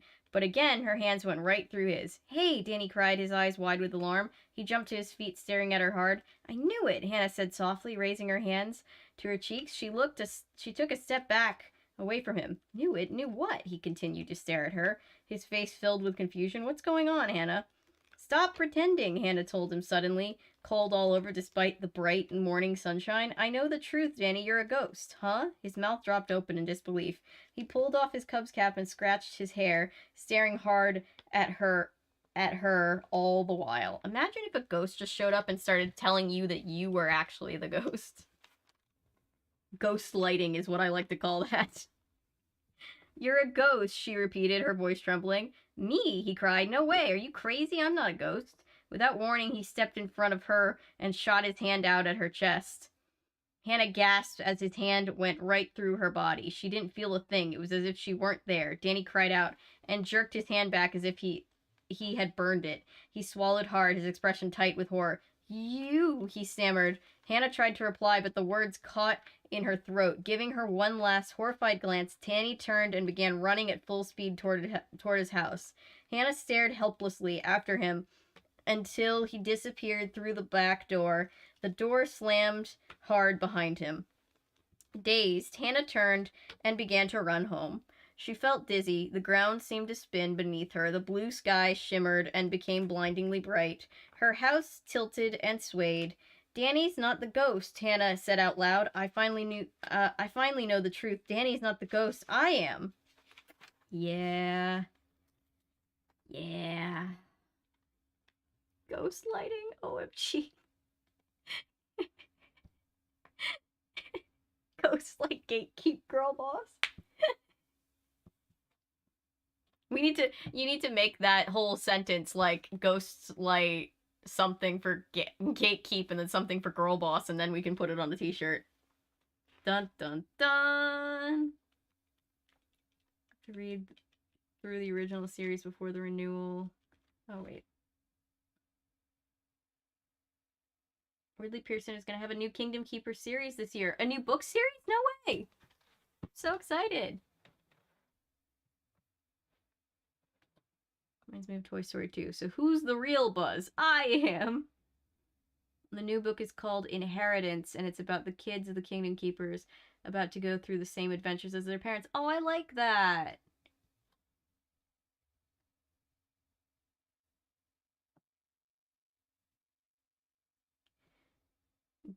Ghostlight Ghoul Keep. Girl Boss should also be something. Ghostlight Ghoul Keep. Something. We'll think about it. It can look all spooky and Halloween-like.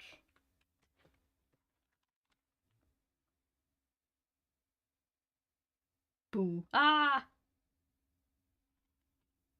Hannah stopped. Hannah stepped up to the back door, then hesitated. I can't go back now, she thought. I have to think. Maybe I'll take a walk or something. She closed her eyes, trying to force her dizziness away. When she opened them, everything seemed brighter, too bright to bear. Stepping carefully off the back stoop, she headed toward the front, her head spinning. I'm a ghost. I'm not a real person anymore. I'm a ghost. Voices broke into Hannah's confused thoughts. Someone was approaching. She ducked out of sight behind the big maple tree and listened. It's a perfectly lovely house, Hannah recognized Mrs.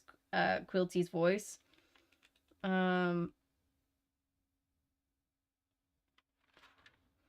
My cousin from Detroit looked at it last week, another woman said. Hannah didn't recognize her, peering out. Was my phone dying? My phone is dying. Let me go put it on the charger. Hang on. Sorry.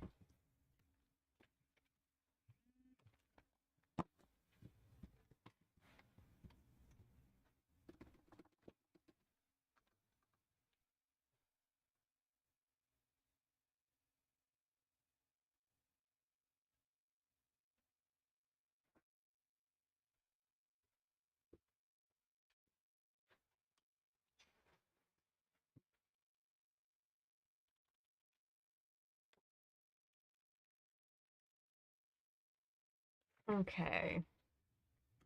My cousin from Detroit looked at it last week, another woman said.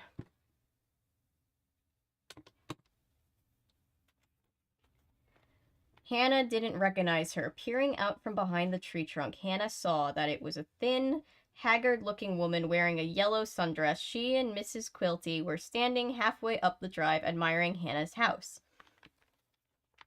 Afraid she might be seen, Hannah ducked back behind the tree. Did your cousin like the house? Mrs. Quilty asked her companion. Too small, was the curt reply. Rude. What a shame, Mrs. Quilty said, with a loud sigh. I just hate having an empty house on the block. But it's not empty, Hannah thought angrily. I live here. My whole family lives here, don't we? How long has it been vacant? The other woman asked. Ever since it was rebuilt, Hannah heard Mrs. Quilty reply. You know, after that dreadful fire, I guess it was 5 years ago. Fire? Mrs. Quilty's friend asked. That was before I moved here. Did the whole house burn down? Pretty much, Mrs. Quilty told her. It was so dreadful. Beth, such a tragedy. The family trapped inside. Such a beautiful family. A young girl, 2 little boys. They all died that night. Oh, this is depressing. My dream, Hannah thought, gripping the tree trunk to hold herself up. It wasn't a dream. It was a real fire. I really died that night. Tears streamed down Hannah's face. Her legs felt weak and trembly. She leaned against the rough bark of the tree and listened. How did it happen, Beth? Mrs. Quilty's friend asked. Do they know what started the fire? Yes, the kids had some kind of campfire out back. Oh my god. Behind the garage, Mrs. Quilty continued. When they went inside, they didn't put it out completely. The house caught fire after they'd gone to sleep. It spread so quickly. R.L. Stine, what the fuck? You're scaring kids into forest fire prevention, I guess. Jesus Christ. Hannah saw the two women peering up fully at the house, their position on the driveway. They were shaking their heads. The house was gutted, then completely rebuilt, Mrs. Quilty said, but no one ever moved in. It's been 5 years. Can you imagine? I've been dead for 5 years, Hannah thought, letting the tears roll down her cheeks. No wonder I didn't know. Danny or his friends. No wonder I haven't gotten any letters from Janie. No wonder I haven't heard from any of my friends. Poor Janie, by the way. Janie lost her best friend tragically in a house fire, and her along with the best friend's entire family. I've been dead for 5 years. Now Hannah understood why sometimes time seemed to stand still, and sometimes it floated by so quickly. Ghosts come and go, she thought sadly. Sometimes I'm solid enough to ride a bike or kick a soccer ball, and sometimes I'm so flimsy someone's hand goes right through me. Hannah watched the two women make their way down the block until they disappeared from view. Clinging to the tree trunk, she made no attempt to move. It was all beginning to make sense to Hannah. The dream-like summer days, the loneliness, the feeling that something wasn't right. But what about Mom and Dad? She asked herself, pushing herself away from the tree. What about the twins? Do they know? Do they know that we are all ghosts? You think the dad would know, because if he's trying to go to work every day, you think he'd pick up on that.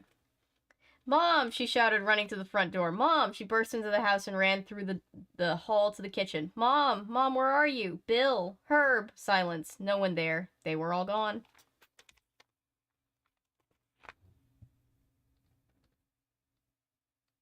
I knew it.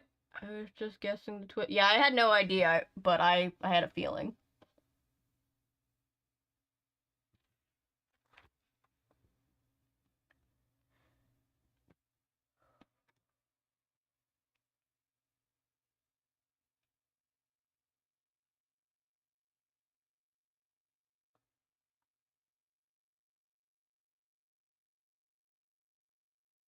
Ghostlight Gate Creep Girl Boss. I like it. Ghostlight Gate Creep Girl Boss, and it should. I'm picturing like a design with like a little graveyard, like iron fence, and then like I think that would be cool. Ghostlight Gate Creep Ghoul Boss. I like it.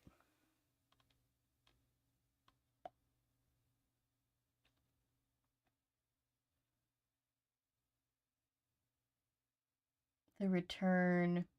Which was about the keepers jumping back in time to Disneyland on opening day. Oh, I never read that one either. I don't think I read the last couple of original Kingdom Keepers either.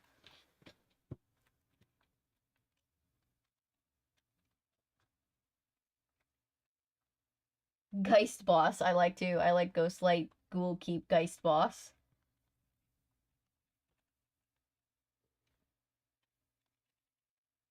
It's opening. Yeah. God, this is dark. Do I need to bring kittens back up? Thanks, R.L. Stein. R.L. Stein's like, Smokey the Bear's got nothing on me. These kids will not have any forest fires when I'm around.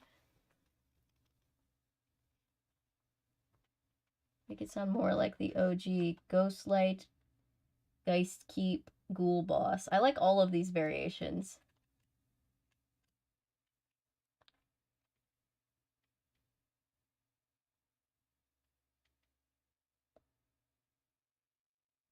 Okay, I need to leave for a second.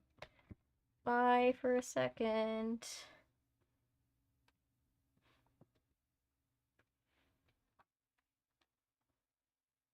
A literal existential crisis. Yeah, like the most...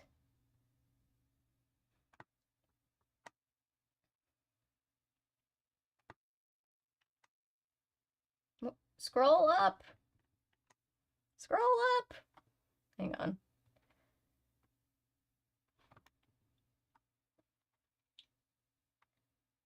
Ghostlight, Geist Keep, Ghoul Boss. I like it.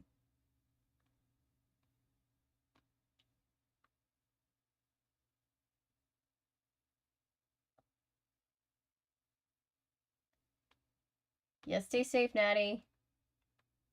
I think I'm gonna have to put the kittens back on in a second.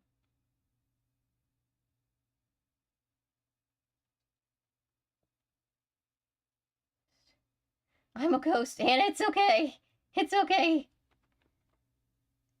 I missed the dream I was having there. Yeah, it started with her having a dream that there was a house fire, and then waking up and being like, oh, I'm so glad that was a dream.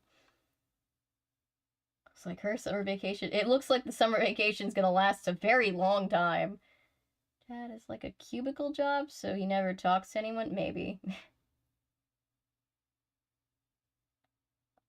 Therapy session.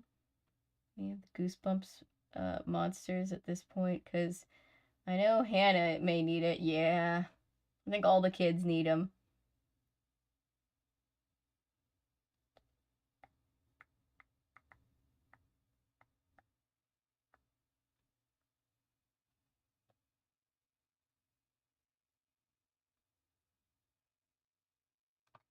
Everyone, please take care of yourselves and don't feel obligated. Yes, Ellery. What Ellery said. Yes, please don't stick around. I always give this warning if I know there's going to be something potentially triggering in the book, but when it sneaks up on us, it's always good to remember.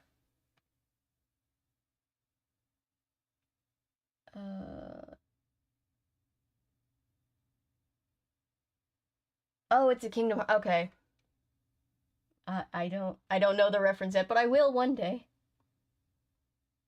Playing in my head.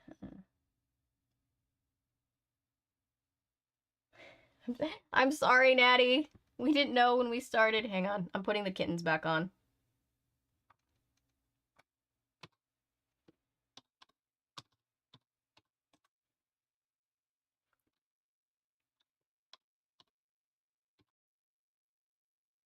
Do.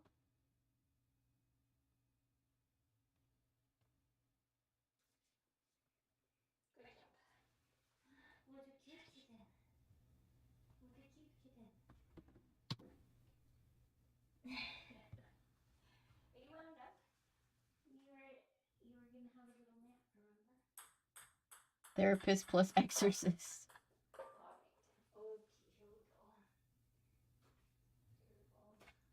Also, a reminder to chat. Please keep your language fucking clean. Oh my gosh.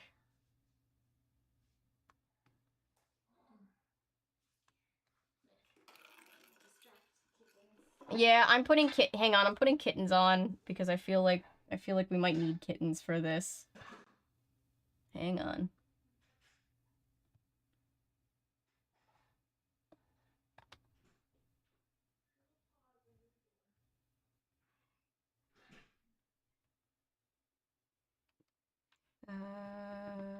Transition.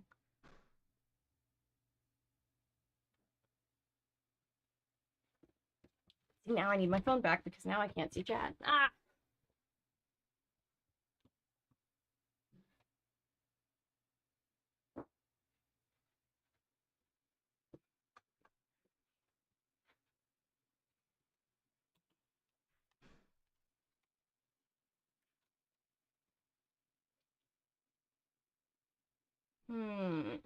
Hang on.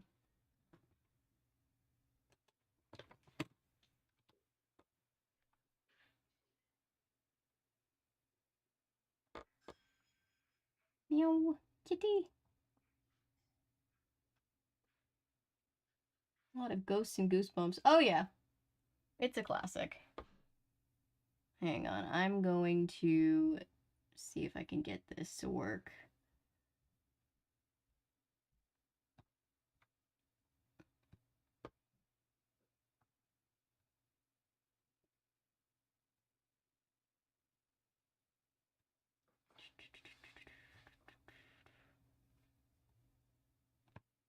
There we go. There. Now I can see, now you can see kittens, I can see kittens, and, can I move me? No, you can still see the kittens. We can see kittens, and I can see chat, so we have figured it out. Everybody likes it more with kittens.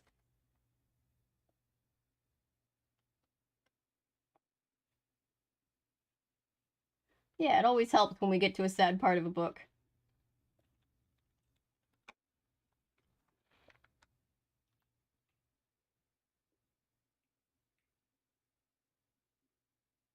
Hannah makes an appearance. Yeah. Just... I mean, they might have. Kitten socks. Alright, let's see. Let's finish this book. It is... What time is it? 12:24. It's late. It's time to finish this book. Where are you? Hannah cried aloud. Mom, Bill, Herb. Where have they gone? Were they gone forever? Were they all ghosts? She thought miserably. All? And now they've left me here by myself, her heart pounding as she gazed around the kitchen. It was bare, empty, no cereal boxes on the counter where they were usually kept, no funny magnets on the refrigerator, no curtains on the window, no clock on the wall, no kitchen table. Where are you? I thought it said kitten table, and that would have been nice. Hannah called desperately. She pushed away from the counter and went running through the house, all empty, all bare. No clothing, no furniture, no lamps or posters. On the wall of books, in the bookshelves, gone, everything gone. They've left me here, a ghost all by myself. I've got to talk to someone, she read aloud. Anyone. She searched desperately for a telephone until she found a red one by the bare kitchen wall. Who can I call? Who? No one. I'm dead. I've been dead for 5 years. She picked up the receiver and brought it to her ear. Silence. The phone was dead too. With a hopeless cry, Hannah let the receiver fall to the floor, her heart thudding, tears once again rolling down her cheeks. She flung herself down into the bare floor. Sobbing softly to herself, she buried her head in her arms and let the darkness sweep over her. How are the kittens doing? Are the kittens okay? No, kitten table. No, that would be sad. Not like made of kittens, like a kitten-shaped table. How I need kittens and fun socks. You get different size socks for different kittens. They have little sweaters on. We're all gonna be so sad when they finally get adopted out. We're gonna have to find new kitten cam to watch.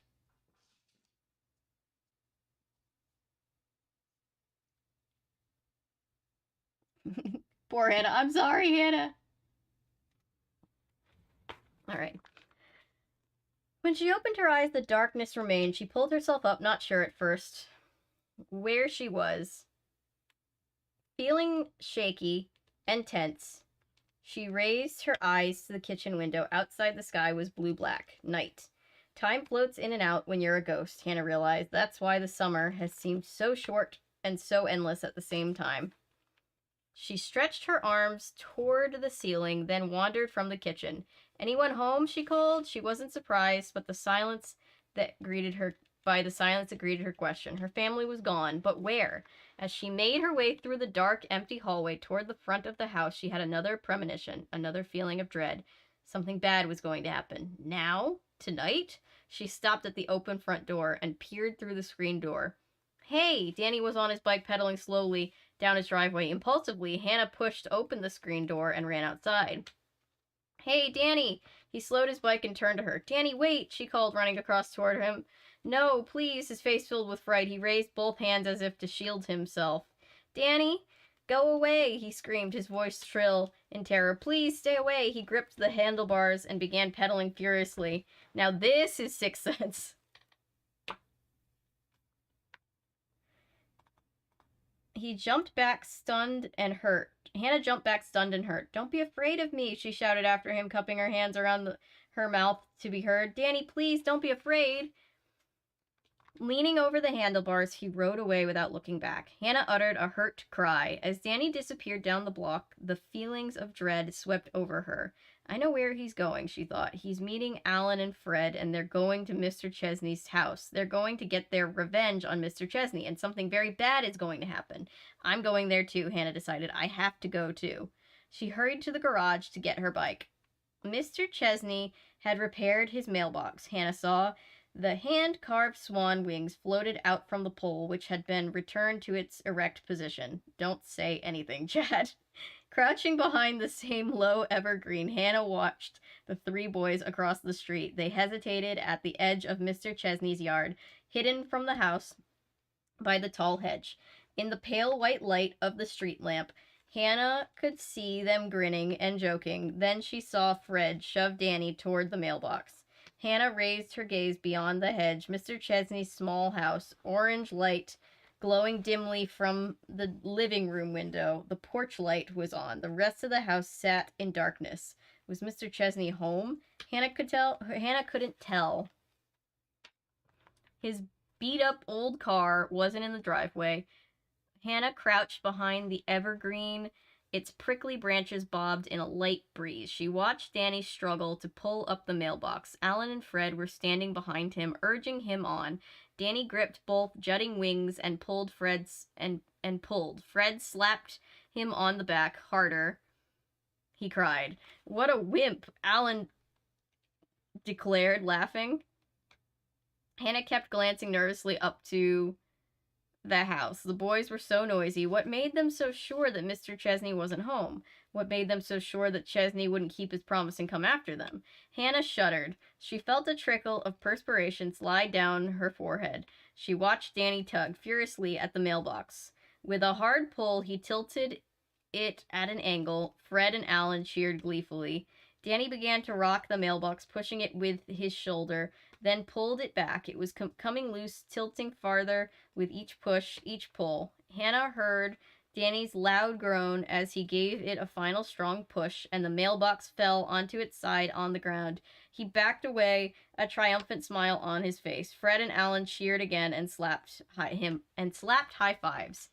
Fred picked up the mailbox, hoisted it on his shoulder, and paraded it back and forth in front of the hedge with it, as if it were an enemy flag. As they celebrated their triumph, Hannah glanced over at the hedge and the dimly lit house. No sign of Mr. Chesney. Maybe he wasn't home. Maybe the boys would get away without getting caught. But why did Hannah still have the heavy feeling of dread weighing her down, chilling her body? She gasped as she saw a shadow slide past the corner of the house. Mr. Chesney? No. Squinting hard into the dim light, Hannah felt her heart begin to thud against her chest. No one there, but what was that shadow? She had definitely seen it, a shape darker than the long night shadows slithering against the grayness of the house. The boys' loud voices interrupted her thoughts, drawing her attention away from the house. Fred had tossed the mailbox into the hedge. Now they had moved toward the driveway. They were discussing something, arguing loudly. Alan laughed. Fred gave Alan a playful shove. Danny was saying something, but Hannah couldn't hear his words. Get away, Hannah urged them in her mind. Get away from there. You pulled your stupid prank. You had your stupid revenge. Now get away before you get caught. The evergreen limbs bobbed silently in a gust of hot wind. Hannah stepped back into the darkness, her eyes on the boys. They were huddled together at the bottom of the driveway. They were talking excitedly, all three at once. Then Hannah saw a flicker of light. It glowed for a moment, then went out. It wasn't a match, Hannah realized. Alan was holding a large box of kitchen match. It was a match, Hannah realized. Alan was holding a large box of kitchen matches. Hannah glanced nervously at the house. All was still. No Mr. Chesney, no shadows slithering across the wall. Go home, please go home, she silently urged the boys.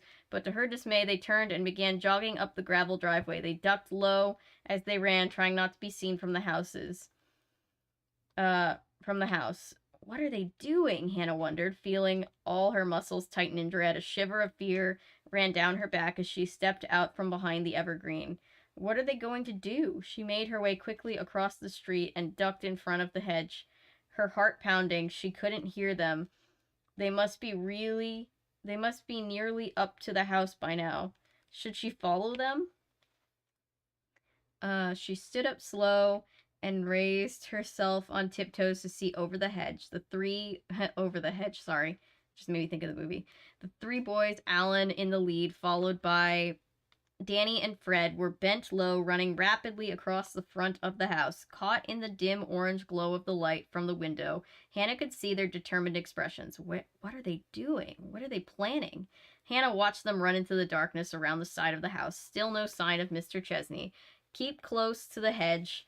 Hannah made her way to the driveway. Then, without thinking about it, without even realizing it, she was running too. She stopped short as she saw Alan shoving Danny up into the open window. Then Fred, stepping forward, lifted his hands to the window ledge and allowed Alan to give him a boost. No, please, Hannah wanted to cry. Don't go into the house. Don't go in there. But she was too late. All three of them had climbed into the house. Breathing hard, Hannah began to creep towards the window. But halfway there, she felt something grab her leg and hold her in place. Chapter 22.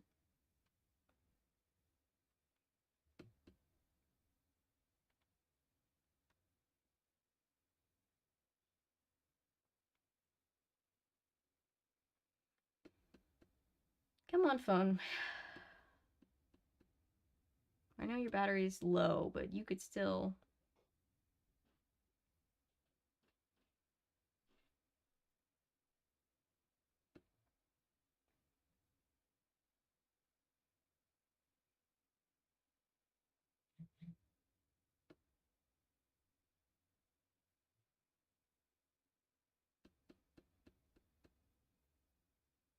Bum, bum, bum, bum, bum, bum. Hey, that's me. That's us.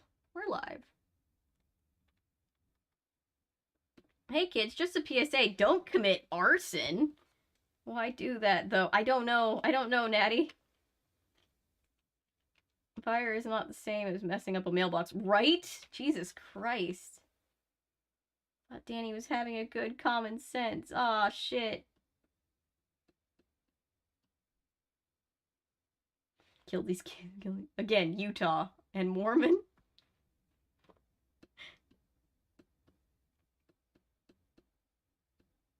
And, what am I trying to say? No, Paulo, Amish. You don't even use the internet. Not you. I don't know. I don't play with fire, kids. Why are they doing this? I have no idea. Wow, these kids are stupid, yes.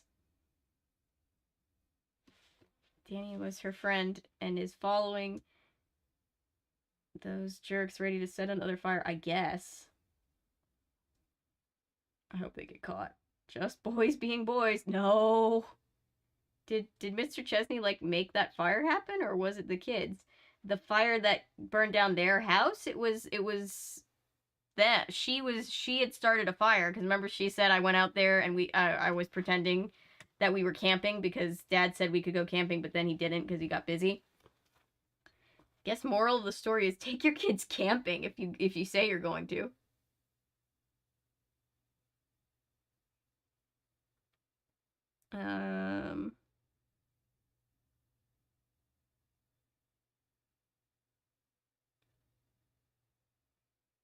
Started volunteering at a cat adoption shelter. That's great. I've been fostered in a while. I want to either foster or volunteer at my shelter.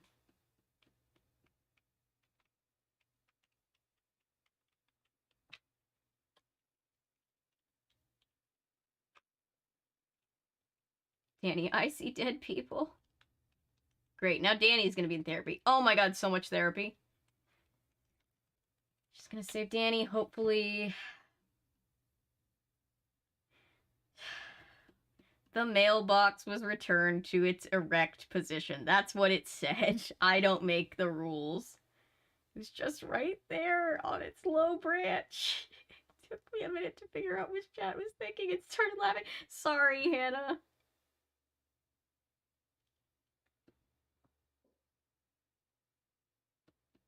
Hopefully everybody on stream is above the age of 18.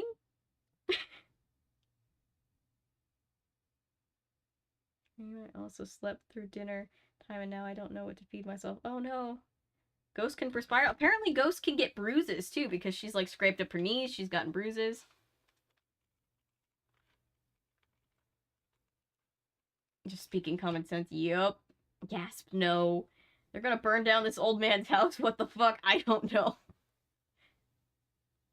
The kittens are watching. The kittens will never have to know this agony that we've all been through.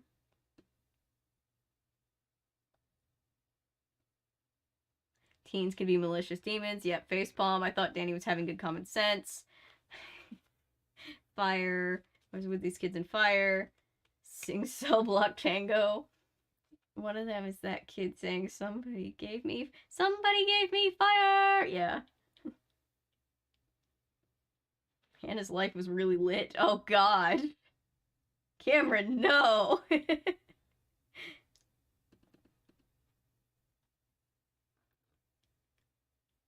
I'm using a Mormon for violence. a full believer. Oh no.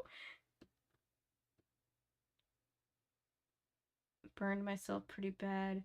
Do anymore. Yeah, I had relatives that did the same thing and got really burned, and so like I had the don't play with fire talk a lot as a kid because my parents were like, do not play with fire.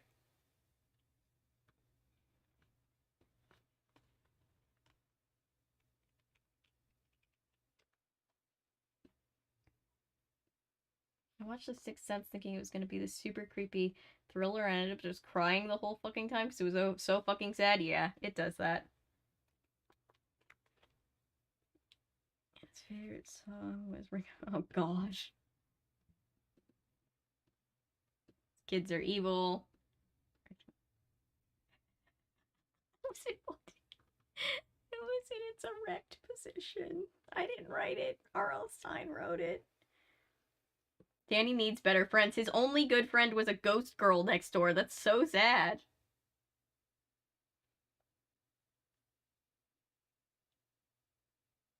Guys, those kids should be... Oh, yeah. No, this is like a legit crime. Dead, but she was still a better friend than his... Yeah. This is so cringe at the moment since my name in this book now. Oh god, I'm so sorry. Never play with lawn equipment because my uncle is an amputee who was run over. Oh no, I'm so sorry. From Monster Blood. Oh god. Aunt Catherine from Oh god. Yeah. Yeah.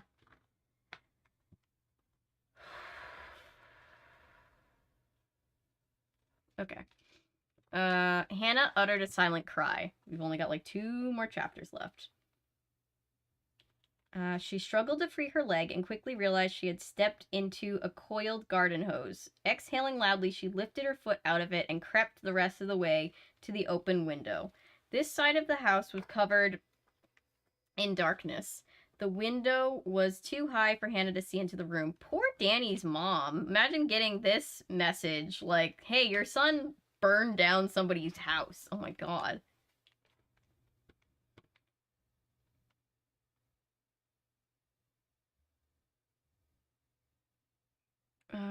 This side of the house, Hannah too high. Standing beneath the window, Hannah could hear the boys' sneakers thudding on the bare floorboards. She could hear whispering voices and high-pitched, muffled laughter. What are they doing in there, she wondered, her entire body tight with fear. Bright lights against the side of the house made Hannah jump back with a startled cry. She dropped to the ground and spun around. And saw headlights through the tall hedge. Car headlights floating toward the driveway. Mr. Chesney? Was he returning home? Returning home in time to catch the 3 intruders in his house? Hannah opened her mouth to call out a warning to the boys, but her voice caught in her throat. The headlights floated past. The darkness rolled back over the yard. The car rumbled silently on. It wasn't Mr. Chesney, Hannah realized. She struggled to her feet and returned to her place below the window. She decided she had to let the boys know she was there. She had to get them out of there. Danny, she called, wrapping her hands around her mouth as a megaphone. Get out! Come on, get out now! The feeling of dread weighed her down. She shouted up to the window again. Come on, hurry, please! She could hear their muffled voices inside, and she could hear the scrape of sneakers on the floor. Staring up at the window, she saw a light come on, orange light, dim at first, then brighter. Are you crazy? She shouted to them. Turn off the lights. Why on earth were they turning on lights? Oh no. Oh no, no, no. Did they want to get caught? No, it's not the lights they're turning on. It's fire. Turn off the lights, she repeated in a high, shrill, frightened voice, but the orange light grew brighter, became a bright yellow. And as she stared in horror, Hannah realized that the light was flickering. Not a lamplight. Firelight. Fire. They had set a fire. No, she screamed, raising her hands to the sides of her face. No, get out of there. She could smell smoke now. She could see the reflection of leaping flames in the window glass. She started to shout at them again, but stopped when she saw the shadow move toward her on the wall of the house. Hannah stopped and turned her stare and saw the dark figure, blacker than the night, its red eyes glowing brightly from the blackness of its face. It stepped silently toward her, floating rapidly over the tall, weed-strewn grass. Its red eyes appeared to light up as it neared. "Hannah, stay away," the moving shadow called in a voice as dry as dead leaves. "Hannah, stay away." "No," Hannah uttered a frightened wail. As it moved toward her, a burst of frigid air encircled her body. "No! Hannah! Hannah! Who are you?" she demanded. "What do you want?" Behind her, she could hear the crackle of flames now, yellow light flickering behind choking waves of black smoke from the open window, its fiery eyes glowing brighter, the shadow figure raising itself up, hovering closer, closer, stretching out its arms, preparing to pull her in. What s'mores? Oh my gosh.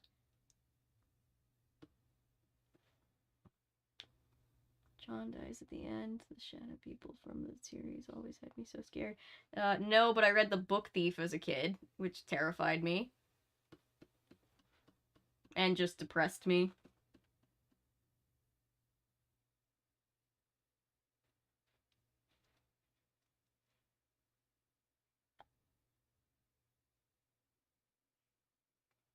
Yep, the kitties are taking a nap. Oh, they're behind me. Why are they behind me? I'm backing up so that we can see more of the cats, because they've decided to congregate right behind where my little window is. Oh gosh, sorry.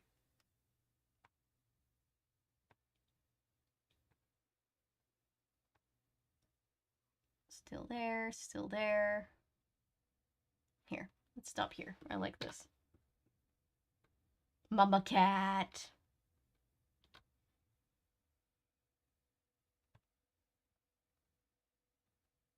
What's happening? Sorry.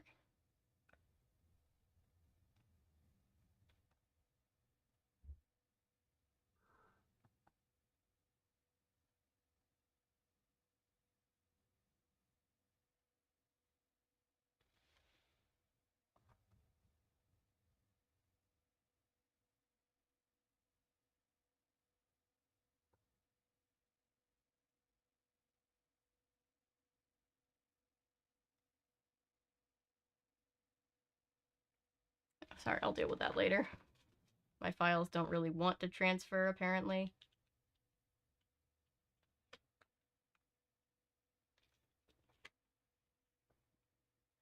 Safety things, though, like my brother once asked my uncle for hop trains, and my uncle was all, "Never do that, it's extremely stupid." From his meetings had lost their limbs that way. Yep, I've heard of people doing that, and I'm just like, don't do that.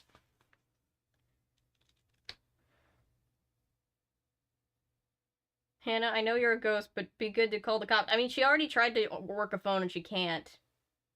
Basically anything that could lose you a limb, we've been warned not to do.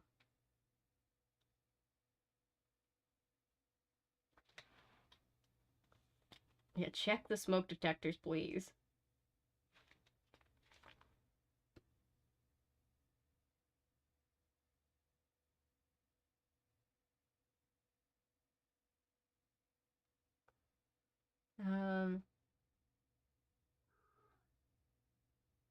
We have all taken turns telling Cameron it's time to stop.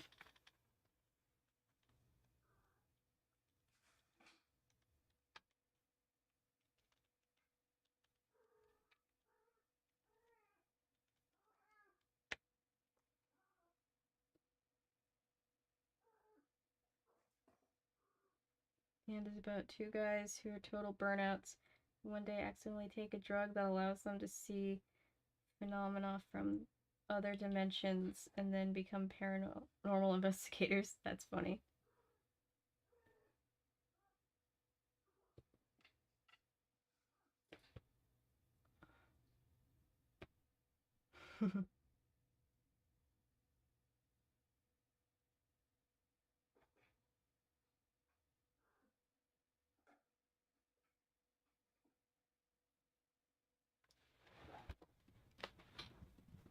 It can be tricky to adapt any medium into another medium. That goes for books and it goes for musicals, you know?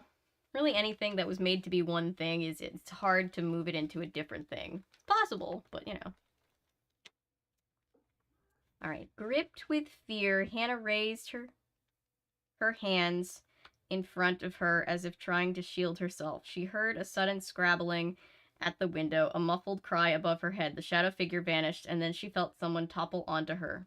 They both fell in a heap to the ground. Ah! She cried. He struggled to his feet, his eyes wide with panic.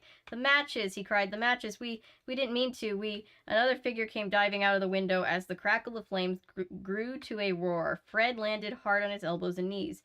Hannah stared at his dazed face in the darting orange light. Fred, are you okay? Danny, he muttered, gazing at her with horror. Danny's in there. He can't get out. Huh? Hannah leapt to her feet. Uh-oh, Danny died.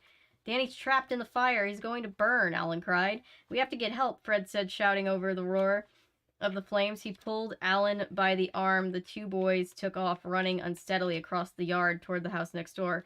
Bright orange and yellow flames licked at the windows above Hannah's head. I have to save Danny, as she thought.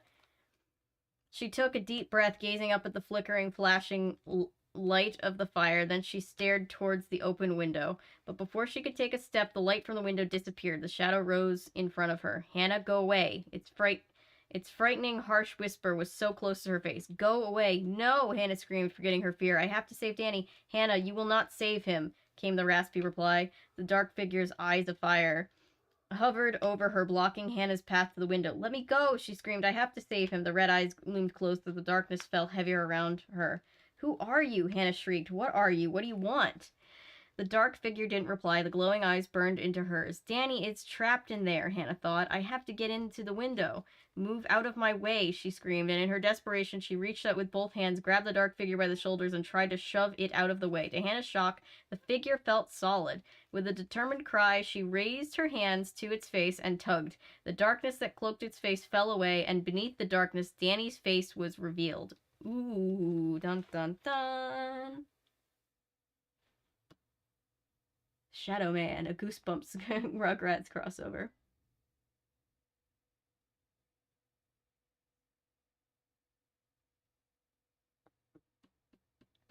Unlike Amy, chooses not to wear in the book because it would only function to make others more comfortable around her.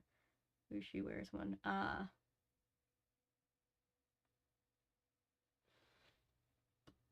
It's like me as I'm trying to remember my Portuguese Texas. I'm just like, sometimes I'm just like double checking myself. Like, let me make sure this is right.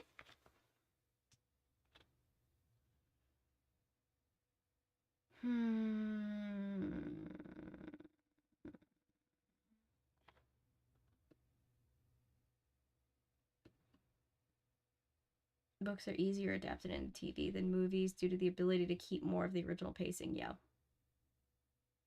Can't speak Spanish, but I knew.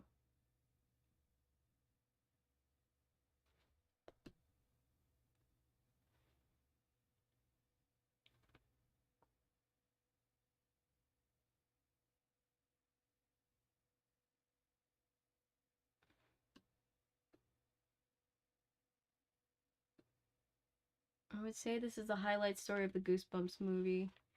Still haven't seen either of the Goosebumps movies. Feeling the Grim Reaper. Oh my god, chat. I feel like, you know that meme that's like, look, it's a good joke. It's a great joke even, but I need you to stop anyway. Better be Azorian Portuguese. I'm trying. I'm sure that's what trips me up. Because half the time I'm like, no, I just know Brazilian Portuguese. Nothing against Brazilian Portuguese, but my grandfather is just like, ah, I can hear him. Kid, my church was heavily Portuguese populated. My godparents are Portuguese immigrants. Nice. Yeah, my grandfather's family is from Fayal in the Azores. So I've told this story. He grew up like speaking Portuguese like with his parents, and then my grandmother is not Portuguese, but she grew up in Brazil, so she grew up speaking Brazilian Portuguese. When they met, they both spoke Portuguese. It was like something they had in common. But the Portuguese that I know is by no means fluent, and it's kind of pieces of all the different kinds of Portuguese, so I'm always wrong in everybody's book.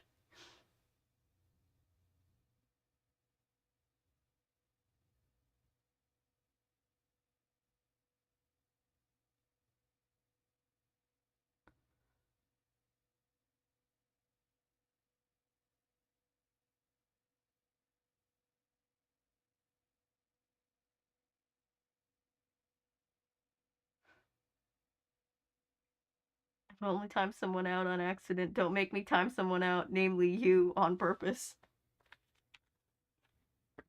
Don't. Oh, Ellery is,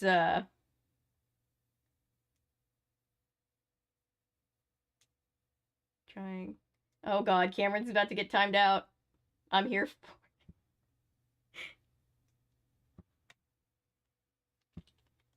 I'm just gonna keep reading.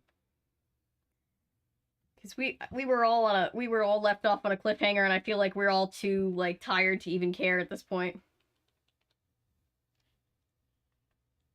Ooh.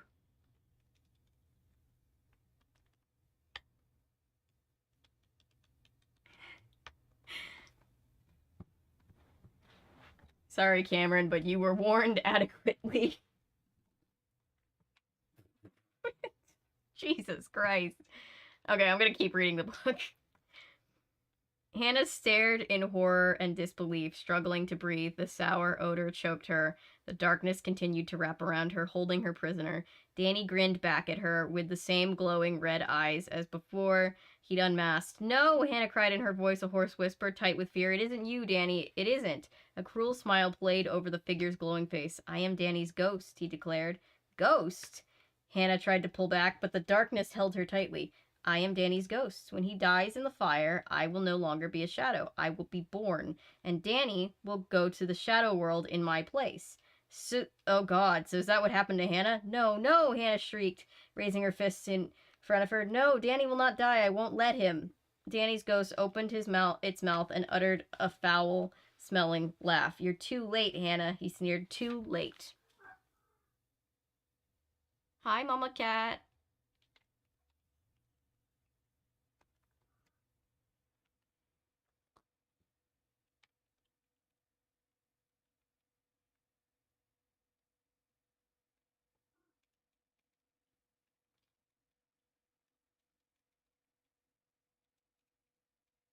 Does that mean that real Hannah is in the Shadow Realm?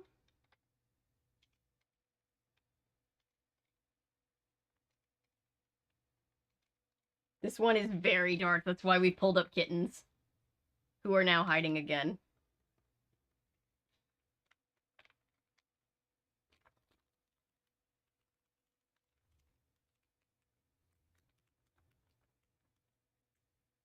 She is now in the Shadow Zone.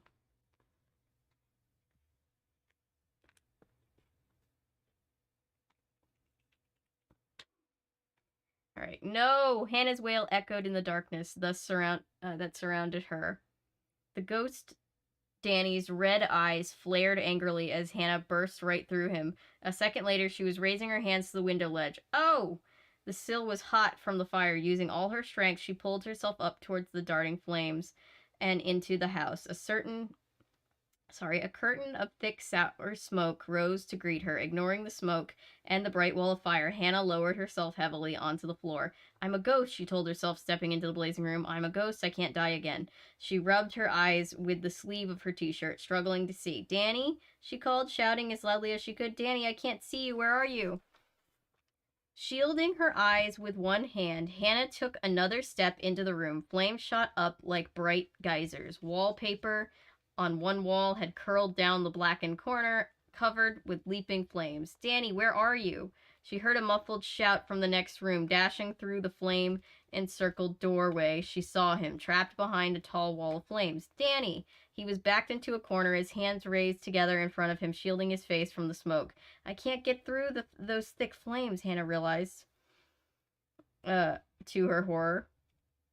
She took another step into the room, then she held back. No way. No way I can save him. But once again, she reminded herself, I am a ghost. I can do things that living people cannot do. Help me! Help me! Danny's voice sounded tiny and far away behind the leaping waves of flames.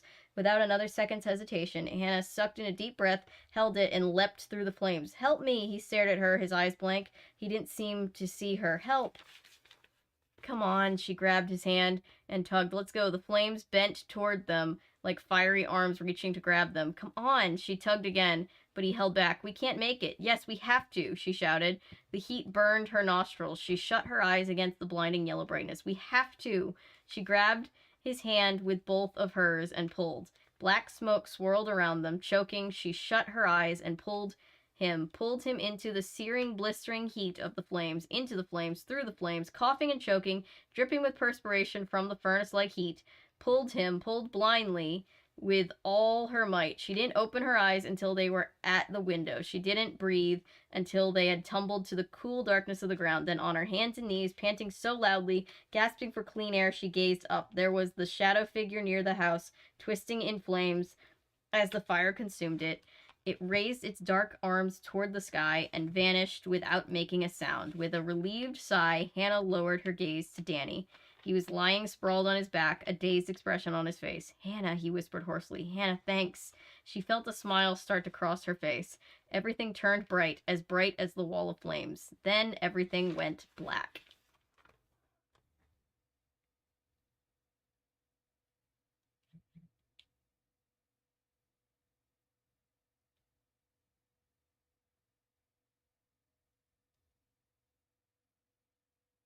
Oh my god.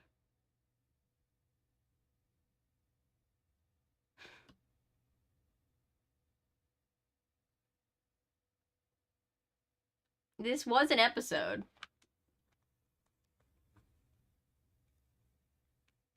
My son knows the Shadow Realm thing, so when I saw...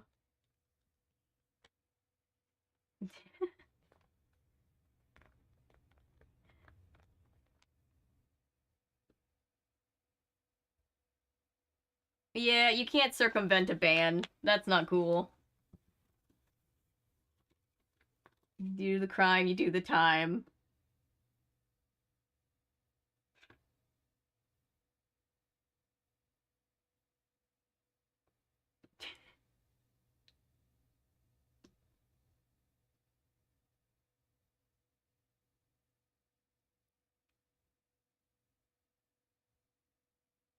Yeah, Cameron got a timeout.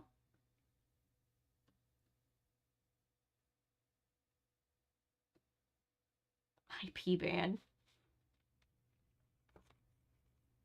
I would ask if you learned your lesson, but I'm going to assume.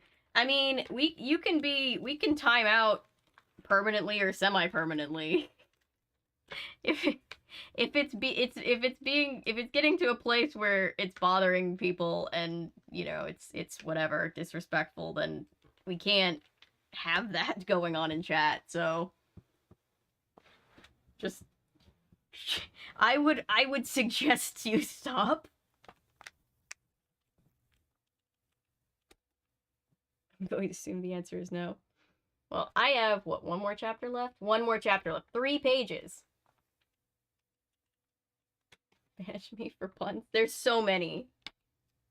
This is a family stream. Look, at least try not to get banned permanently until I finish the book. Right at the end.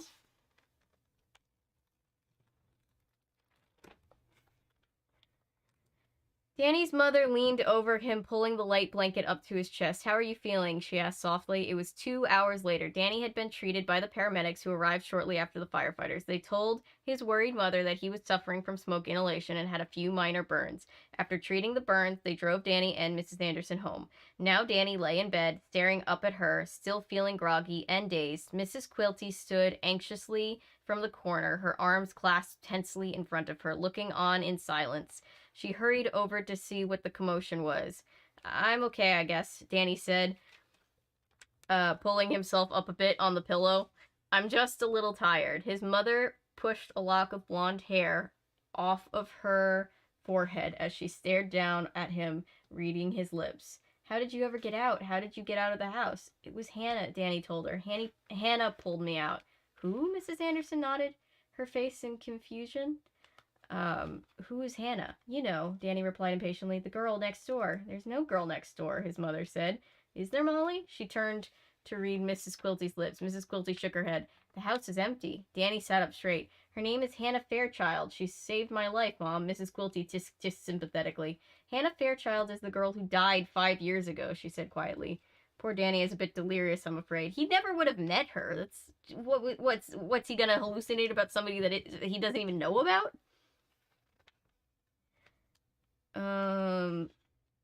Just lie back, Danny's mother said gently, pushing him back onto the pillow. Get some rest. You'll be fine. But where is Hannah? Hannah is my friend, Danny insisted. Hannah watched the scene from the doorway. The three people in the room couldn't see her, she realized. She had saved Danny's life, and now the room and the people in it were growing faint, fading to gray. Maybe that's why my family and I came back after 5 years, Hannah thought. Maybe we came back to save Danny from dying in a fire as we did. But you did. I mean, they didn't. Nothing against your family, but you know. A voice called to her, a sweet, familiar voice from far away. Is that you, Mom? Hannah called. Time to come back, Mrs. Fairchild whispered. You must leave now, Hannah. It's time to come back. Okay, Mom. She gazed into the bedroom at Danny lying peacefully on his pillow. He was fading away now, fading to gray. Hannah squinted into the solid grayness. The house she knew was fading. The earth was fading from her sight. Come back, Hannah, her mother whispered. Come back to us now. Hannah could feel herself floating now, and she floated. She gazed down, her last look at Earth. I can see him, Mom, she said excitedly, brushing the tears off her cheeks. I can see Danny in his room, but the light is getting faint, so faint. Hannah, come back to us, her mother whispered, calling her home. Danny, remember me, Hannah cried, as Danny's face appeared clearly in the misty gray. Could he hear her? Could he hear her calling to him? She hoped so. And that's the end. Uh-oh.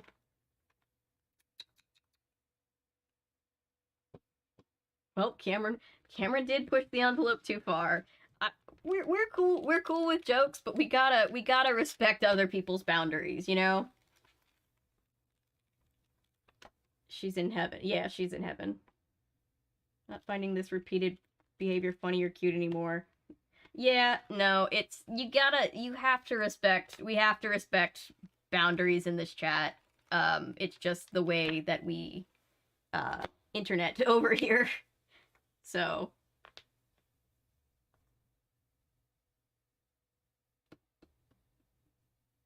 and there's a line of being told to stop by the streamer and multiple mods, and then changing accounts when you get timed out for not listening feels like a yeah, we're not happy about it, but it's just one of those things where it's just like there has to be a line. We have to not cross the line of like we can't be a place in the internet where we disrespect each other's boundaries. So yeah, this is going on in chat while I'm having like the sad moment. I'm just like, oh guys, she's going to heaven. I look over, I'm just like, oh god.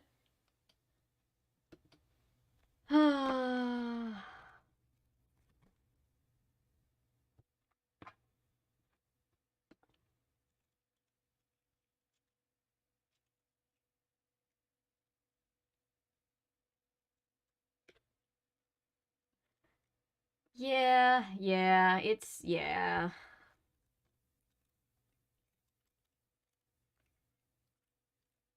Yeah, avoiding timeout, yeah. Do we need to go back to the chat rules? I have the chat rules for a reason. Thank you, Chris. I was just like, thank you, mods, by the way, for handling that. I'm so sorry. God.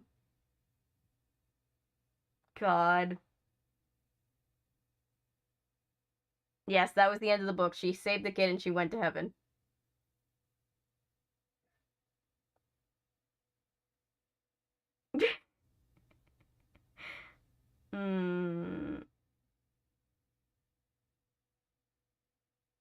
Yeah,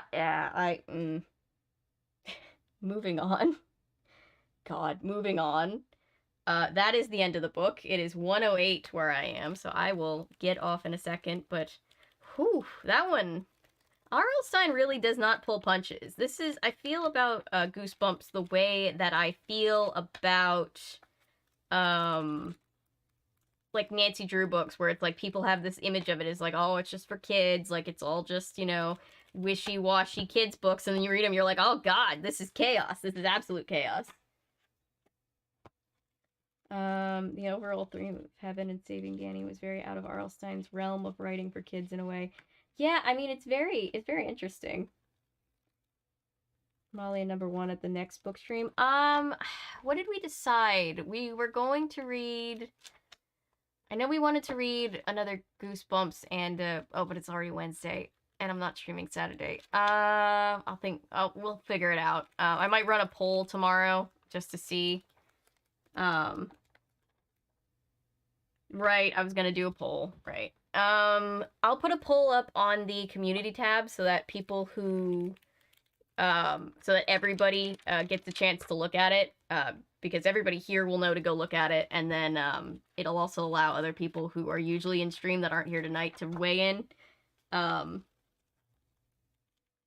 This is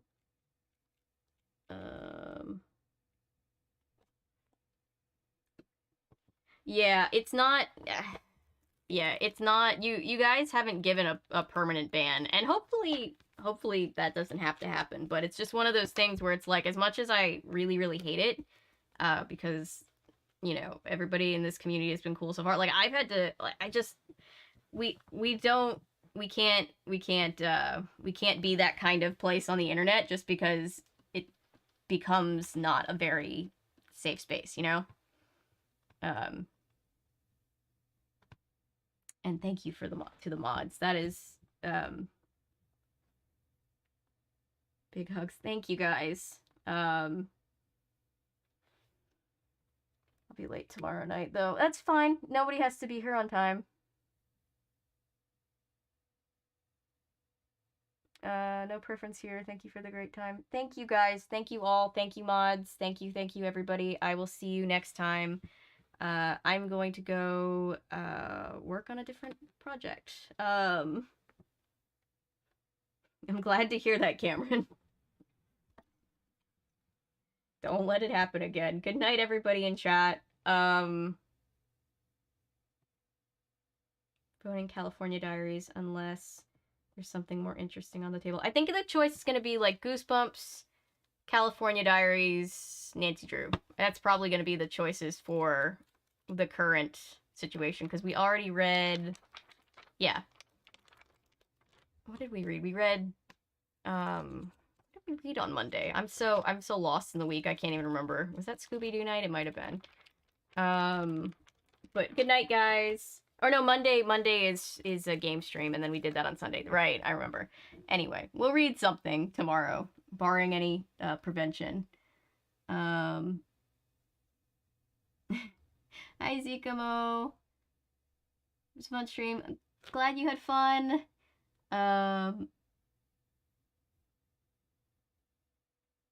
But yeah, thank you guys so much. I appreciate all of you. Stay safe. Have a good night, day, and have a good day tomorrow for those of you going to bed. And I will see you tomorrow.